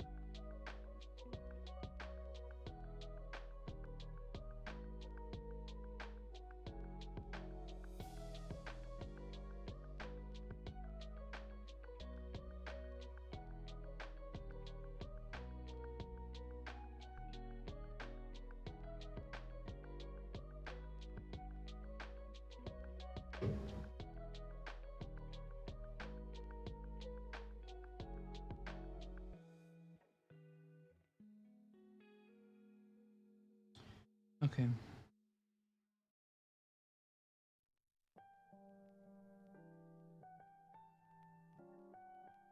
Okay. This one's gonna be a bit large.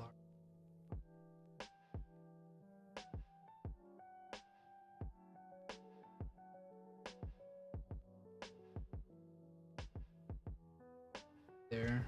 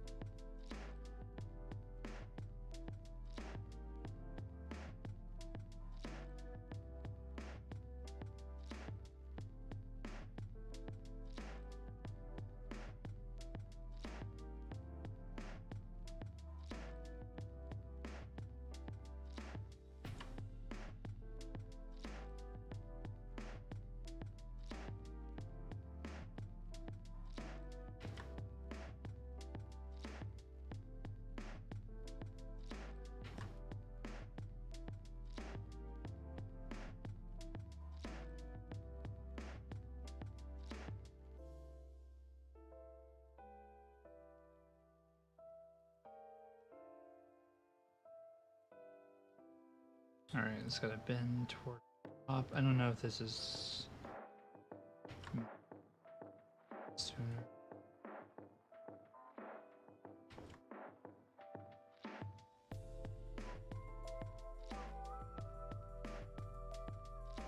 Start doing it from here. Go.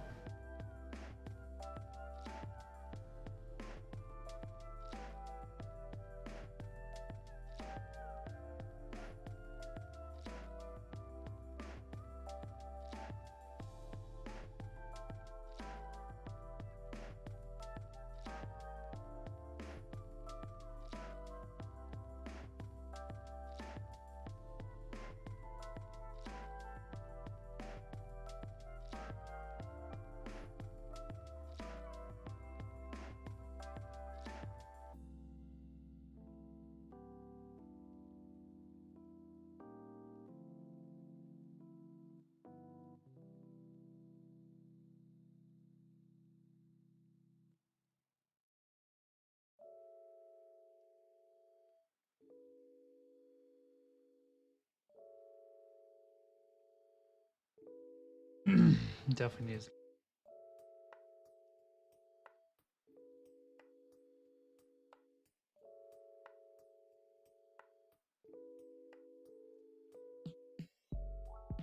Better, much better.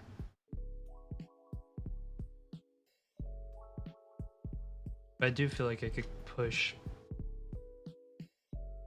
Sorry guys, give me a minute. Stuff going on.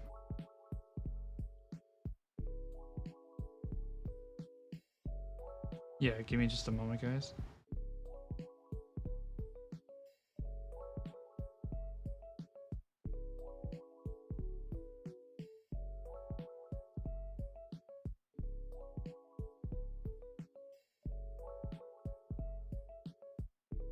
Okay, I'm back.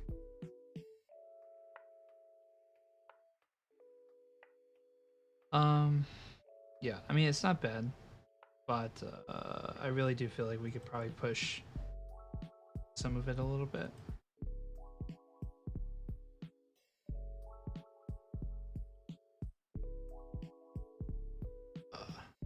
Probably have to start. Let me get.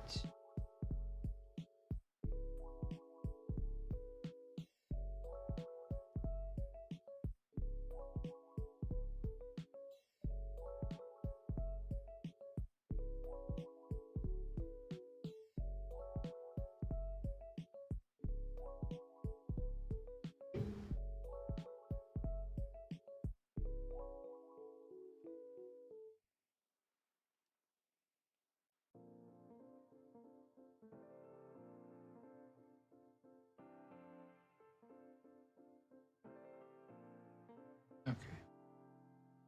Let's try this and see how it looks.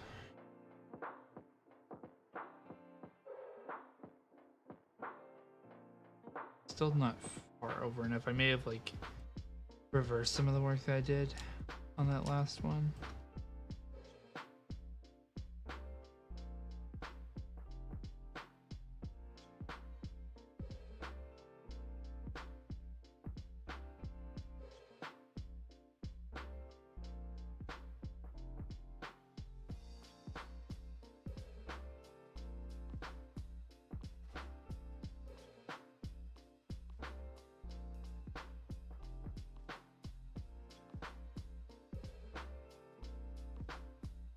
Okay.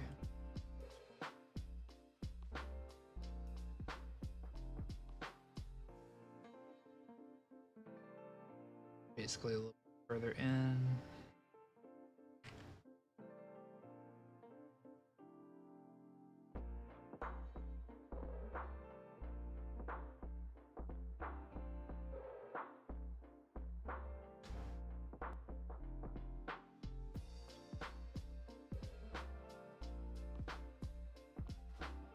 We'll use about this much. We'll probably use like a good bit more next time.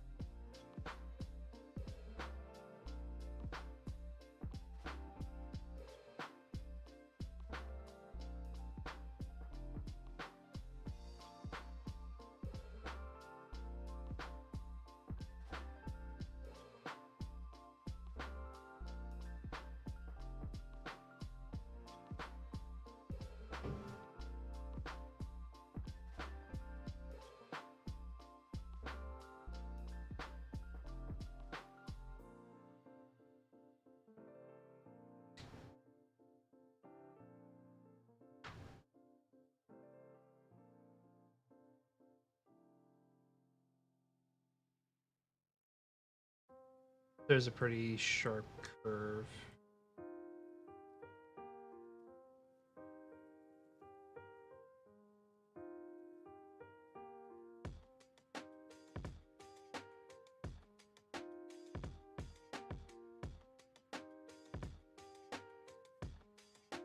Not this, but I do. Start taking curve.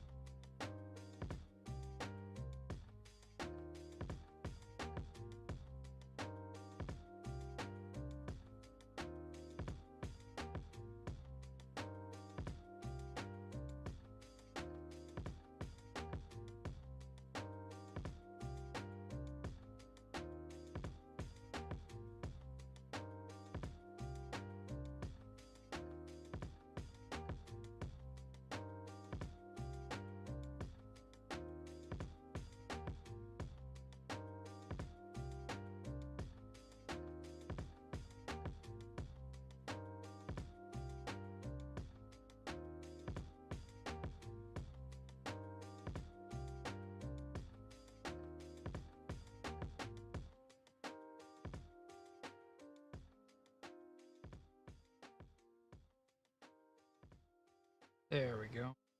Let's make it a little. So it really starts hooking. Maybe even really like.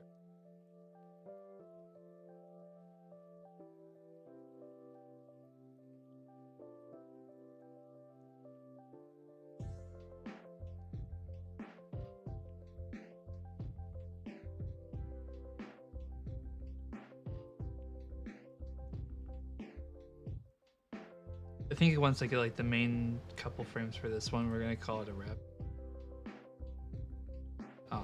We'll do a lot more tomorrow. It's just right now I'm trying to get back into the consistently. If I do tomorrow, and then that might snowball into.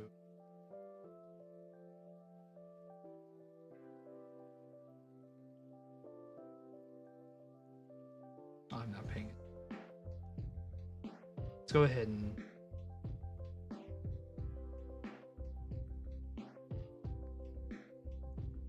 it's still like a little far over.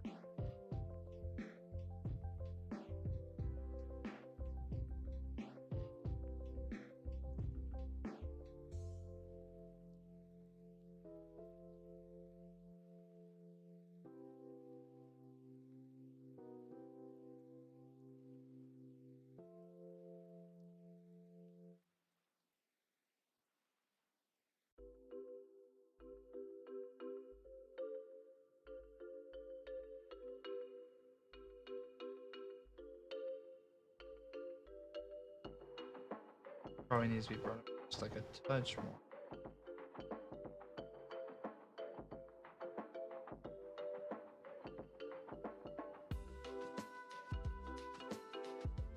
Okay, so the base is good. Top of that.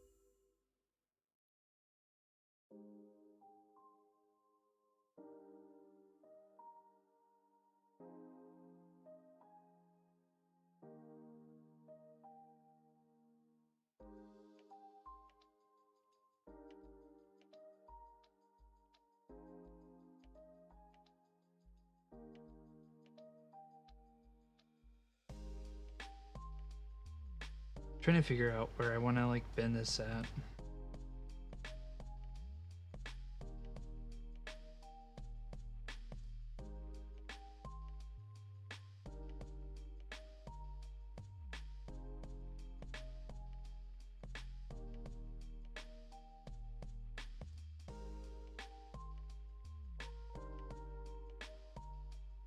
Feels like 2-8.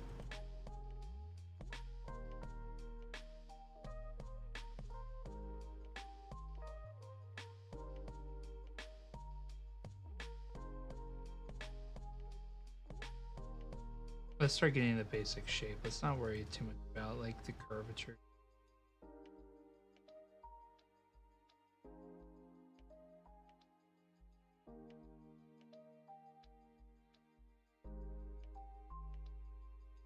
Seems kind of mellow. Oh cool, I've never seen this game. I also stream. Oh, this isn't a game.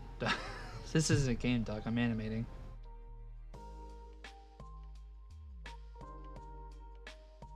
The Gummy Controller? That's a pretty cool name though. How's it going, man? How you doing?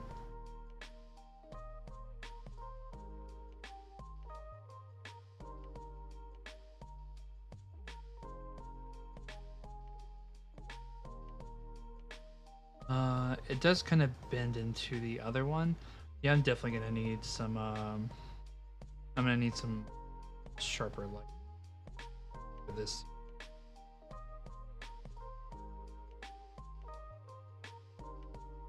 So that I can catch some separation between objects.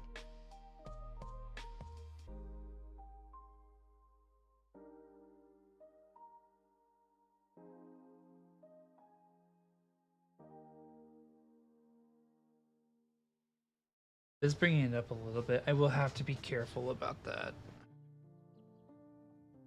Maybe I could bend it a little bit more at the base. Oh, lol, sorry, I was looking for a gaming stream to watch.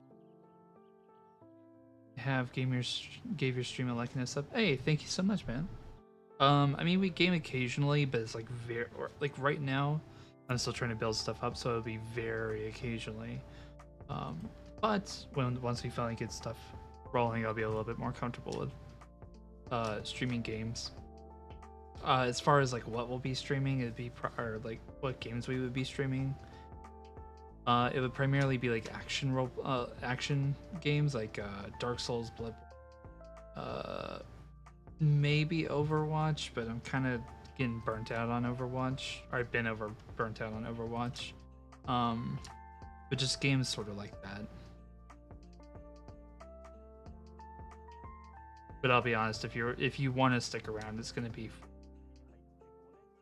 animation content and stuff. But yeah, I appreciate the like and the sub. Thank you so much, man.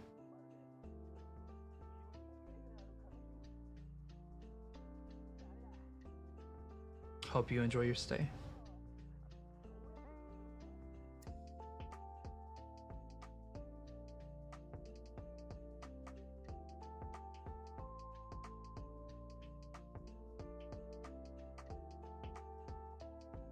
Bit better.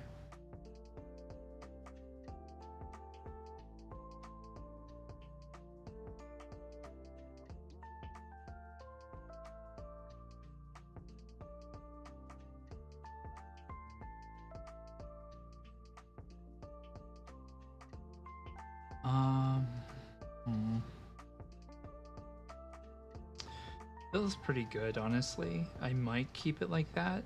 And then we'll just like we'll mess with it later and see how.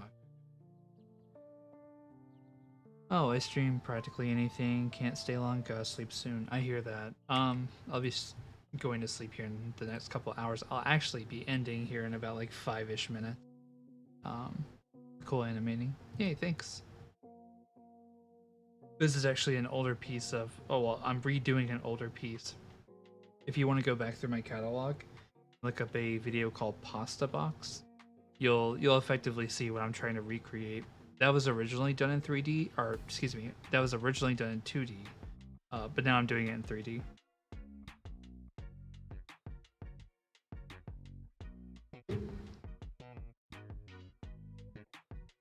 Okay, let's see.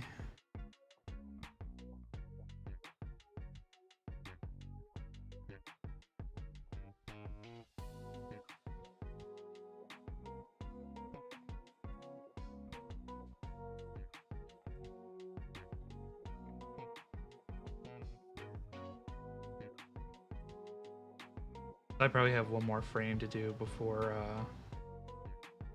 I can say I'm like done with the block out of the P anyways. Alright, what's this last frame?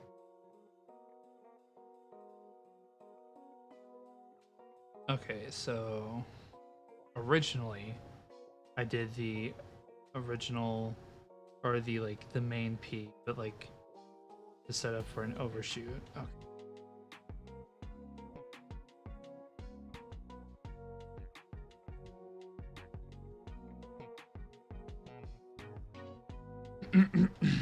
Excuse me.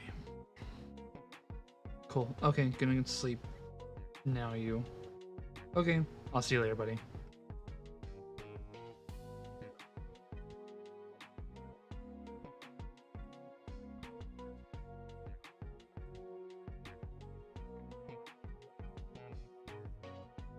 You probably worked hard on it.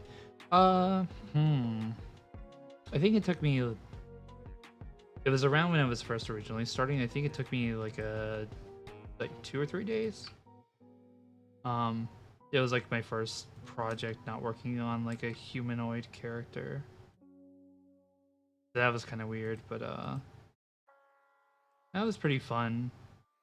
If I didn't enjoy it, I probably wouldn't be trying to remake it, but yeah. Okay. Let's grab this.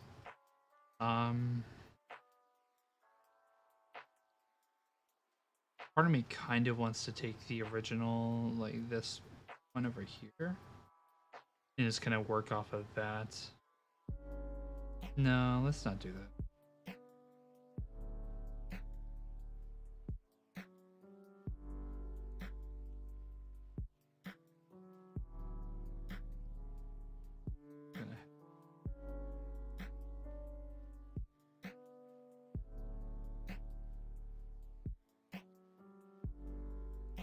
Because if I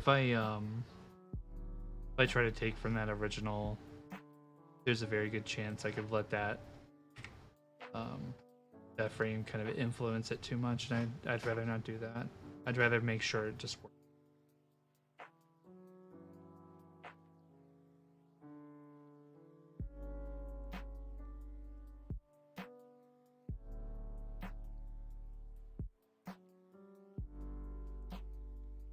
So for the most part, this is already settled into place. Let's move things.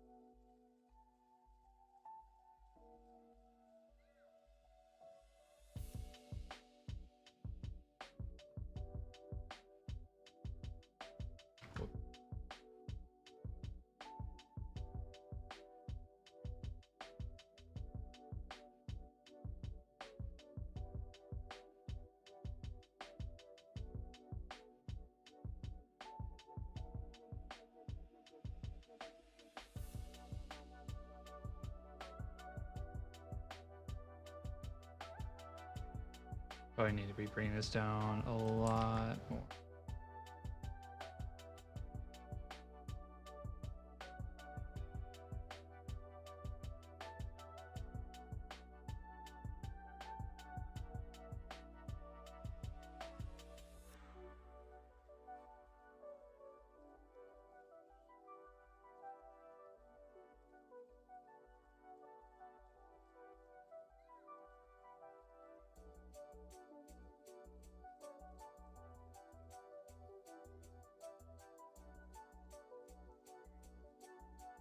This one's gonna be a little rough to do.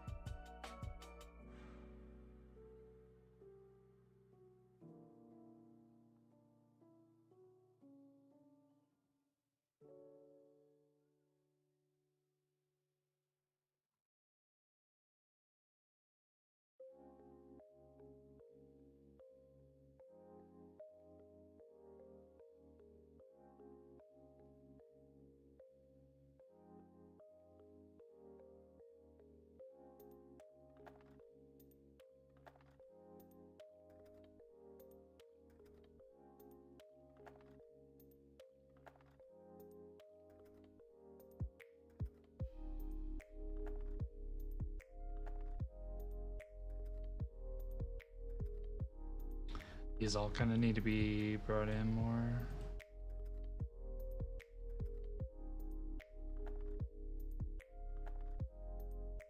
This wasn't necessarily intended, but I'm actually really glad it turned out this way. That the way the geometry works almost makes it feel like there's folds in the skin fold.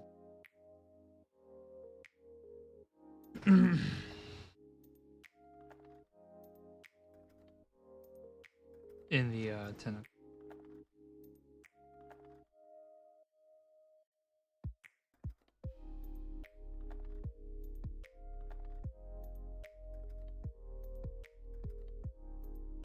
Let's I'll need to be a little bit more specific with it. And I'll probably have to go back and adjust a couple of the other frames while I'm here.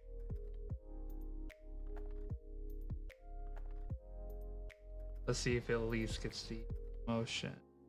Alright.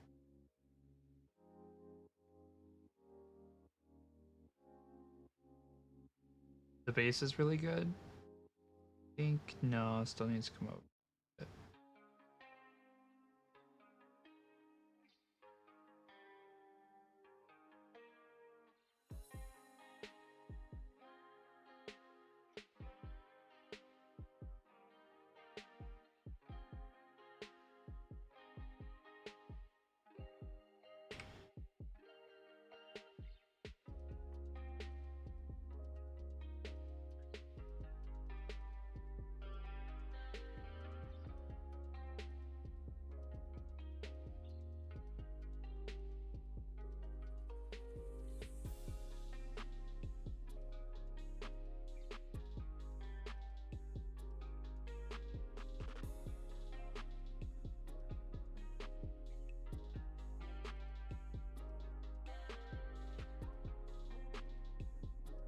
Make sure we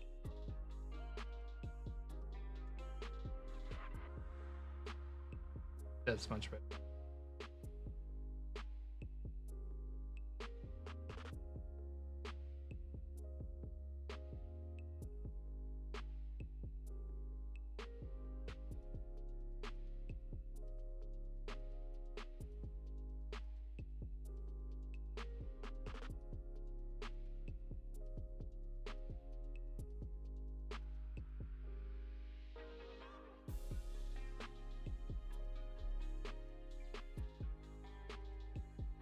Jesus, Apollo.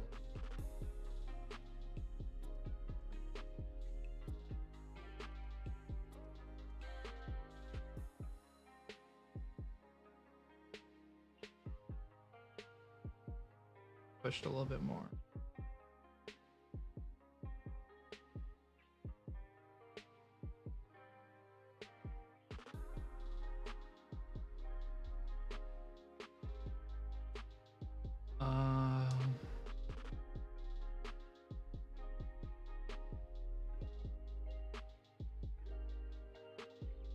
It's not super accurate right now, but not necessarily worried about that.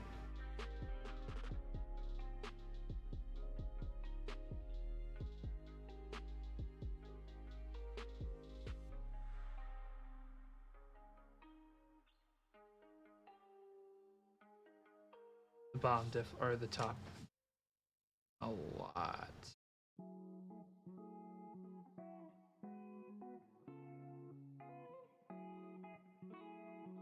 And in exchange, this could probably stand relaxed.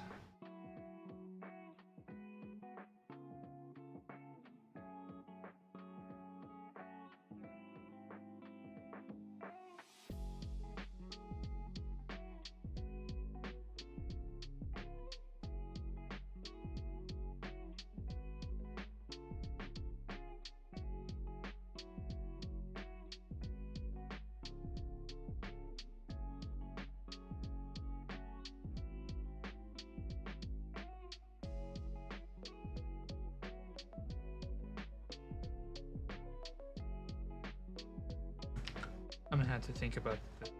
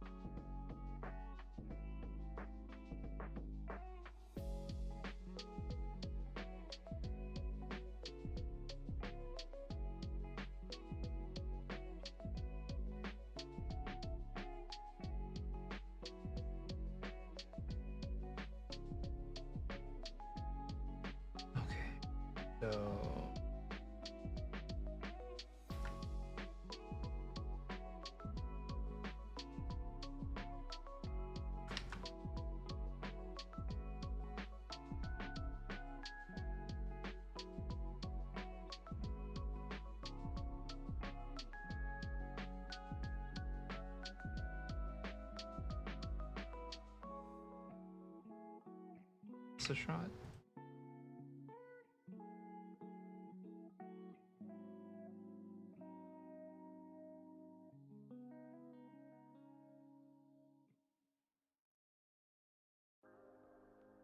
There's still a little bit of to make it like perfect.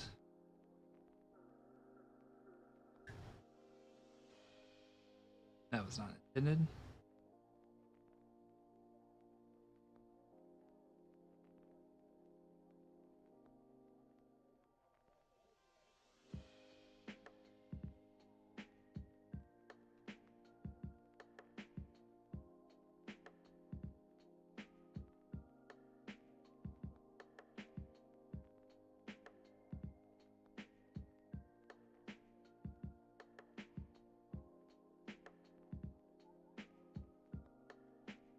Yeah, I mean, it's a bit of a no-brainer, but obviously this does not need to be done on ones. I would argue 2s and 3s are probably ideal for this.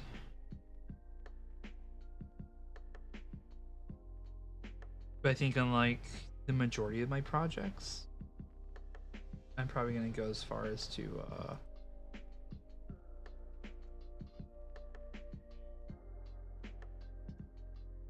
like make sure like everything like there it is on ones, but like, make sure that the animation flow and it's not just like on constant I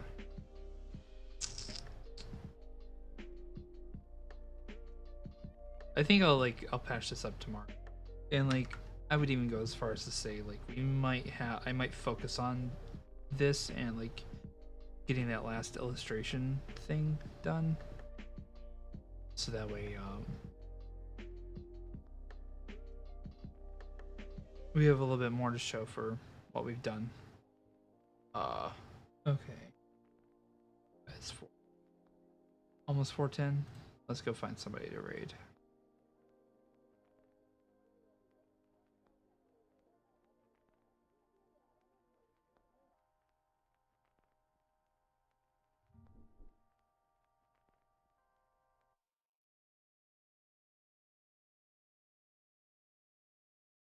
I'm checking around. Give me just a moment.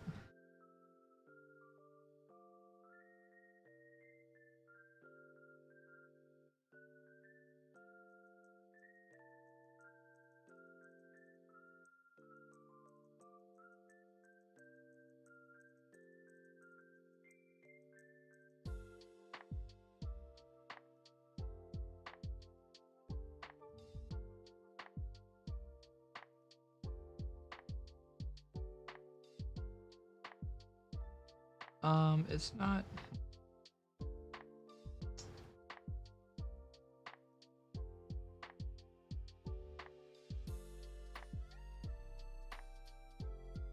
Let me see if I can't find a art streamer right now.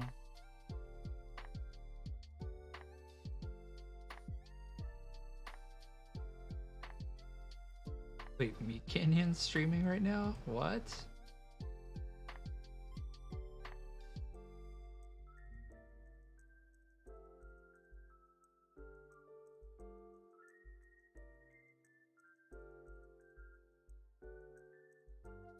Oh my god, that's actually amazing.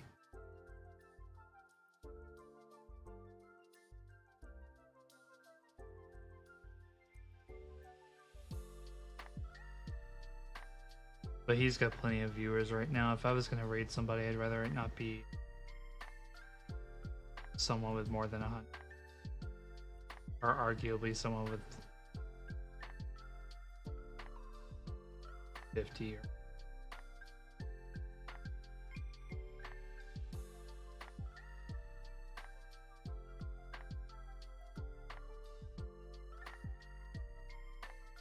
it's actually just no, we're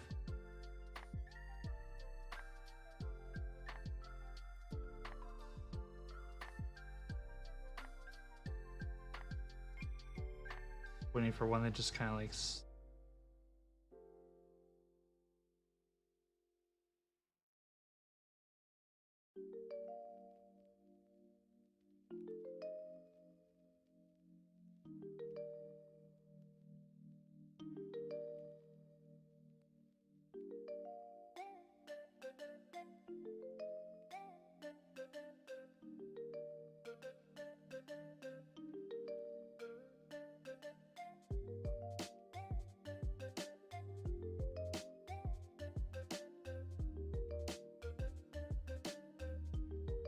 Oh, I like their art. That's a shame. They're different language. Fuck. Hang on, maybe if I filter this out a little bit and make it English specifically. That.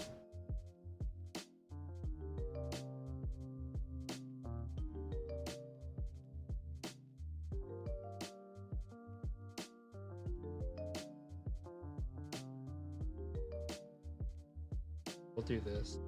Hi.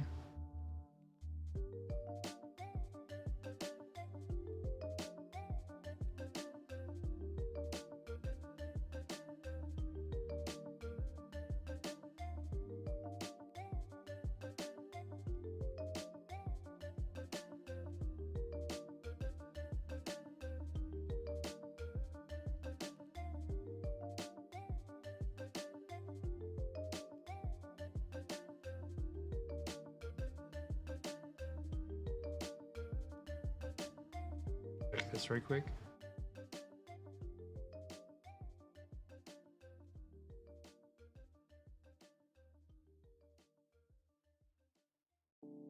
Ah, it's a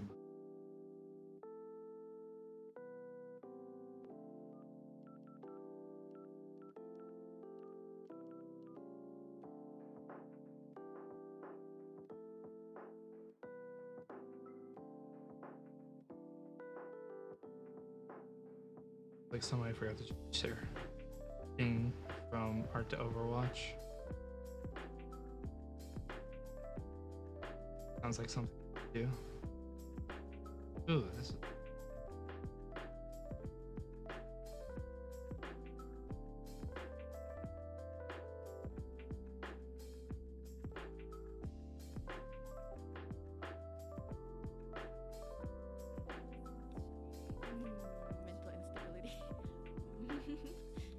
mental instability. They are aware that I am okay. so well mentally, so Let's rate her. just do what you can. No, we go. Okay. I'm not gonna push you much. And yeah, and I really appreciate that. And back then, I used to have like this, what do you say, concept? This mindset of, oh, Wonderful. I am Okay. Guys, thank you so much for watching. We will be back hopefully tomorrow. I would imagine tomorrow to finish the illustrations, or not the illustrations, but the thumbnails for them, and also to try and get this close to finished, or at least like the animation part of it finished. Then we can start everything else. It's really important. Yeah. So thank you guys so much for watching. We're gonna raid Noeko on Twitch. If you want to join, you're more than welcome to come. So I will see you guys tomorrow. Bye bye. And they both teach like something related to biology, and I'm over here like, lol, I'm not taking bio. No. Even though like I'm pretty sure I would enjoy it. I like learning stuff. I just don't like taking tests for it. If